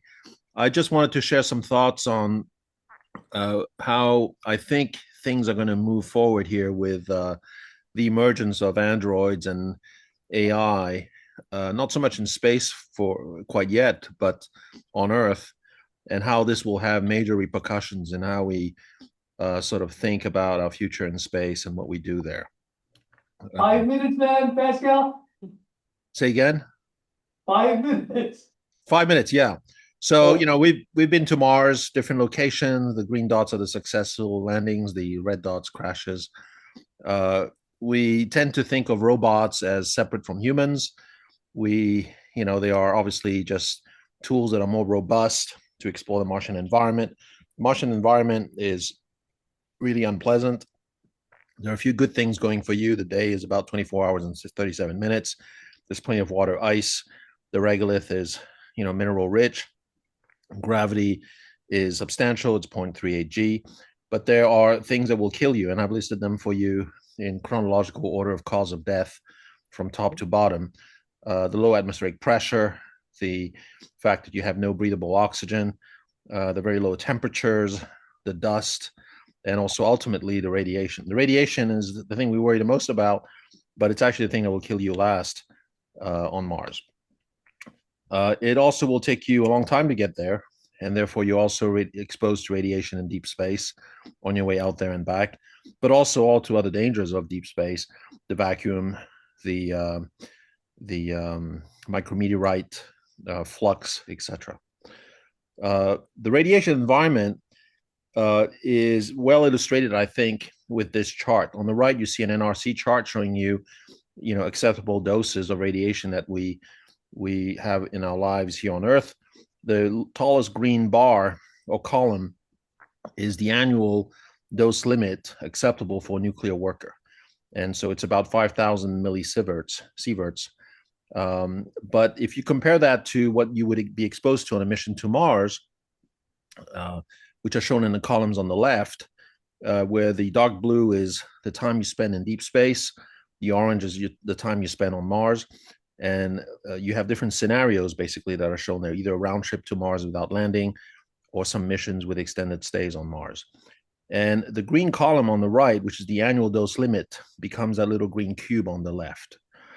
And what you're basically needing to understand here is that on a 2.5-year journey to Mars and back, you will be exposed to roughly 10 to 30 times the annual nuclear dose limit in radiation for nuclear work on Earth. And it's not that you are going to be exposed that's the problem, but that you will be exposed to a career's worth of radiation in a matter of just 2.5 years. So it's the rate at which you're going to be exposed that's the concern. Anyway, and then in terms of the scenarios for getting us to Mars and back, we currently have scenarios that are, I would say at best, half-baked. They rely on ISRU on Mars, which of course will take some time to mature. And so the anticipation here is that even if we have means to get to Mars relatively soon with larger masses, we might be still looking at a phase of robotic assets before lots of humans can journey there and back. So sure enough, SpaceX is proposing involving the Optimus android on early missions to Mars. It's not entirely clear if it will be resistant enough or robust enough for the environmental conditions on Mars. I mean, for one thing, it's extremely cold on Mars, and electronics and batteries don't like that. But the idea that we would actually be sending Android or an array of robots ahead of humans to actually set the stage and do a lot of the groundwork needed for humans to then have a life support system once they get there is something to consider seriously. I want to show you this example of what we are now obviously able to do with androids and especially with AI. So we're seeing, an incredible convergence historically between the maturation of robotics and the maturation of artificial intelligence, which is above all software. And so hardware and software are coming together here in the creation of things that we are on Earth on purpose wanting to make human-like. There'll be many forms of robots and AI that are not human-like, but here's an example of Uptek's robot who is able to swap its own battery out. So this right there is the first demonstration of an android able to switch his batteries. And that right there is immortality at some fundamental level.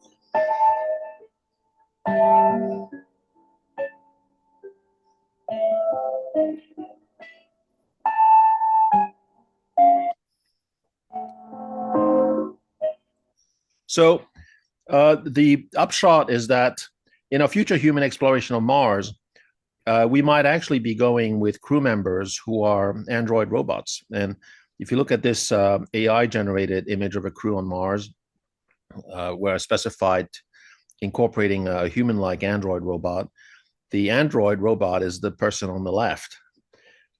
And what I'm trying to convey here is that we're going to have so much progress in the upcoming years in robotics and AI, with artificial general intelligence being incorporated into android robots and eventually artificial superintelligence.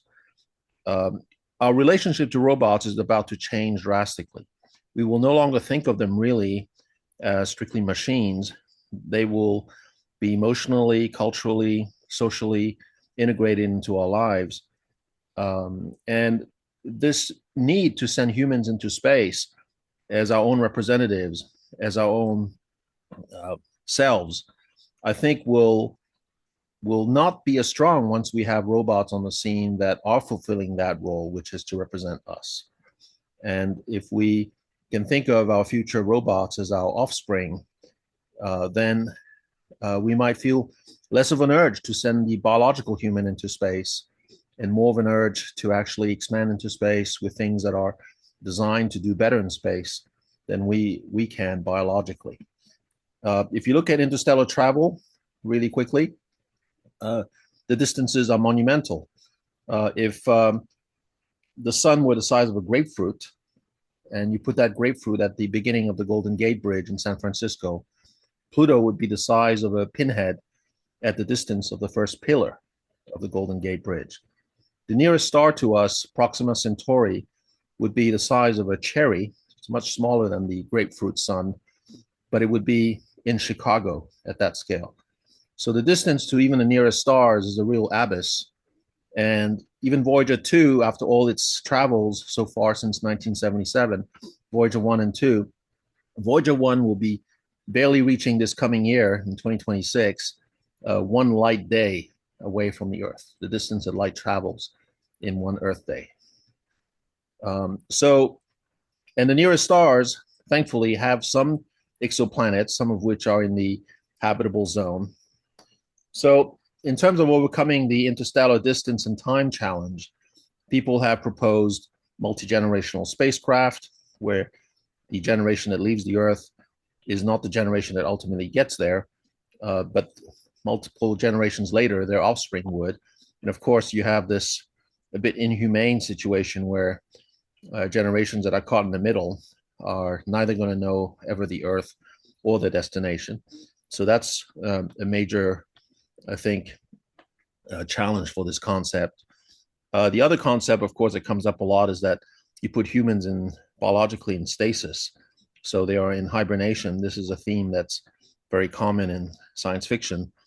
And of course, it's reliant on your life support system and your hibernation system to sort of work and operate without flaw for centuries, possibly, before you can get there. Instead, if we have the emergence of artificial humans in the form of androids with artificial general intelligence, once again, eventually artificial superintelligence, you can imagine Starship missions being sent in a very compact way with a very few small number of caretakers who are android robots with AGI. They can stay alive just by staying charged for centuries, and they could tend to essentially a large archive of DNA, including human DNA, of course, to take us to habitable planets and then clone us once we get there. So I think that we might have, through AI and androids, a prospect of actually doing some interstellar journeys that will be affordable financially, although maybe not time-wise yet, for us to sort of consider launching in the years to come. That's it. Thank you. Thank you. You know, if there's one person I'd like to take out to dinner and have a chat with, you're looking at him right there. That's Pascal. Thank you, Pascal. If you go to China, if you go to Japan, if you go to other nations that have developed robotics, you will see how backward we are, at least in Southern California, best. But we're getting there.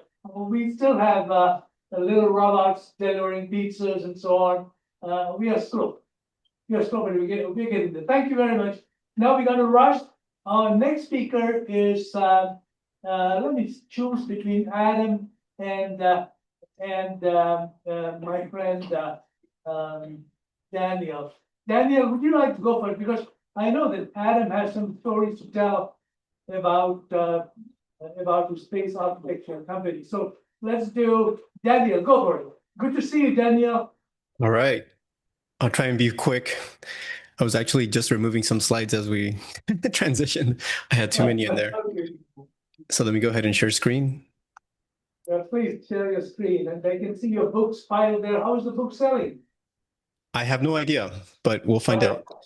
Okay, so I'll introduce myself very quickly. So my name is Daniel Inocente. I'm the principal architect at DIA based in New York. Started my own practice after having a career working for some big name firms, including Frank Gehry, SOM, HKS, and even working at Blue Origin. Let me skip the slide. These are just a few of the different projects I've had the opportunity to work on throughout my career. And one really amazing thing is that as an architect, you get to work on things at all scales. And so there's never a missed opportunity to design something that brings, efficiency, performance, or even meaning to society. And I've had the privilege of working on everything from high-rise buildings to lunar habitat concepts with the European Space Agency. One of the things that we focus on with my firm is we try to bring together all of the different sectors that we're working in, whether it's transportation, industrial design, or residential. And we infuse that with architectural thinking, research, and really try to approach every problem as an opportunity to create something new and different. These are some of the projects that we're currently working on. So this includes everything from residential building designs to some commercial developments and also industrial design. But today I'm going to talk about some of the space work that we've been doing, space research commissions, and how that is really uniting our approach to architecture. And so we think across scales, everything from building design to thinking about space and everything in the middle, because after all, everything that we design, everything that we do, that we create as human beings has an impact on society. And so it's our responsibility to think about how architecture can be a part of that, can be a part of that transition from where we are today to where we want to be in the future. Principles of design for us have to do with architecture as expression. Everything that we do in society is a form of expression, in some way, shape, or form. Even a technology can be a form of expression. We think about systems integration, interdisciplinary innovation by bringing people on board who are not necessarily practicing architecture, but can also be engineers in the space domain. And then sustainability is also at the foundation. And for us, sustainability means performance, whether it's large scale or small scale. Partnerships and collaborations. We work with a wide range of companies. Any commission is for us a good commission when sometimes we're approached by transportation companies. We've been approached by technology companies, including aerospace companies, to come up with designs for products. And so that's been a really amazing opportunity to collaborate with different sectors. I'm going to share one project and I'll go through it very quickly. This is a project for a company based in France called Alatir, a really interesting company focused on bioproduction in space. And so they have started developing two key technologies that are going to be used for automating first in-orbit refueling and then also in-orbit production of bioproducts. The first commission that they came to us with was to design a station that would be a fully autonomous station where payloads would be delivered. All the raw materials would be processed within the station. And then those raw products would be produced and sent back to Earth as medical and biopharma applications. And so when they first engaged us, they wanted us to come up with a few variants on their technology. And that included looking at payloads of different scales, looking at the pressurized section, which would also be the automated section at different scales, depending on the input and output requirements that they had. And we ended up landing on a few different concepts, including this one, which is the full-scale station, 9 meter in length and about 4 meters in diameter with a truss that would host all of the payloads that you see on the far right here. And then the idea is that you would have surface-mounted robotic arms that would then engage with a delivery vehicle, and that delivery vehicle would dock. You would have one of the arms take all the payloads off, put it on the truss, and then from the truss, they would be inserted into the payload section for the station. And as part of this exercise, we looked at things like structures, we looked at power requirements, we looked at all of the different interfaces that would be a part of the vehicle. And so we were receiving information from this company constantly, whether it was a CAD product that they wanted to integrate or a partner that they had on board for a specific interface. And then here's another view, just looking at what that station looks like, including the radiators and the solar panels. This is an inside view, and you can see here we have the receiving area. So this is where all of the payloads would be inserted with the raw products and raw materials. And then those products would be handled autonomously by robotic arms and be pushed through the production line. So each zone has a very distinct function for a very specific application that would then be exported and theoretically shipped back to Earth for consumption or for use in medical practice. And this is the final vision. After this exercise, they actually came back to us with another commission. They wanted to pursue a different type of vehicle, one that would be responsible for in-space operations, orbital refueling, and also being able to host different apps, so different satellite apps. For that one, we developed a concept that was form-fitted for the Ariane vehicle, and they had very specific requirements in terms of tank sizes, power requirements, and also different interfaces again, because the interfaces are really key when it comes to the SAT apps. And so we received a list. This is just one section of a very, very long list of requirements, but you kind of start to get the sense of the different challenges that we have to deal with and how we can start to integrate some of those things. And so whenever you're working on a space architecture project, whether it's a specific satellite or a habitat or a vehicle, you get these list of requirements from NASA or any customer, and you want to be able to turn this list into something that's technical. And usually that includes, getting cut sheets from different products and suppliers, and then being able to make sure that those things integrate with each other. This is the final solution that we came up with. And you can see here, there's just a wide range of different SAT apps. Dimensionally, each SAT app is fitted for a specific kind of application. Some of them are applications for things like computing. Some of them are applications for being able to do specific things like 3D printing. And so depending on the application, the CubeSats, they're basically like form fitted. Here's another view looking at the delivery vehicle docking with the ISOS platform. And then this is an expanded version of it where if we had many of them coming together, you could imagine, how these would dock over time to assemble and become a much larger station. And so it's been really fascinating to work with these guys. Another commission that came to us, which is in the form of a transportation design, was by a company called Swiss Pod. They're building this really huge Hyperloop system in Pueblo, Colorado, and they've tested it. So they've actually broken the record for the fastest Hyperloop pod in the world. And they came to us to help them design their surface vehicle. And here you can see the surface vehicle designed for 20 passengers. They have a very unique maglev technology, which we had to incorporate. And so we looked at the exterior envelope, we looked at the window locations, and then we also started looking at the interior design and some of the human factors. So here are just a few images. And then here's a really beautiful shot of them, putting in the system for testing the vehicle. Another commission came to us through actually a friendship and collaboration in space architecture, where we worked with a few researchers at the University of Manchester, and we were testing graphene, so graphene-based products and technologies, to think about how we would incorporate that into a future station. And out of that research project came an actual commission where the company had actually expanded and started working in Saudi Arabia and had an actual location for a new facility. And so they came to us to come up with a schematic design for what this future facility where graphene-based products would be produced at a massive scale. And so in a place like Neom, nothing is small. Everything is massive. Everything is, giga size, including projects like the Line or Octagon.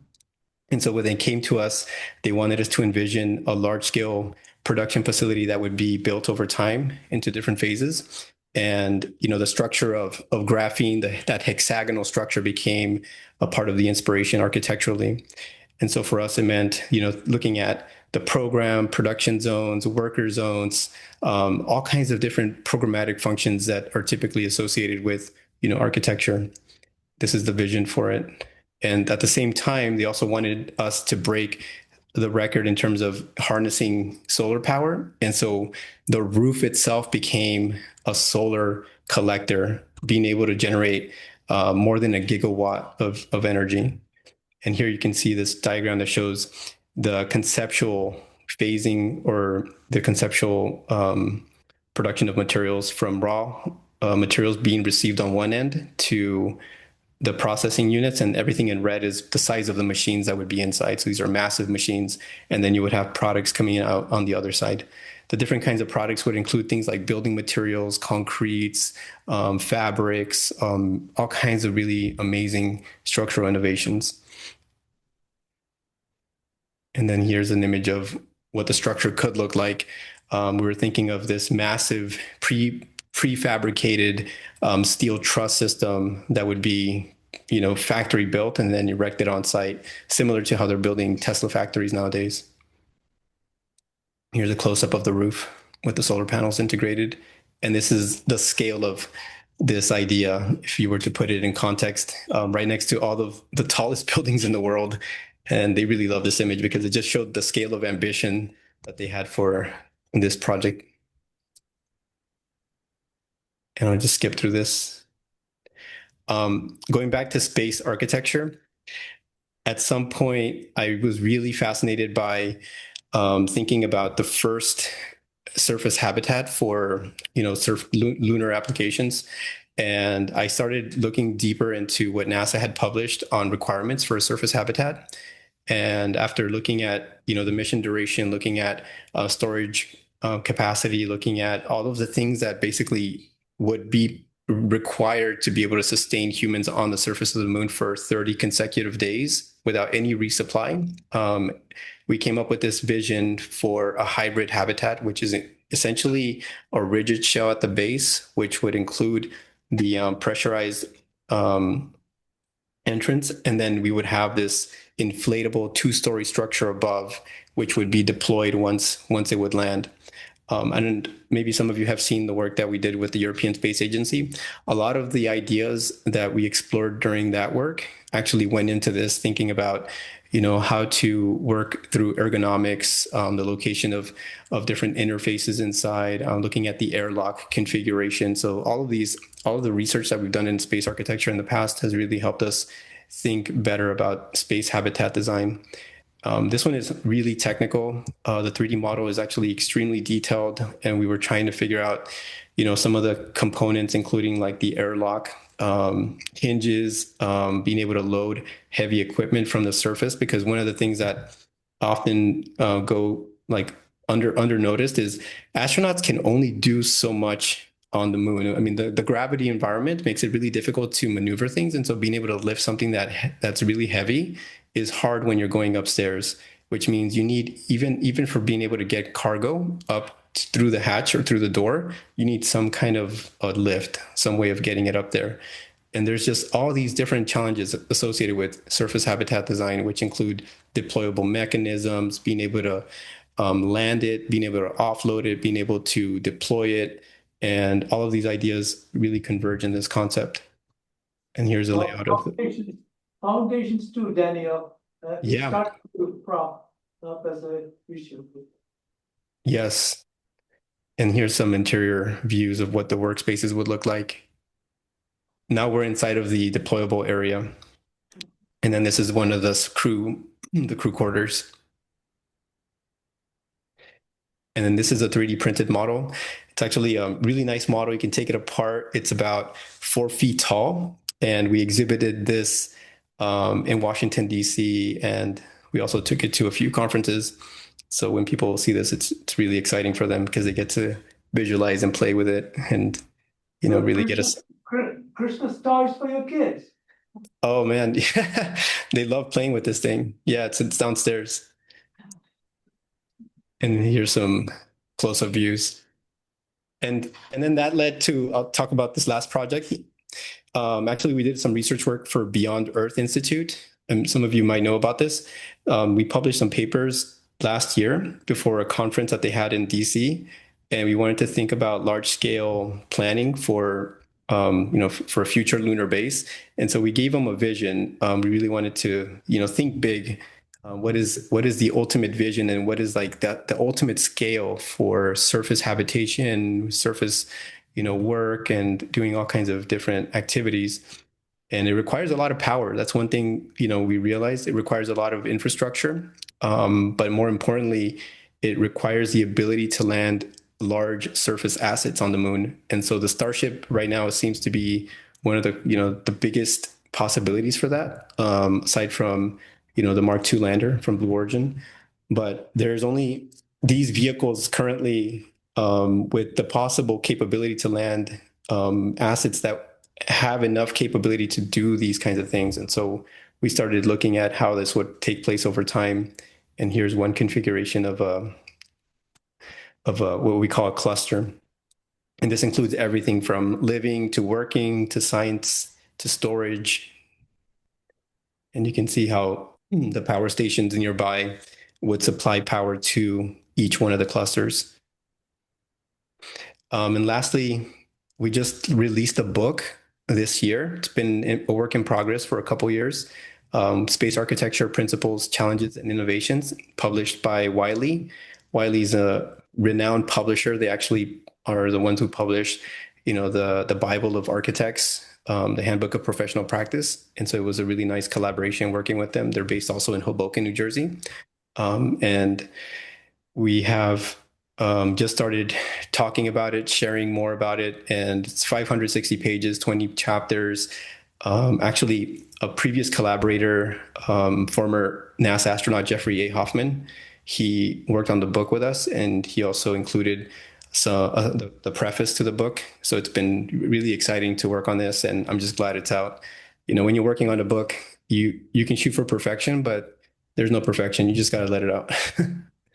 So if you're interested, feel free to pick it up, and you can learn more about it. It's on Amazon and it's on Wiley. Yeah, Wiley is also the largest, has also published the largest, I think, 8-volume edition of aerospace engineering. And, they cost a lot, Daniel. That's a problem. I know. Great. Thank you so much for a very inspiring set of visuals. This is what space architects do, folks. I'm glad all of you are watching this, and can't thank you enough. Hope you're staying warm in New York, and thank you again, Danielle. Thank you. For a Merry Christmas. And Merry Christmas, everyone. On to Adam Oswald, who is also a Blue Origin, who has been trained in Blue Origin work. Adam, go for it. Sure thing. Can you, you see my screen?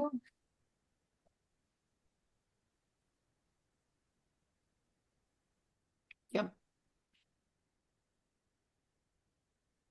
We're seeing the presenter view, not the.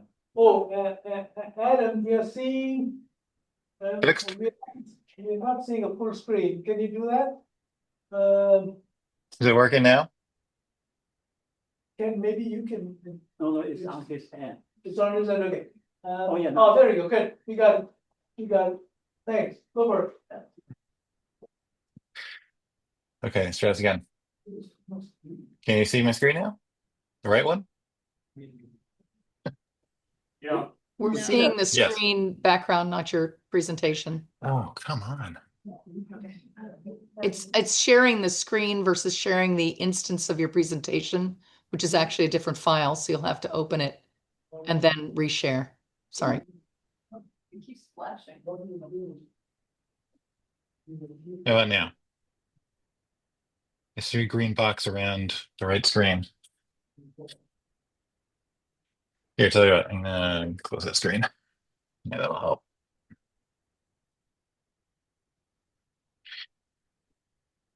Okay.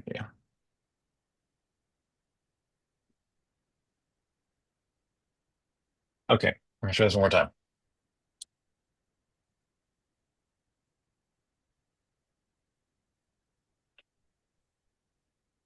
Oh. share my screen. Just tap one, share. Okay. Hopefully this is working. Yep. Perfect. Love it. All right, I'll try to go faster now. Hi, everybody. My name's Adam. I'm just going to be talking about um, the Space Age, which is a company that I formed about a month ago. So it's super new. What we are is a multidisciplinary design practice. You can think of this as an architecture firm that serves the aerospace industry. While we do practice more traditional architecture, um, most of our clients are coming from the aerospace industry, and that's been a purposeful pursuit, trying to go after human spaceflight and do design. So you can read this if you want later. This is me. Like Madhu said, I'm an architect. Worked in LA for a long time, and then went to Blue Origin for a few years as a life support engineer on Orbital Reef and the Lunar Lander. And that's all I'll say for now. So this is kind of like the vision of the future that we used to have. This is like the promise of the future. And since we actually started, the first space age, which is ironically right after this. This is before ISS, this is before shuttle, this is before we even landed on the moon. 2001: A Space Odyssey was like this vision for what the future could be. Future we got was a little bit different. It ends up looking more like this. It's functional, it's utilitarian, and what we've built in space, kind of looks like that, right? Right down to the helicopter landing pad. You can actually see the utilitarian aesthetic get expressed uh, not as like an intentional choice, but just as like what we've done to do the bare minimum engineering to keep people alive in space. And that's a hard job to do, but it's not necessarily one that we have to survive with. I think there's ways to do it without um, just relying on that bare minimum. We can, design spaces that are, not grand, not, trying to build cities, not trying to, go to Mars, but like just the stuff we're doing now, I think we just do better. And so, uh, how do we do that? How do we get to that? That's kind of the thing I'm interested in at the space age and why I created it. And part of, part of what goes into that is design sensibility coming from Earth and existing on Earth. So spaces like this that are just like nice to be in and have lots of views, lots of windows, access to nature. This is the expectation on Earth. You can't get away with doing the oil platform. So my question is, what happens when you take this and bring it to space? Um, a lot of my experience has been on bigger projects like this. Once I started working in space, I got a lot interested in the more human scale, much smaller projects.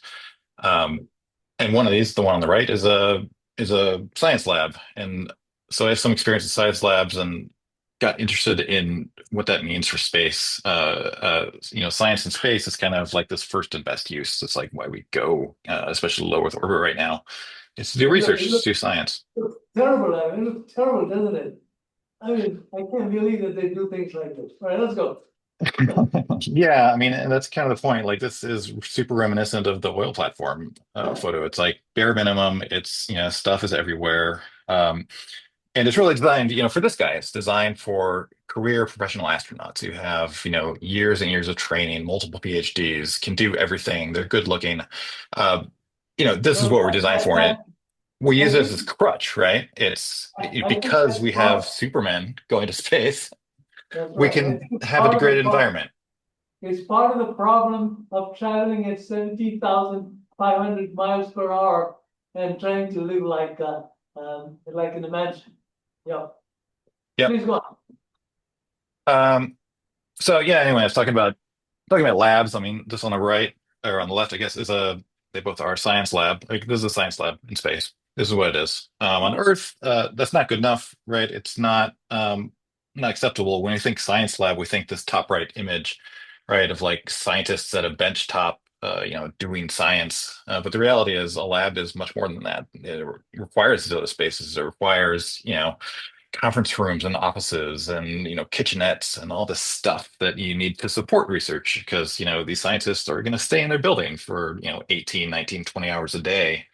And once you get to space, it's even worse because they actually have to live there. So you have to add on an entire another block over here of like, where do they live? Where do they where do they have meals? How does that look? How does that feel?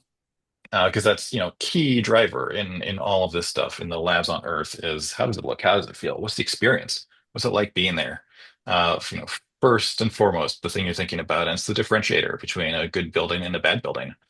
What does the lab look like on orbit? What could it look like? I'm interested in, trying to figure that out. It's kind of like a small lever to pull, but how do you clean up just the science area itself, while not losing functionality? I would argue increasing functionality by creating spaces that researchers on Earth are used to, so you can send them up without years of astronaut training, and support, those other spaces as well.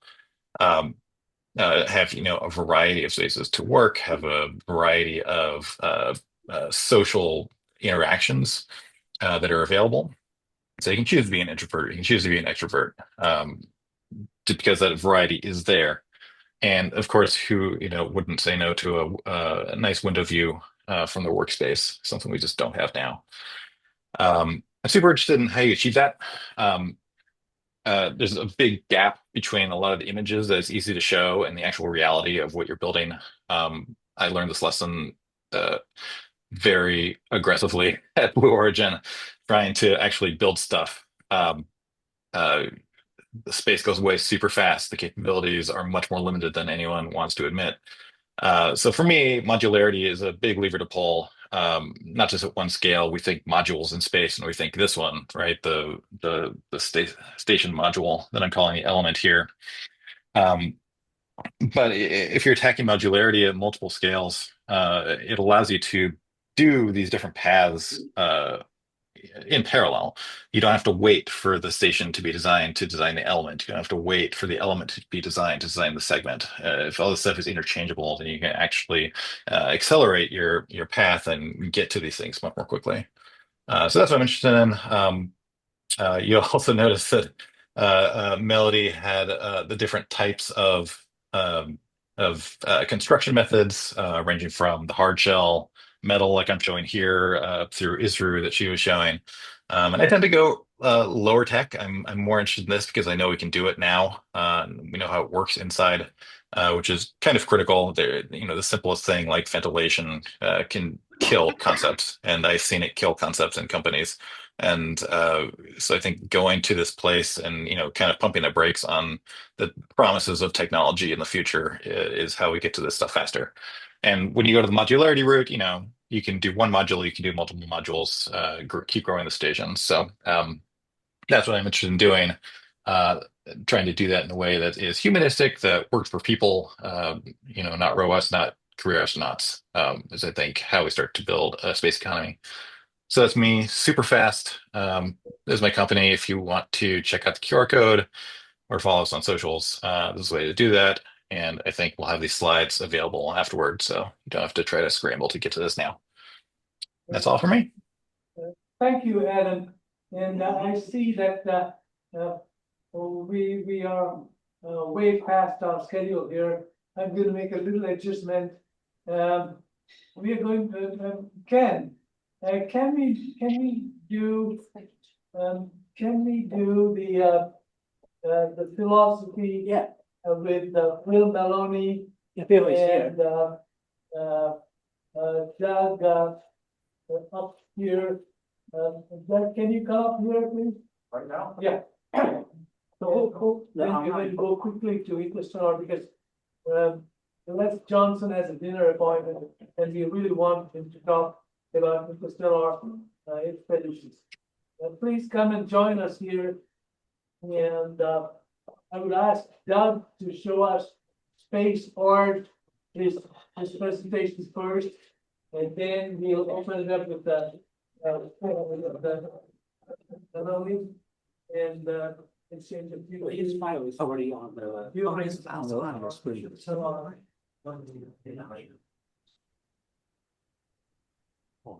Thanks so much. Stand by, we're set to coordinate with the PowerPoint. We'll be right there. Well, Jeff can introduce himself. Yes, good afternoon. English, no, this on, yeah. Okay. Yeah, I'm Doug Stewart, and I am a documentary filmmaker by trade. I have been in the entertainment industry for over 30 years. I've done shows forever, like the Oscars, the Emmys, the Screen Actors Guild, the American Cinematographer Awards, and currently I am completing a novel and also still taking care of some other business that I have with the film that I made, which you'll learn about in my talk. So, are we ready, gentlemen? No. Yes. 1 second. Well, we have all the technology in the world and still it's not perfect. There you go. Yeah. There's always room for improvement in technology, isn't there? And that's why we have so many wonderful engineers in this room. In the life, Douglas Stewart produced a series of shorts, and he was probably employed by the Oscars for producing those shorts for their Oscar awards. Yes, I was a film supervisor for 30 years on that show. And my job was to put little film pieces together that showed why somebody was nominated for their acting role or for their set design or for their script or any of that. It was bring visuals for the Oscars, which a wonderful job and a great show. You know, they don't make movies like these. Okay. My Bert Walsh. Hello. And we're ready to go, Bert. Hey, now we're ready. You know, it's really great to be in a room with so many people here and with so many people online who've already done their Christmas shopping. So thank you for taking time to afternoon to attend this. Okay, it's time for a quiz. And let's take a look at the cover of the October 1976 issue of Astronautics and Aeronautics, a magazine published by the AIA. It features a painting called Pittsburgh at L2, what mining asteroids might look like in the future. Now, what does this cover have in common with these three items? The Golden Gate Bridge, the Chrysler Building, a classic film, Citizen Kane. And what would it have to do with America's space program? Well, the answer is that all of these, all four of them, were touched by the creative genius of a man who was both an artist and an architect. His name was Chesley Bonham. Chesley was blessed with a remarkable ability to put the future on canvas, and he shared what he envisioned with the world. And he became known as the father of space art. His life included just as spaceships were routinely navigating the cosmos, thanks in part to Chesley himself. But his astounding life began, it was 9 decades long, at a time when wooden sailing ships were still navigating the ocean. Though through his remarkable paintings, he inspired our country to boldly explore the final frontier of outer space. And we're still exploring that frontier today.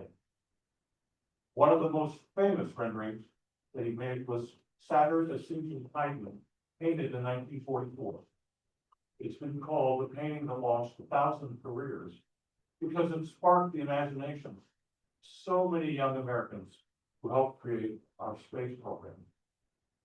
Growing up, he began his story with, our story begins on January 1st, 1888, when Chesley Knight Bonestell was born in San Francisco. And he grew up there with an interest in painting and astronomy. And when he was 17, he created his first piece of space art, a rendering of the planet Saturn. Chesley almost lost his life in a devastating 1906 San Francisco earthquake, which destroyed most of the city, as well as his famous painting of Saturn.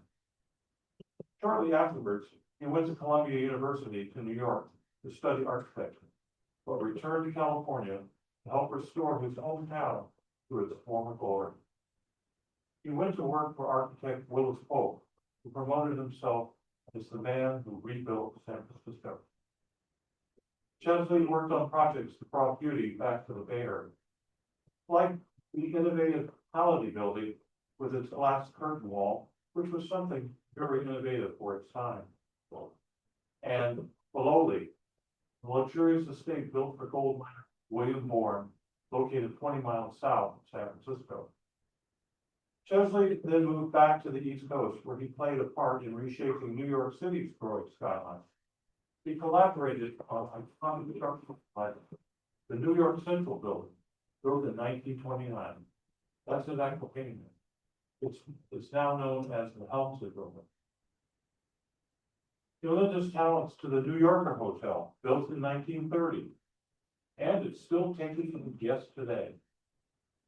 Chesley's design touches to the stunning Art Deco Chrysler Building included gargoyles watching over Manhattan. After the Wall Street crash of 1929, Chesley returned once again to California. There, he was hired by Joseph Strauss, chief engineer of a project, calling for a bridge that would connect San Francisco with the rest of Northern California. It would have to span a treacherous part of the bay known as the Golden Gate. Fierce tides and deep waters made the project look almost impossible to accomplish. How about this original design for the bridge, which was really ugly and included technical drawings that the public did not understand. Using a new design, Chesley created color renderings that showed everyone what the bridge would look like when it was completed. A special bond for $35 million was funded by the public when construction began in January 1933. And it was the largest and most suspension bridge ever built at that time. It took 4.5 years to finish. And in today's dollar, cost would be somewhere between $2 and $3 billion. And it was a glorious celebration when the bridge opened on May 27, 1937. And it's fair to say that the Golden Gate Bridge is one of the most timelessly beautiful structures ever built on Earth, thanks to Chesley got named. Chesley would then move down the coast to Hollywood and landed a job at Warner Brothers Studios. His skill in creating almost photographic realism with a paintbrush quickly made him one of the most in-demand and highest paid special effects artists in the business. You'll find Chesley's name in the credits of many classic films, like this one, which called for a castle for Charles Foster Kane, fictional media tycoon played by Orson Welles. Charles Foster Kane was a thinly disguised character who bore a strong resemblance to real-life media mogul William Randolph Hearst. Full of directional innovation, Citizen Kane has been called one of the best motion pictures ever made. When he wasn't working at the studios, Chesley went back to his apartment in Hollywood and prepared a special portfolio of paintings featuring our solar system, the likes of which soon changed modern history. He sold his collection to Life magazine, which published those images in the May 29, 1944 edition. At the time, our country was involved in World War II, and weary Americans embraced this planetary vision with great enthusiasm. Chesley showed people what it would look like to visit Saturn and its moons, at a time when rocket travel only existed in the minds of dreamers, physicists, and science fiction writers. This is when Chesley became known as the father of space art. These stunning images were later incorporated into a landmark scientific book called The Conquest of Space, written in 1949 by German rocket engineer Willy Ley and fully illustrated by Chesley. Do you have a copy? I have one. Yeah. Many people, very famous book. The book took its readers further on a romanticized and sometimes whimsical trip through outer space.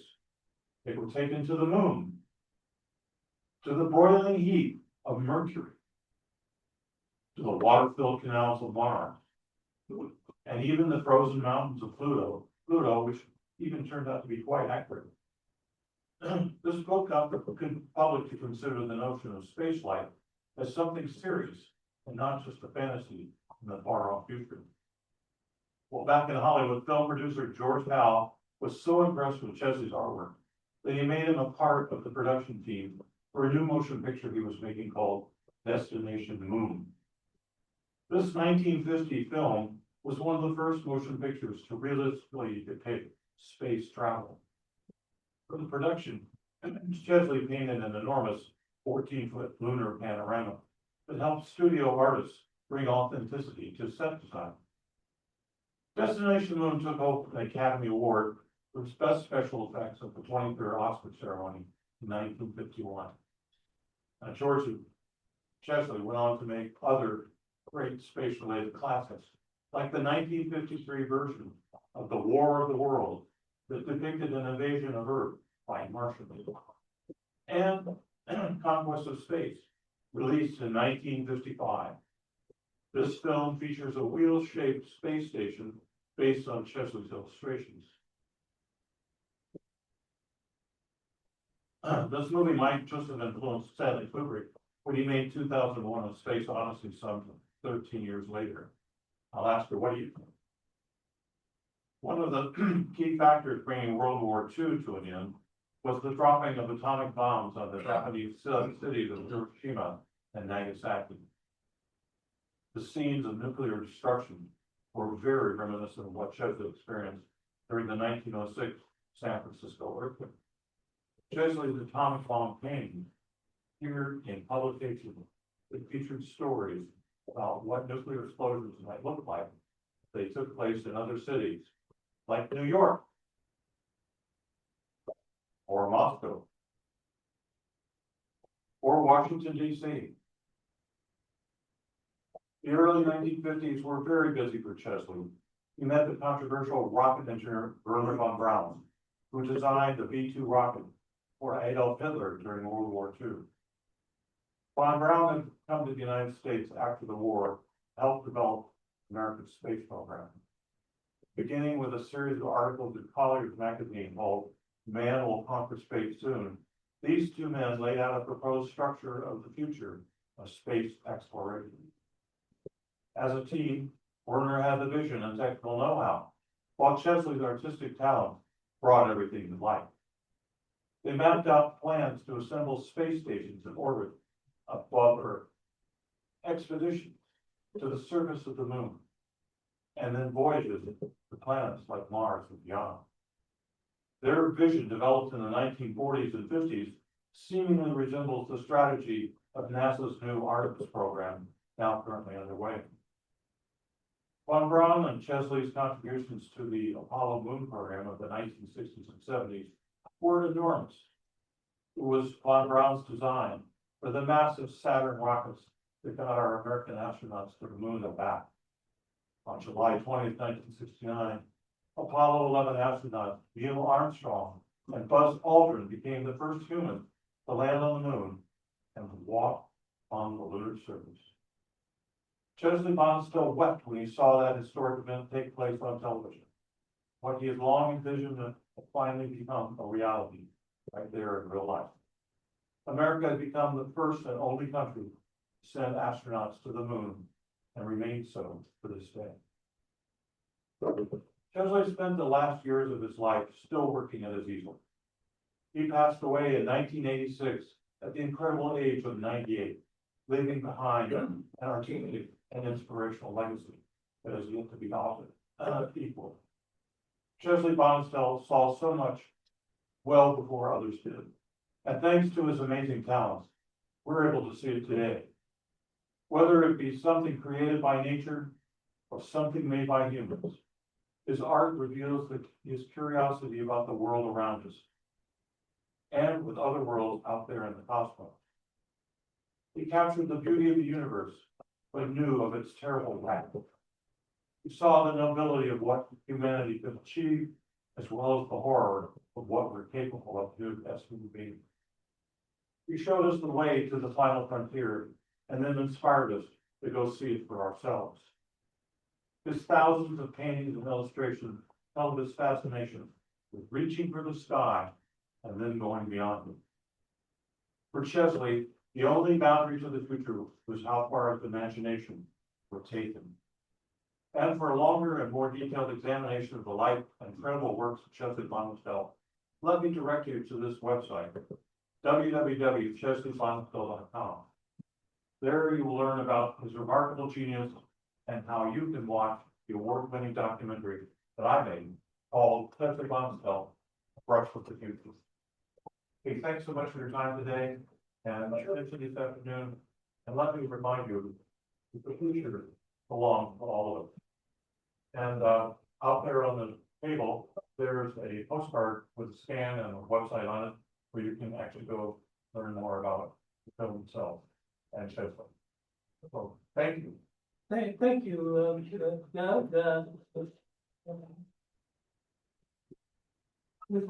you and Bert are in the running for the best storytelling of this evening. Thank you very much. Now we are going to introduce two folks. Mike Potter has joined us. Mike, are you there? Hello, Mike. One second. He is there. Okay, and Bill Maloney, the first time I met you was at the Mars convention at USC. And I listened to your talk, and then we had a chat afterwards. So glad that you're able to be with us. I think that was the quantum information science talk. That's right. I don't know what you have in store for us here, but please spend a few minutes telling us, giving us your talk. Thank you, Maggie. Are you guys ready? 1 second. Also, it's a Bill turn, right? Pardon me? You want Mike or Michael? Mike Potter. Mike Potter. Or Bill? First, let's do Bill, and then we go to Mike. Okay. And Mike is going to show us that song too. Okay, so Bill.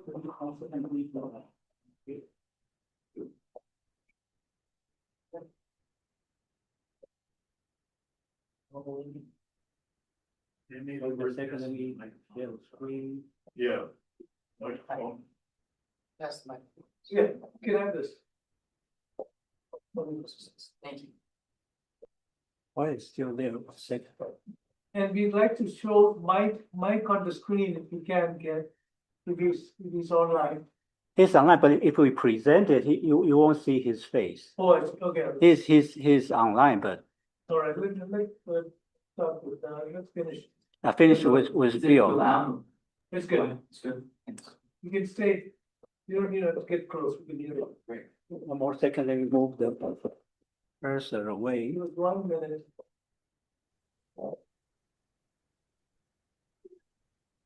Would you like to have Christmas? Yeah, we're Santa Claus. Oh, it's Christmas Day, there you go. I'm so excited. Oh, that's good. That's all right. Thank you. Take a picture. Yes, Bill. Ready to go. Great, thank you. Good afternoon. My name is Bill Maloney, and today I will be presenting on the topic for launching the Space Settlement Fund. In order for Mars to be settled, we will need to have the ability to finance these settlement efforts. While this presentation is focused on Mars specifically, I believe that the same model could be used for settling other parts of space. A large fund will allow the economical purchasing of transportation to Mars and technologies needed in order to settle the planet. I believe that the same model could be used for settling other parts of space. Settling Mars means multi-generational families and self-sufficient, flourishing city-states. There is a large difference between going there for scientific research and transforming it into a thriving, prosperous community. When people arrive on Mars, they will need to have access to technologies that help them survey and understand the planet deeper, much as the frontiersmen worked to understand the wild, untamed surroundings around them. The transformation of Mars to a technological civilization will require access to tools so developed and at such a scale to make this heroic feat possible. This mission requires access to a very large amount of capital. I believe that now is the time to begin financially planning for the settlement of Red Planet. There is an opportunity to build off of the enthusiasm for space travel exploration and settlement now. This present moment appears to be the perfect launch window for the Mars Settlement Fund. I think that an entity should begin now to raise funds and plan to develop a 50,000 person Martian settlement, with the first 1,000 people arriving in the settlement in 2040. The settlement would grow over the next few decades. Elon Musk said in 2019 that he was confident that it would eventually cost less than $500,000 per person to move to Mars, adding that that price could drop to beneath $100,000 per person, which he said is, quote, low enough that most people in advanced economies could sell their home on Earth and move to Mars if they want, end quote. A reasonable expectation is that the cost per person to move to Mars will be $500,000 for those who are among the very first Martian pioneers, while the cost will be greatly reduced for the pioneers who go later on. Musk said that these numbers are dependent on volume. I believe that a fund devoted to settling space can help build a large space settlement that makes space exploration feasible for many. Let's say the cost of going to Mars starts at $500,000 per person for the first Martian settlers in 2040. That cost goes down $20,000 per year on average. 20 years after the first settlers have gone to Mars, the cost per person will be $100,000. First settlers might sell their home or invest in the fund $50,000 per year over the decade, from 2030 to 2040.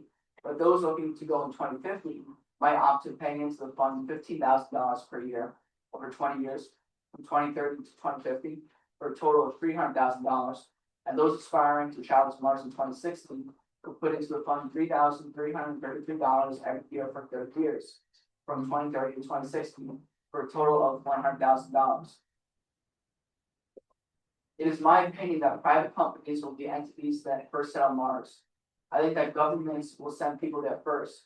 However, I do not think that governments will have ambitions beyond scientific missions and send the amount of people needed to truly develop a successful, thriving society. This is due to multiple factors. The first factor is that these missions will be risky, or at least be seen by people to be. I believe that governments are going to be risk averse regarding efforts to settle Mars. They would not want to be associated with any disaster that might occur. It is due to the tendency of governments to be risk averse in scientific exploration that I believe that our knowledge of the deep waters of our Earth and oceans is limited, and private organizations and individuals are doing much of the trailblazing, pushing on Africa research. The criticism of the noble explorers who lost their lives in Titan submersible implosion in June 2023 is the type of criticism that I think will be levied if any disaster occurred. Many nations, including ours, are struggling with access to affordable housing, food, energy, and medicine. I think that a large amount of the voting public will perceive efforts to settle Mars as a waste of money, funded by governments with budgetary issues, while their populations are experiencing financial difficulty. The space community should communicate with the public and governments about the importance of space exploration, highlight how advances in space can help humanity in so many ways, including but not limited to medicine, energy, food, and housing. Second factor is that there stands to be a tremendous amount of wealth to be gained from those who wish to settle Mars. There's a ton of excitement for profit in space transportation.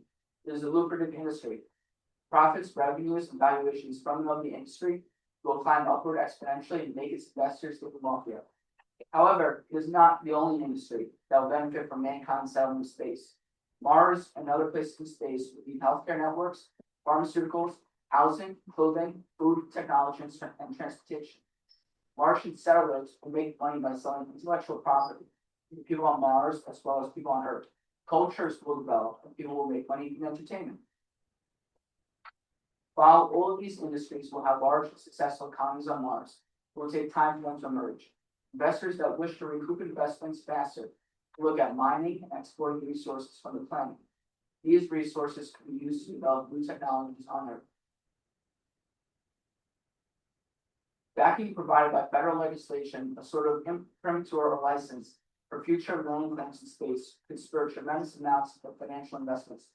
Peter Diamandis, the founder and executive chairman of the X Prize Foundation, has said that quote, ownership is the only powerful driver to open our frontier, end quote. Federal recognition of land claims on Mars will provide security for investors. Alan Wasser, the chairman of the Space Settlement Institute, and former chairman of the executive committee of the National Space Society, compares potential federal recognition of Martian land claims to intellectual property law.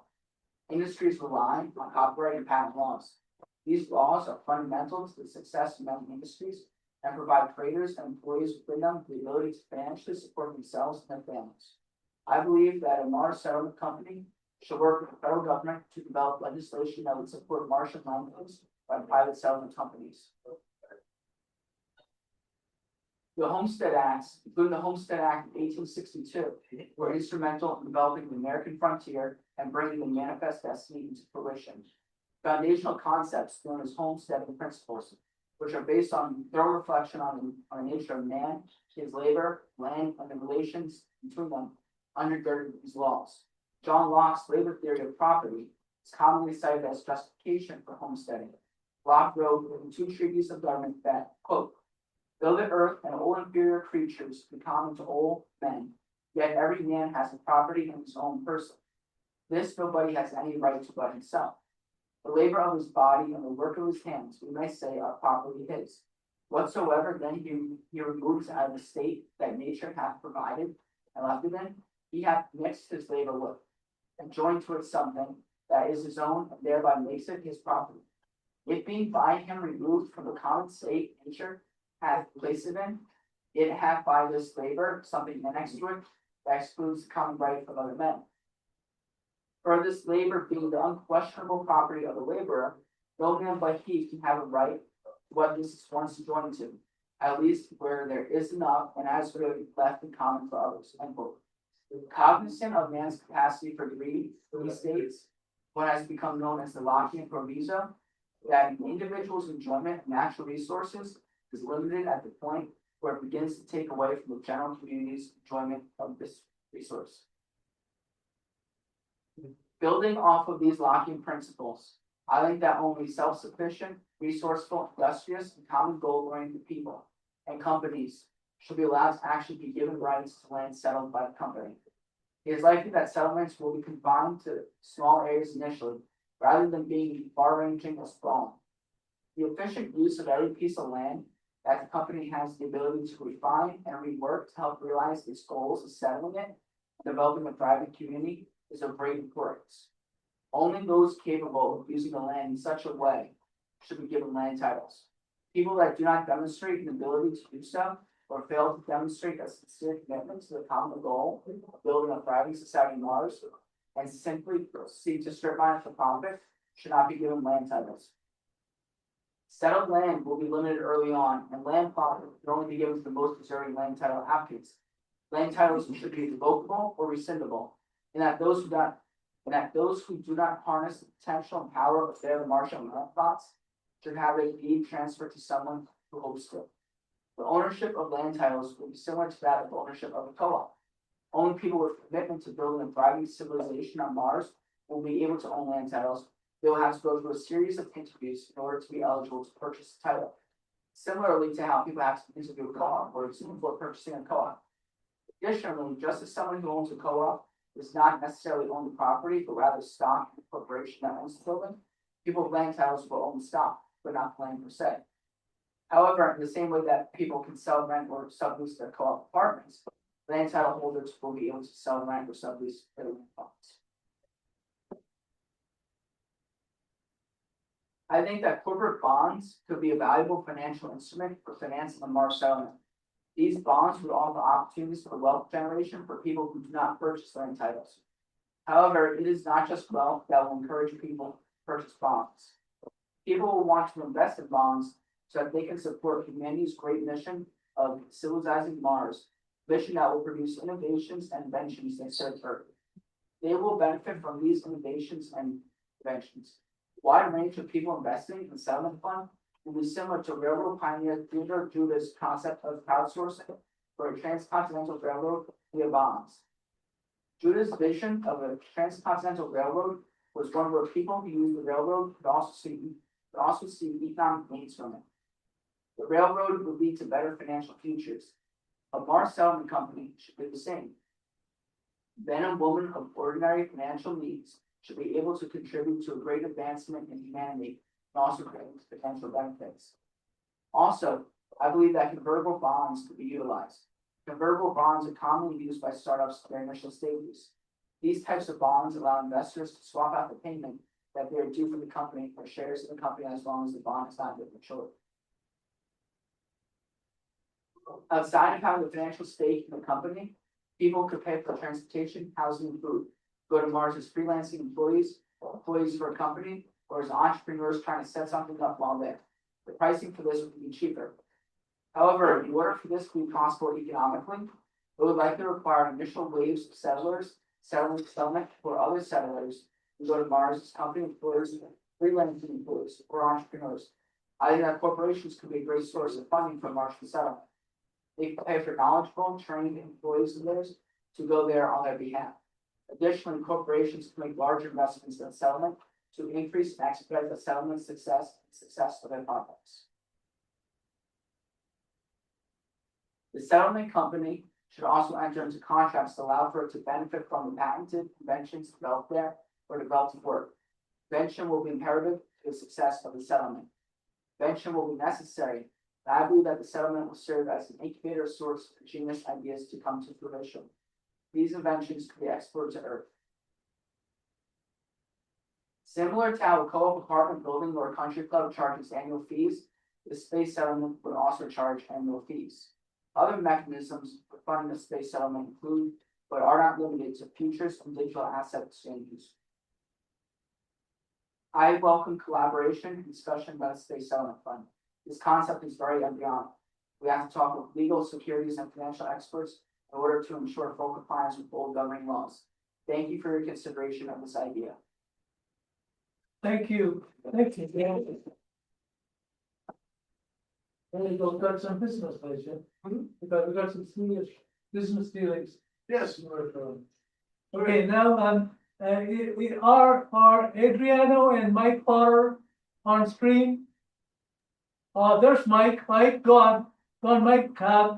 Give us your 5 cents. And is it cold over there? It's cold, but not too cold.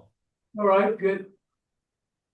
So yeah, so basically, I mean, it's been super fun listening to the conference today, and just a real short note that in March when the Intuitive Machines lander landed on the moon, the Lunar Museum of Art, LUMA, also landed on the moon. We were part of that mission.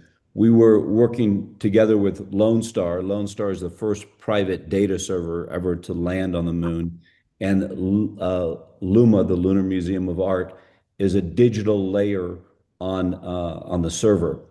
And it's a great model. I think that it's been super interesting. I think it gives us a lot of insights also into how we can improve art on Earth in terms of particularly museum and gallery art, but museum art. How can you make it more democratized? It's one of the things that we've done on the moon is that all the curated art that we carried to the moon is available on the internet. So anywhere on the planet, people can enjoy our artwork. And I think there's a whole, it's the beginning of building an ecosystem and eventually a financial ecosystem. So we just heard about, building economies. I have a paper that I have published in the past. I put it in the group chat about mega funds for building mega science, and I think it relates to that. But really, we're talking about building ecosystems in space. One of the things that was really fun to collaborate with Madhu and Madhu's graduate school class at USC on has been this initiative, SOS, Save Our Space Station. And we believe, the Lunar Museum of Art believes, and we are advocating for rather than crashing the $200 billion space station into the ocean, $200 billion is the most expensive structure ever built by humanity anywhere. And so the current proposal by all the partners is to crash it in the ocean to get rid of the $200 billion asset. There's a small group of us, including Madhu and the graduate school at USC and the Lunar Museum of Art, that are really proposing to depressurize the International Space Station and boost it to a higher orbit, a storage orbit. And this is really to try to preserve this as a common heritage of mankind. This is really an embassy for all of Earth's creatives to capture the spirit of why we do what we do in terms of space. So, Madhu, I know we're behind time. I just wanted to kind of introduce some of these concepts and try to turn it over to some of our other speakers. Thank you, Mike. And Mike also is creative. He has put up so he wrote this article, sent it to AI. AI made it do rhyme, and then he put that into a AI a musical jig, and it's on YouTube. I don't know if you'll have time to play this here, but all of you want to look at Boost It Up, as an AI a song by Waka. Yeah, so it's called Save Our Station. If you just go to my LinkedIn profile or you go to the internet, if you go to the Institute of Space Commerce, you'll see the song, and it's super fun. This is a great time of year to listen to something like that. And you know, these are all very serious issues, but you know, sometimes it takes art to hold up a mirror to everyone to kind of expand the policy debate that sometimes gets very political and very messy. Thank you. I see two other folks online here. Adriano, can you do a quick spiel? I'm here. Can you I am do a here. quick- I see, my friend. Can you do a very quick one? And Rachel may add to something before. I want to close with this beautiful set of slides from the Interstellar Expeditions Group. So can you accelerate and just highlight what you want to talk about, Adriano? Can you see my presentation? Very well, yes. And we Okay. have slides that we will archive. So if you can quickly go to conclusions and make us eager to look through your archives, we would appreciate that. Okay, let's go. So Earth has nearly 8.5 billion people, and we are using resources faster than they can be replenished. This is leading to a declining quality of life and a worsening of environmental and social conditions. As resources become scarce, some will cling to Earth and fight for what's left. The brave will venture beyond our planet to find new resources for all of humanity. These pioneers will be known as the space settlers. Yet, where should we live in space? Most popular visions imagine colonies on planetary surfaces like the Moon or Mars. Exciting scientific endeavor, yet there is a better way, focusing on human well-being, freedom, and creativity, free space habitats. Rotating, self-sustaining orbital worlds designed to simulate Earth's gravity and sustain rich human communities. This vision offers not just survival in space, but thriving, free, beautiful human civilization. Living in a rotating space habitat, as Jared O'Neill proposed in The High Frontier, is far better than life on planetary surfaces. These habitats provide simulated gravity for Earth, continuous sunlight for energy, and can be moved away from cosmic dangers. Prioritizing geolunar space development in the short and mid-term rather than Mars can boost the space economy and greatly enhance quality of life from safety to well-being and beyond. O'Neill's idea continues the Enlightenment spirit, showing how human reason and creativity can build environments that preserve freedom, dignity, and beauty. In 1969, physicist Jared O'Neill asked his Princeton students if a planet's surface was the right place for an expanding technological civilization. They said no. Other visionaries shared this idea. Von Braun's rotating well station in 1952, Clark's orbital islands in the sky in 1954, and Romig's giant space colony in 1956. Later concepts included NASA's Stanford Torus in 1975, Cole's asteroids habitats, and Kraft Erike mobile colonies and lunar industrialization before Astropolis, Androcells, and free space settlement. Living on the Moon or Mars means opting to harsh, alien words that limit human flourishing and quality of life. To truly survive and thrive in space, habitats must go beyond safety to be beautiful, ergonomic, spacious, and comfortable, supporting a high, even flamboyant lifestyle. Greenery and water should be abundant and harmoniously designed with safety and durability just as crucial. Beauty and art define civilization. Sterile, purely functional habitats export survival alone, not culture. A humanist space vision carries joy, creativity, and happiness into orbit. Free space habitats offer unique advantages: adjustable gravity, constant sunlight, mobility to evade cosmic dangers, and environments shaped by human ideals of comfort and beauty.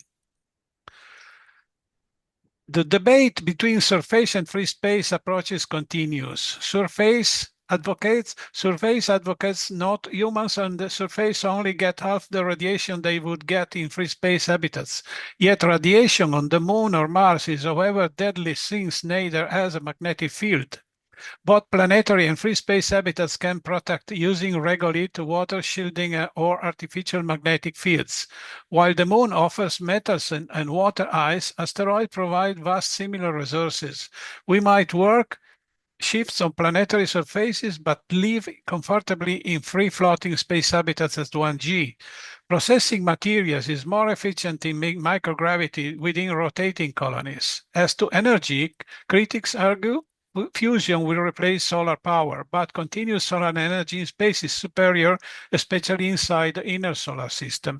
Fusion reactors could also be installed on space habitats. Though planetary surfaces aid mining and exploration, they restrict health, movement, and creativity.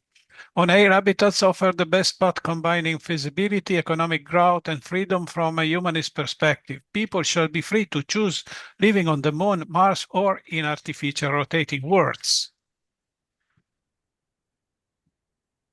Over past decades, hundreds of astronauts have lived, sometimes for a full year, aboard orbital stations such as the ISS.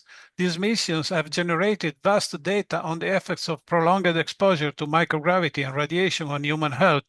Evidence is clear: long stays in space cause profound and sometimes lasting physiological changes. Astronaut Scott Kelly's one-year mission on the ISS provided one of the most comprehensive studies of human adaptation to space. In his book, Endurance, Kelly describes the harsh effects of microgravity and radiation on his body, highlighting a central challenge. These effects must be mitigated before civilians can safely live in space. Countermeasures, such as simulated gravity through rotation and effective radiation shielding, are achievable. Prolonged isolation can dull motivation and emotion, so psychological resilience is as important as physical health. Space settlers shouldn't be broken nostalgic for Earth, yet unfit to return. Habitats must feel safe, beautiful, funny, never create pressure or anxiety, and be even better than Earth life. This means designing life glorification, not just life-sustaining systems. Private flats with kitchens, bathrooms, living rooms, plus large communal spaces like meeting rooms and squares are essential. Ergonomics, calming colors, and decoration will support relaxation, conversation, and well-being. Soft lighting, art, comfortable individual and multiple seating, and options to view or not view outer space will encourage socializing and peace of mind. A green environment in space habitats must extend beyond food and a green environment in space habitats must extend beyond food and oxygen production. Gardens and lush vegetation should create Earth-like biomes, including selected animals, to provide beauty and psychological comfort. NASA highlights that plants and flowers are vital not only for nourishment and air quality, but also for mental health and morale. Fresh orbit ground ensures a steady supply of essential vitamins. Water plays a crucial role, not just biologically, but as a living environment. Lakes, rivers, and large bodies of waters are needed to develop self-sustaining ecosystems. In line with O'Neill model, vast seas can exist in spinning habitats supporting rich life. Living in space calls for more than survival. Beauty, comfort, and nurturing spaces are essential for emotional well-being, especially far from Earth's natural cycles. Access to nature, natural light, art, and ergonomically designed spaces foster creativity and health. Space habitats can feature lush gardens with both Earth-native and genetically adapted plants, tranquil pools, tree-lined pathways under tailored artificial sunlight, and homes with natural light-framing views of Earth and stars. Ergonomic design supports comfort everywhere. Sports arenas promote physical activity, and meditation pods offer peaceful retreats. Art and leisure transform habitats from mere shelters into true homes where civilization can thrive. The well-being of space inhabitants depends on nurturing both body and soul. Without freedom, space settlement risks creating exiles, not pioneers. Freedom of choice is a fundamental human right and the cornerstone of dignity. Take Peter, a pioneer who joins a moon colony full of hope. Over time, the moon's low gravity weakens his body, making a return to Earth dangerous or even deadly. His trip becomes one way, forcing painful limitations. Humans must always retain the freedom to choose where to live, free from being trapped by biology, technology, or politics. When we decide to live in a space community, non-human rights should be disregarded or denied. Space habitats spinning to simulators, gravity preserve health and strength, so settlers like Peter won't face cruel trade-offs. People can migrate freely between Earth and space, keeping settlement reversible, voluntary, and human-centered. True freedom of movement lets us make space a home, not a place of exile. Adriano? Yes. I think your talk is going to the White House, but can you conclude? Yes, I have the last two slides, just 2 minutes. Cultural freedom is as vital as the freedom to move. Our cultures, traditions, languages, and arts are the essence of who we are. In space habitats like a rotating city called the New Gaia, these elements won't just survive, they'll flourish in wholly new ways. Imagine Russian. Okay, I will go quickly over this, but I think you got the concept. Astronaut Scott Kelly reported that 10 ISS crew members suffered EDHs from excess carbon dioxide. In another case, the air recycling system failed and backups were also in critical condition, forcing risky repairs while cargo supplies from Earth were delayed. Should permanent space inhabitants face such limits, life support system in space habitats must be designed with large-scale redundancy. Water, oxygen, power, and food supplies need multiple backups to ensure safety without austerity. Redundancy isn't just technical, it means freedom from fear, the foundation for creativity and trust. With near unlimited solar energy and space-mined resources, redundancy can be elegant, not clumsy. This flamboyance, a term used by Howard Bloom, signals joyful abundance, not frivolity. Abundance transforms life, enabling cultural centers, expensive greenhouses, theaters, and playgrounds. Flamboyance rejects mere survival and celebrates human creativity unleashed. Early space station focuses on isolation and basic safety. Kelly showed that air recycling and water treatment systems were insufficient. So the design by NASA was greedy, was oriented to saving money and not to. Okay, however, yeah, okay. You have my whole presentation. However, I'm going quick on this because even other speakers have talked about that. Building a space economy. Want to put my accent on a new human era, rotating habitats as hubs of health, freedom, and beauty, space as the next chapter of human creativity, culture, and evolution. I invite everybody to the fourth World Congress of Space Renaissance International that will take place from 30 June to 4 of July virtually. So everybody can submit, please submit your abstract, see the call for papers, and join us in this very important Congress. We make one of these things each 5 years. So this will set up our goals toward the 2031, more or less. Okay, so everybody's invited.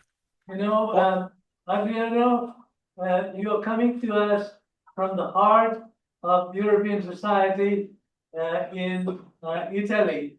And we have to congratulate you on bringing humanities to the forefront of space activities. Because we feed our children a lot of excitement with games and so on, but we fail to realize that we are humans and we need more than all the technologies can offer.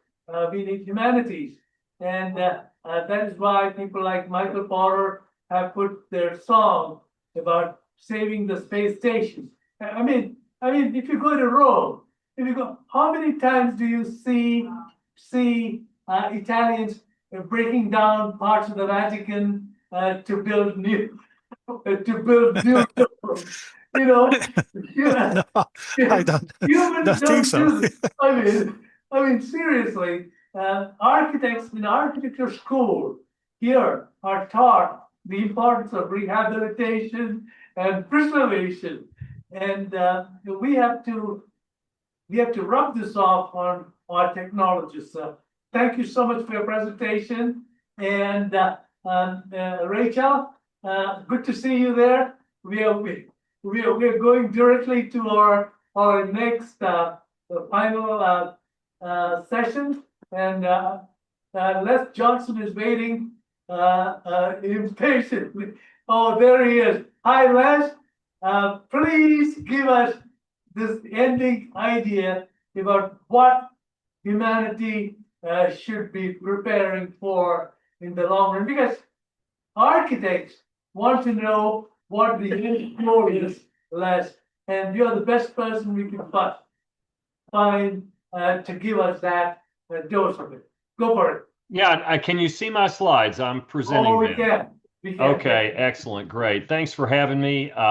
Sorry I had to give you the prompt for possibly leaving early. I apologize. Yeah, I'm Les Johnson. I just retired after 35 years at NASA. I was the chief technologist at the Marshall Space Flight Center in Huntsville. And my specialty has always been advanced in-space propulsion. And outside of my NASA work, I've been intimately involved with the Interstellar Research Group. I supported a bit of the work on the Breakthrough Starshot. Just been a big fan of how we might prepare to become an interstellar species someday. And I also write and publish science fiction novels, mostly about first contact and interstellar travel. So what I'd like to do today is just give a quick snapshot of the challenges of interstellar travel and to let people know that it's not going to be as easy as science fiction makes it look like it's going to be to travel the stars, unless there's some revolution in physics that happens. But nature has not made it impossible. We just have to think big. And I believe that we need to start preparing now to do that. And that's one of the reasons I've been a part of this organization called the Interstellar Research Group at irg.space. But let me just jump right into it. Now, Pascal gave an overview of the distances involved in interstellar travel. So I'm just going to give my own analogy just to get us set here. You look at a chart like this, and it makes it look like the nearest star system, which is a red dwarf, Proxima Centauri b, is like right next door. Well, it is on a galactic scale. It's only a little over 4 light years, and as you heard Pascal say, we're soon to have Voyager be at 1 light day, right? So, you know, when we humans think about big numbers, we tend to do something called lumping. And I think we do it with our country's budget deficit. You know, $1 billion is the same as $1 trillion, when in fact there's a huge difference between that. And the distance between where we are and the Centauri system is extremely far, 25 trillion miles. What does that even mean, right? And so the way I represent that to kind of bring it home is if you consider our solar system on the scale of like a classroom. And my foot's 12 inches long. So if the heel, and I'm standing at the front of the room that you're in, is the sun, that means the earth is at my tip of my foot, and that's 93 million miles.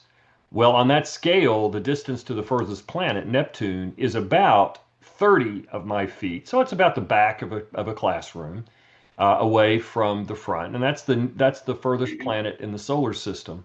But on that scale, the nearest star is over 52 miles away. And on this scale, I mean, you have to go all the way to Laguna Beach from LA at 52 miles times 5,280 feet per mile times 93 million miles per foot, right? And that's to get to the nearest star. So the challenge is immense. Voyager, bless its heart, that's what we say down here in Alabama. If it were pointed in the right direction, it would take about 74,000 years to cover that distance. I think we don't want to wait for that. But if anybody asks you, will we ever become an interstellar species? The answer is we already are, but it's very primitive. So I want to be concerned with what I call practical interstellar travel. And I'm glad you mentioned earlier the Colosseum and the cathedrals of Europe and all these other things, because I'm using that as kind of my metric. A lot of those buildings took generations to build. Notre Dame was not built in one generation. Many of those cathedrals took hundreds of years and people after people after people to assemble those things. It was a goal of beyond their lifetime. And so I set a realistic interstellar travel trip time to be 1,000 years or less. And I think that should be our goal. And being the expertise in advanced space propulsion, so of course I look first at the propulsion challenge for this, and you quickly realize that chemical rockets are too inefficient. Even the best rockets we have using the rocket equation, using chemistry, there's just not enough energy distance to give you the efficiency to do it. It goes nonlinear really quickly. It goes asymptotic, actually. And that's 50,000 year trip time. That's just not realistic, even with the fastest rocket we could conceive of. And if you get to more exotic rockets, not chemical rockets, but nuclear rockets, nuclear thermal, nuclear electric, they do better, but not good enough. You get down to about 20 or 30,000 years. You're still not nearly efficient enough to get to the stars in that 1,000 year trip time that I consider to be realistic. But there are some rockets that might make it possible. But I want to emphasize, and especially to any students that are out there, this can be the subject of your research. We don't have a clue how to engineer these things. But the physics says, there's enough energy density there that you can probably build a rocket efficient enough to go fast enough to get some payload on a flyby, not stop, at Proxima Centauri in under 1,000 years, maybe in several hundred years. And so, just real briefly, fusion. There's been a lot in the news lately about these private fusion companies, both in the US and in China. And I'm not sure if very many in Europe, but there may be. And supposedly they're getting close to having some kind of commercial, viable, more energy out than you put in fusion power system. They'll still be very large. To use this on a spacecraft, you're going to have to increase its efficiency and miniaturize it and be able to put it in a rocket and launch it to space. But the good thing is there's enough energy released in nuclear fusion as opposed to fission, which doesn't release enough energy, to power a spacecraft to get the efficiency of propulsion you need to get to the stars in that trip time. So I'm optimistic fusion might be an option, but even it would only be good enough for the nearest 2 to 3 star systems. Beyond that, your trip times start going up into the multiple thousands of years, and that's just not a very practical thing for what I would like to see us happen in the future. There have been lots of notional starship designs. This is one that was done by the British Interplanetary Society. I'm a fellow with that group. Got to love these folks. They're some of the most forward-thinking people on the planet. I highly recommend people check out the BIS and read some of their journal articles. One that's kind of fun, but I kind of hope we never build it, is Project Orion. If you're a history of the space projects that have been canceled, this is one of them. Back in the 50s, the Defense Department in the US actually thought that the Cold War with the Soviet Union would result in us having space battleships fighting it out in low Earth orbit. And so the idea was, how do you get a lot of mass to space quickly? And Freeman Dyson and others came up with Project Orion.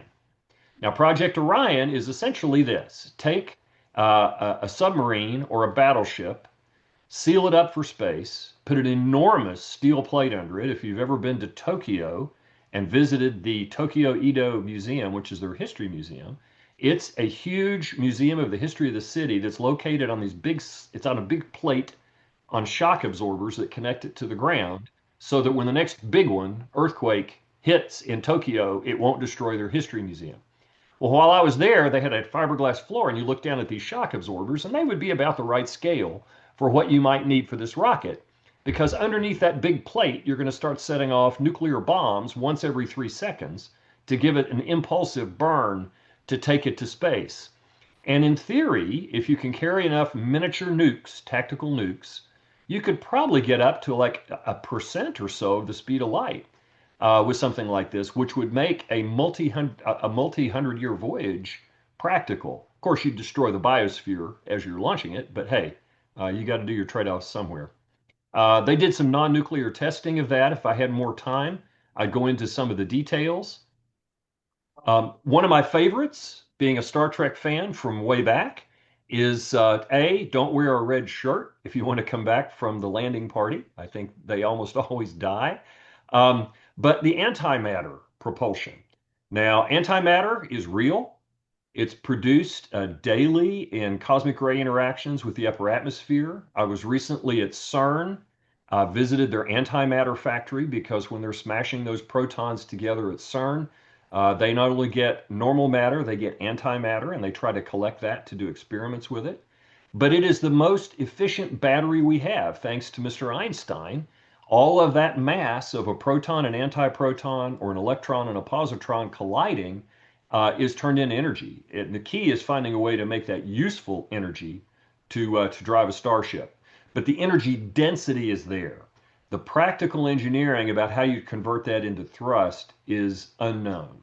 And in fact, some say it can't be done, but I don't believe any engineer who says it can't be done, as long as the physics says it can be. It just means that engineer hasn't thought of a way to do it yet. No offense to my engineering colleagues. As long as physics doesn't say it's impossible, there are creative people out there that will find a way to take advantage of it. Let me skip over the positron emission in a banana. That slide didn't turn out too well, but just be aware that when you eat a banana, you're eating potassium-40. That decays spontaneously about once every 70 minutes and releases a positron. So in your kitchen, you have an antimatter factory. The challenge is going to be, we need tons of antimatter to go to the stars, and so collecting bananas won't take us.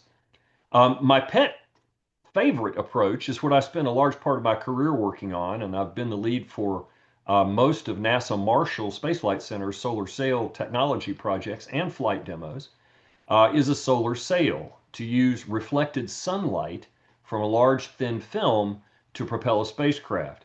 And I noticed that Hank Garrett's out there, and I know he was one of the pioneers working on solar sails long before I got involved. And solar sails have made a lot of progress, but we're not as far along as we need to be, but we are making progress.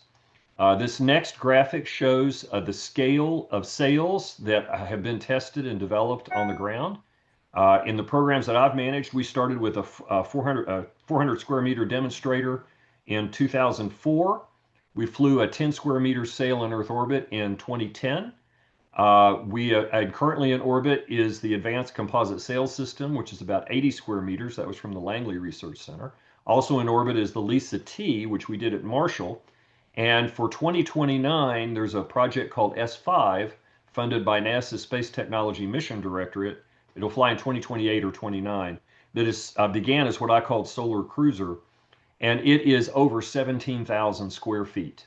And this is a picture of one quadrant of that 17,000 square foot sail deployed at NASA Marshall a couple of years ago. And if you squint, you can see me on the far side. I'm the third person from the right. Now, to use this for interstellar travel, you've got to think big. You've got to get up to like 100,000 square meters or a square kilometer. You've got to move away from the polyimide films that we're using today and consider things like a graphene substrate to get the strength so that you can keep it under tension at square kilometer sizes. But we're making progress. We've actually developed sails and gone from 10 square meters to roughly 100 to about 1,000. We think we now know how to make one that's about 10,000 square meters. And while that's being developed, my hope is that we can get to 100,000 square meter design. And it's sort of a Moore's law for sails that I call Less's law for sails, that every generation is an order of magnitude bigger than the previous one. So those are the options that nature has provided us that might enable us to go to the stars. As a crass commercial message, I do write books about this. This is a book that came out from Princeton Press in 2022 called A Traveler's Guide to the Stars. It's a popular science book about interstellar travel that contains a lot more than I've been able to describe here today. It's not meant for a technical audience, but it is my best-selling book. It's in 7 languages, and folks might enjoy that. And then Madhu and all the aerospace engineers out there, you may not be aware of this, but over the last 4 years, I've worked with a nuclear engineer at Oak Ridge named Ken Roy, and we have assembled a 3 monograph set that's published by Elsevier. It's in their textbook section, and it is all about interstellar travel. And it's 3 volumes written by the world's experts on all of the aspects of interstellar travel we have to cover, from technical like power, propulsion, communications, life support, radiation survival, habitats, all those kind of things, up through what do you do after you get there, how are things going to be governed, and what do we have to do to the culture to prepare us to become an interstellar species. So if your universities are interested in that, it is available through Elsevier, and these are very technical. So you go from the non-technical traveler's guide to the technical monographs. And with that, I'll stop and leave my contact info up there in case anybody wants to reach out and have some questions. Excellent. I can't think of a nicer ending talk than what Les did. Les, I did talk to Andreas about aspects that we may not have discussed in length. I'm glad that the 3rd book you show says after arrival. Now, did we do a book about before departure or the short time frame of departure? Also has tremendous anthropological significance, I think. And, well, the first book is in large part preparing to go and the technologies that will be needed. And the way that Ken and I thought about this monograph series is the first book is basically developing the tech and getting ready to go. The second book is during the journey, all the tech and how it has to perform and how it interplays and the environments and things like that. And the third book is after arrival. So that's exactly how we laid it out, is before, during, and after all the tech that'll be needed and all the issues you have to think about. Right, so we would like to do a second take of interstellar expeditions or interstellar travel.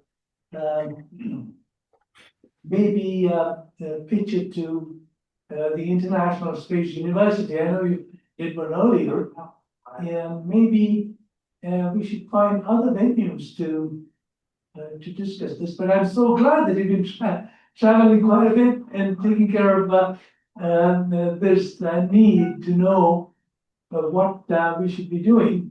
And it bothers me, and the Fermi paradox bothers me, that we don't see civilizations scooting around. I mean, given the fact that we are a species that is interested in this, and maybe we are biased to think that other species would also have the same ambitions. And the thing that bothers me, though, is that we live in a very narrow sliver of existence, and we attribute all the technologies to that.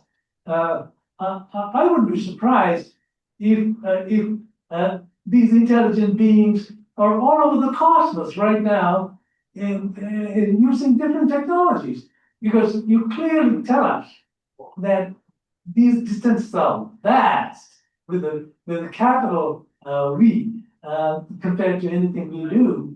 And it's clear that other older civilizations have easily transcended our technologies and are scooting all over the place, oblivious to our existence and vice versa. I have a feeling that that Jim may have some thoughts on this in closing. Not really? All right. Okay. Anybody else want to comment to what Les had to say? Did you have something to say? Yes, this is Henry Garrett. Henry, go for it. I wanted to point out that my talk is along the same lines. Oh, is that right? Okay. Yeah, my view graphs. But thank you, Les, for the compliment.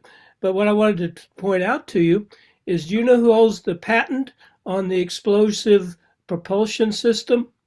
No. Robert H. Goddard. Robert H. Goddard. Really? Yes. Yeah, I've got in my view graphs. If you look at my view graphs, I actually have the picture from the Roswell Museum. Roswell was the first spaceport. Most people don't realize that. And Goddard launched hundreds of rockets from there. And we actually have more rockets in Roswell than they do at the Smithsonian. They have all of his old rockets and stuff. I recall reading that too, Henry, in that Goddard did a lot of work in Roswell, and well, he got kicked after 3 rocket launches up in Worcester, Mass. He caught fire, a couple of fires, and they ran him off with pitchforks. The farmers did. And so Lindbergh and Guggenheim came and asked him to go to Roswell. Very interesting stories about the early aspects of all of these endeavors. And thank you for. And I'm going to get Andreas Hein. And what he did was last year, or maybe even earlier this year. Yeah, last year he put up a competition called Hyperion, and we were in the jury, and it developed into a fascinating series of entries to it. And there are so many clever ideas, and again, what it informed us, most of us, the jury, is that these kinds of activities are tremendously attached to humanities more than they are in the technical arenas. And the anthropologist in the group, he was here for a while and he run away. But we're going to put all these slides. There's the Project Hyperion show right there. Did you want to run those slides, Ken? If you can, otherwise we just got 10 minutes. Ken, do you have the slides of the Hyperion? Oh. Right there. Who's putting on that? No, I'm just sharing the website. Oh, okay, that's good. Good. And they go in there and see the beautiful works done by different folks who entered the competition. And we thoroughly enjoyed our part of it. And, yeah, I would. This is Henry again. I would like to point out that a person you may know, Daniel Hastings, and myself have a book out with Cambridge Press that he's taught many years at MIT on space environments and effects. You might find that book interesting. It goes through all the different environmental concerns and stuff that you have to use when you design a spacecraft. Excellent. Good. Thank you for that information. Dave, do you know Daniel? Do you know Daniel? I know Hastings. Yeah. Dave, can you say hello? I know we missed your presentation here. David Strunk is online. Can you come on? Can you come on? Can you jump one day?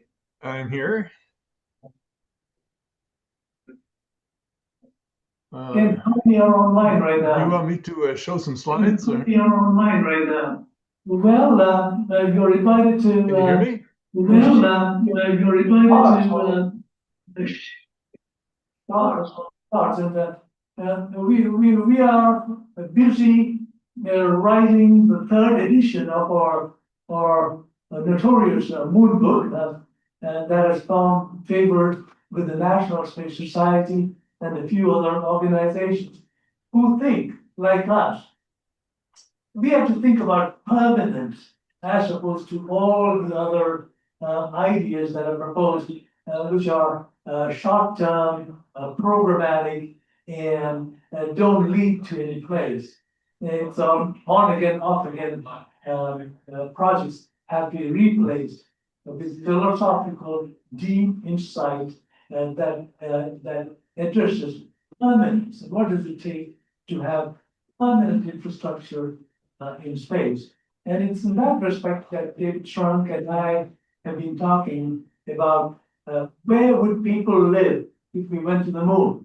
I know that we have had debates with Jim about whether people live on the surface or underground. But David and I, we think that the lunar lava tubes give us the first good permanent home until we develop things like countermeasures for radiation, micrometeorites, and so on. And I don't know if David wants to share a bunch of slides he has there, but otherwise, good to see you, David. And we are going to get all these slides. I apologize if I could not bring all of you in. I did not expect so many of you to turn up during Christmas time, Jim, but I'm so glad you all sat through this. And Ken will very quickly put all of these things on YouTube, right, Ken? How long would you take before all these proceedings end up on YouTube? YouTube is probably tomorrow. Oh, no, oh God, Yeah. It's coming up fast. So, Adriano, yes, you will have the proceedings on YouTube, and we will support your Congress. I am yet to put in an abstract. I will do so, and I would like at this time to play the Save All Stations song. Thank you. Thank you very much, Madhu. I wait for that. Thank Great. you, and thanks for having me today. Yeah. Oh, you're very welcome. I'm very happy and honored. Okay. We are so happy you could spend a little time driving humanity into space activities. Thank you. Oh, there you go. We got a song, guys. This is our ending song for today. As Jared Isaacman takes the helm, I think he's going to look to save the International Station. He's going to save the Hubble Space Telescope. He's going to make sure that the James Webb Telescope stays there for generations to come. And we wish him well in his endeavor because the time has come to change guard, which is happening right now. And the time has come to think differently about human space activities and what it means for humanity. I mean, if you look at the United Nations, they tell you, oh, let's listen to the music now. Can we get the volume? Yeah, let me. Oh, good. And in the United Nations, we do propose that looking into space, looking out into space, it gives you a new dimension and a new view of the human species, of what we can do and what we can become as we refine ourselves. You look at space, despite all the garbage we throw out there, it's still pristine in many, many respects. It's probably nature telling us that we have to become a cleaner, gentler, finer, and more sensitive species. And by looking into space, doing into space, it's my opinion that we will become a far more caring species with particular attention to resources and the way we operate and the way we exchange ideas, information, and collaborations with our neighbors. And this goes with the scriptures. It's Christian time. Do unto others what you would have them do unto you. So with that, we are still waiting for the music, Ken. And save our station. Yep. Oh, that too. Yes, indeed. Catherine reminds us that when SpaceX put out that Inspiration 4 mission, one of them played the violin. And in fact, that was more interesting for me than some of the science that was carried on there. And there you go. Sarah Gills, that's right. You can see that on YouTube too. You're right on.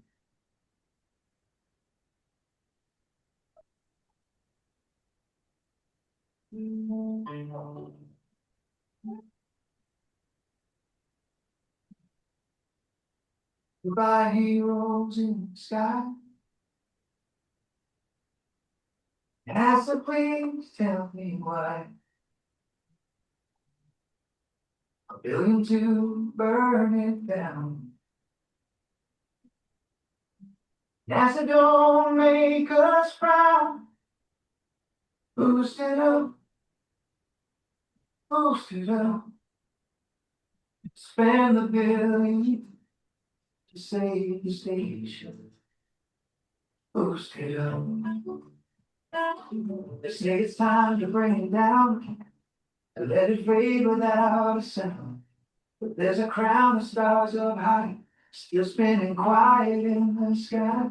It's more than metal bolts and beams. It's every hope and all our dreams that we could build, that we could fly together past the blue and white. Don't burn the sky at night.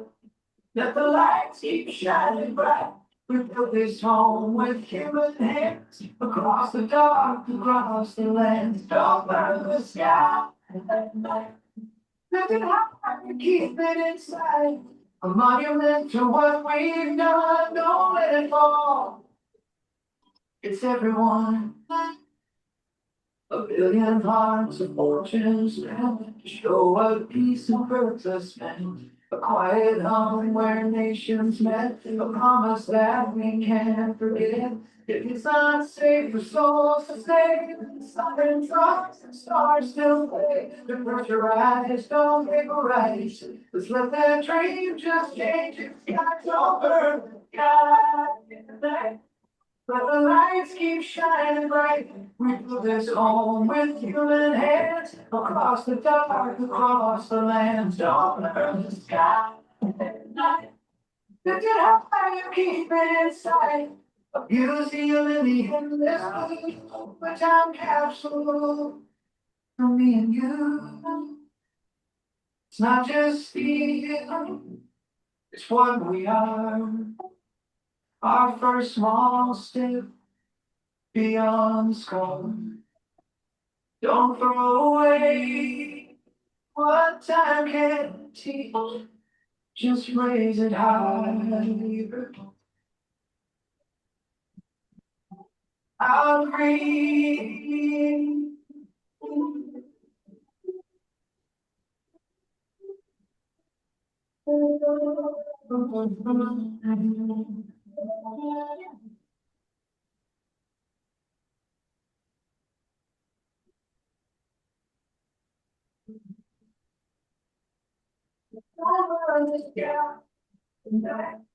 Let the future hold it right for every child who'll look above and see the proof of human love. Don't burn the sky at night.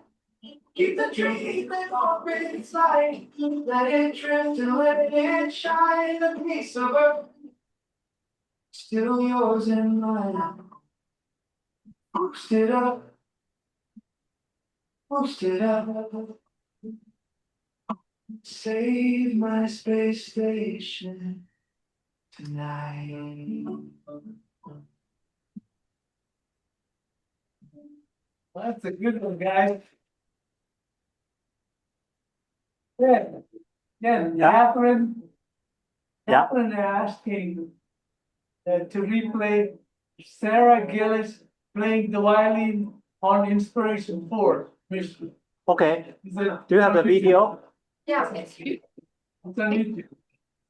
Okay. So that is that the end of the presentations, Madhu? No time for. No time. Oh, no time? No time. Well, give it a try. Give it a try. I know it's ending 4:30, but if it's just a few minutes. Can type in the name. Yeah, please. Yeah. Library closed at 5, so we need to go out of this room Okay. before 5. 5. They told us we can probably leave gradually to the entrance, but the room here is 5. Yeah, we got one. Oh, that's it. Oh, look at that. Okay. You know, more people. This is great. No commercial. See, Oh, there's no commercial. you like classic? Me too. Oh, that's commercial. No And to those who had slides and we could not present, It starts with I apologize. Okay, good. But all So of your it's slides space will and go on our organized well. Excellent. She Well, got to I'm develop sorry. the orchestra. What? Added as the All right, we're hearing two conversations. And actual was moving around. Which have he had a concert. in space. Have you thinking about it? Do you know? I can only hear Ken. I don't know her, but she's 30 years old. As we travel around our beautiful planet on this 5-day mission, It's we wanted to share this Great. special music moment with you. That was on my Bringing birthday. together global this performance. We can only hear the people that are talking next to the highlighting the microphone. resilience and potential of children. It's phenomenal. Here is Let's Rose do that. singing by Or John. Maybe that's David. And she's raised money for. No, it's somebody else.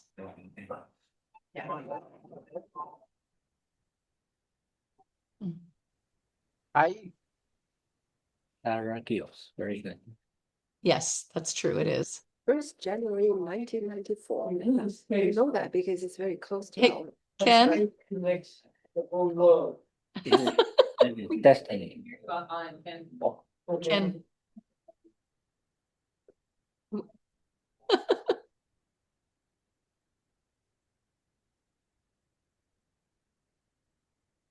I'm not sure. We're not sure what you're doing over there. We can't see anything. Okay, 1 second. Or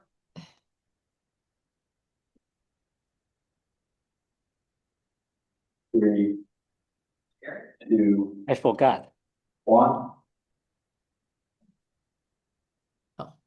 Thanks for telling us. Can you see it now? yeah. Okay. We were Thank you, looking. Rachel. Thank you. 1.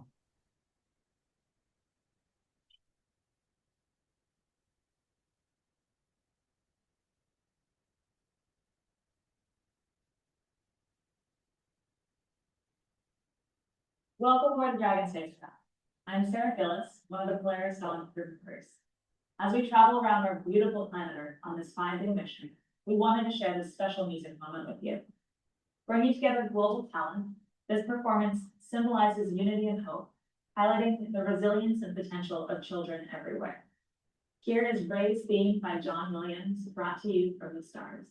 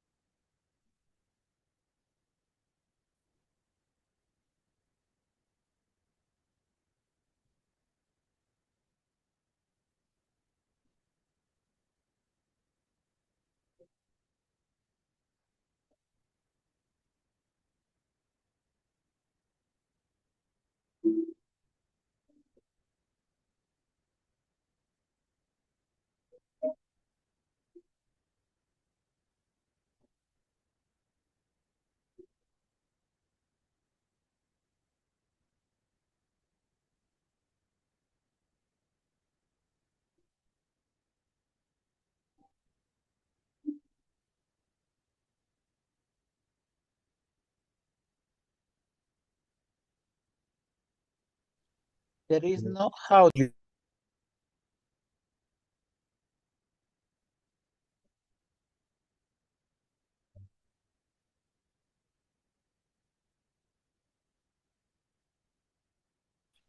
We need sound.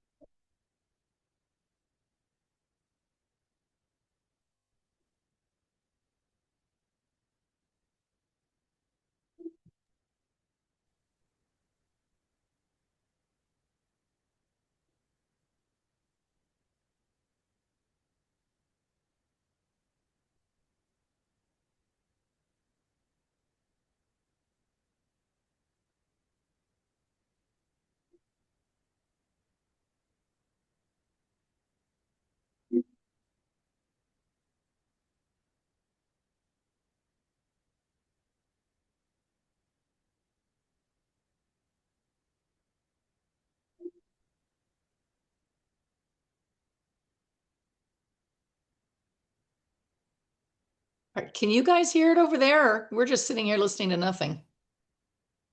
Oh, are you not watching? We can't hear anything. Can you put it on chat and we can watch it on YouTube? Okay, I thought, I mean, I think it don't share audio.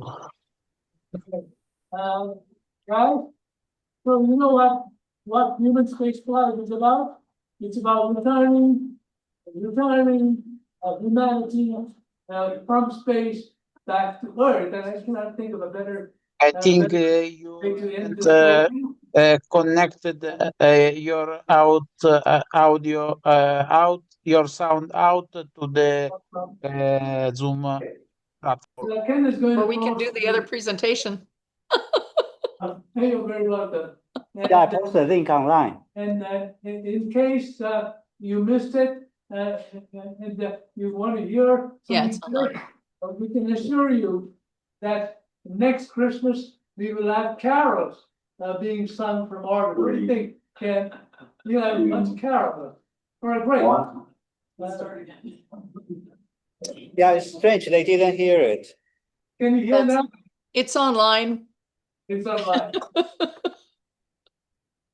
All right, guys. Welcome to the Dragon Spacecraft. We are going to close the stop now. So you don't. Travel around our beautiful planet Earth. No, you don't want to see the last presentation. Oh, we'll see it one more time. Bringing together global talent. But can you hear? This performance symbolizes Can unity. everybody hear now? Elegance, the resilience of children. Okay, I'm gonna go. Here is Brave Theme by John Williams, brought to you for those studies.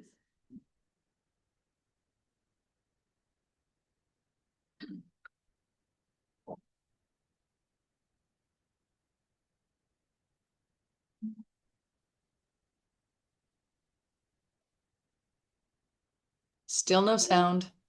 No sound? Nope. That Nope. also because the same output and the input by microphone should do an interference. But I think it looks like everybody's gone on that end anyway, yeah. Are there still people online? Are there other people online besides us, myself and other? Can you hear the music, Rachel? Nope, can't hear a thing. Yeah, there's no place to share the sound. Well, you can go on YouTube and cast. Yeah, okay.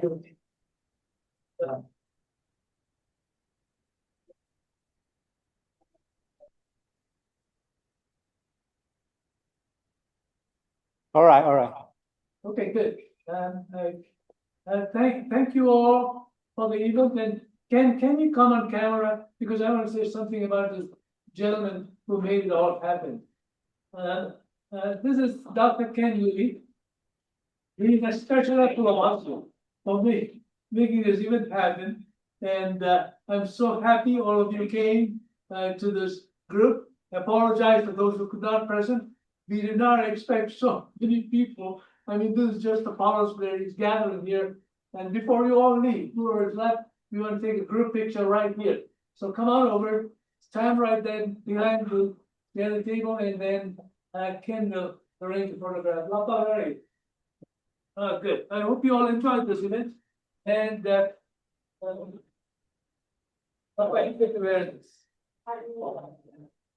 We can't see anybody. Oh, let's see. All right, guys. Everybody here? Are there still people online? Can the people online camera turn on? Oh, that'd be great. Okay, Dave, can you turn on your camera? And Lynn, George, and let's see. Andrea Loni. Thank you, I appreciate it. Can you turn on your cameras? Upper. Dave. Rachel is wonderful, great. All right, guys, please, John, please come on, push that. And you better get. Bring all of candy cane. Are you ready? Where's the? We're getting ready to. Why the guys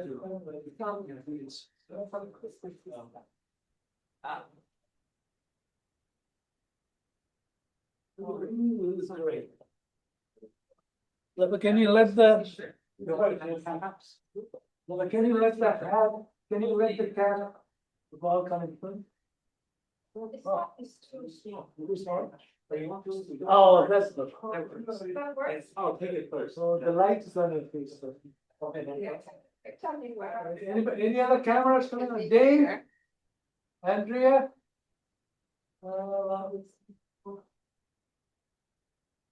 Let's see. Most of the people left. Most of the people left. That's good. And you can shoot a picture and one on this camera. Okay. Ready? All right, guys. Oh, Merry Christmas. Why are you standing in front like this? Well, that is good. Merry Christmas. Merry Christmas. Christmas. 1, 2, 3, and more. Oh, you're stuck. One more person. Oh, that's good. Hold on, I'll be there. Photo. Doug, you gave him the right cap for the. That's why. There's someone hiding in the back. I think there's a student we can't see. Oh, there we go. Okay, 1, 2, 3. 1, 2, 3. Another one. Yes, 1, 2, 3. Okay, oh, yeah, yeah, very good. Can sit down? Yeah, and also his, maybe you help with this one now. First, you want to turn on the flash. You turn on the flash. Turn off.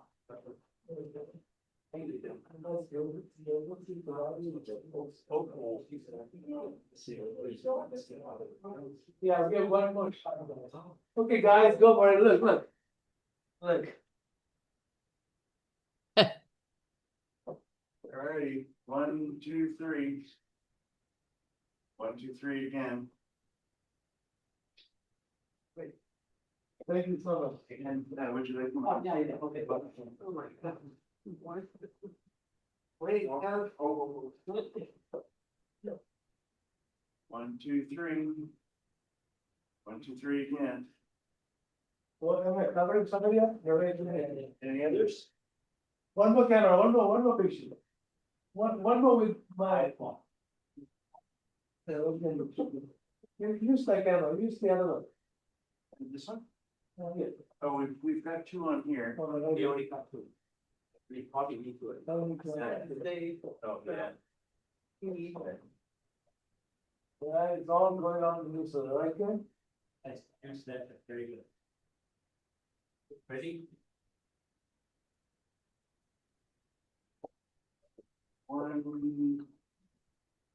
One, Oh, two, someone's three. hiding. 1, 2, 3 again. You want to check, want to make sure that. You have it? Yeah. On the record? Oh, it's good. Oh, very good. All right, Ken, thank you very much. And Merry Christmas, everybody. Yeah. Okay. Okay, let's take over. Thanks, Andy. Oh, all right. Nice to meet you. If you want, now you should open a webcam. Who is that? Someone is speaking. Who is speaking? Oh, thank you so much. It was so nice when you. No, wonderful presentation. I mean, it takes work. That's been fun. I'm glad you enjoyed. Thank you, Rachel. We are shutting down here. Good to Yeah. see you. Bye. Bye. Bye. For the presentation of the day. Yeah. Because more than anything else, we need to remind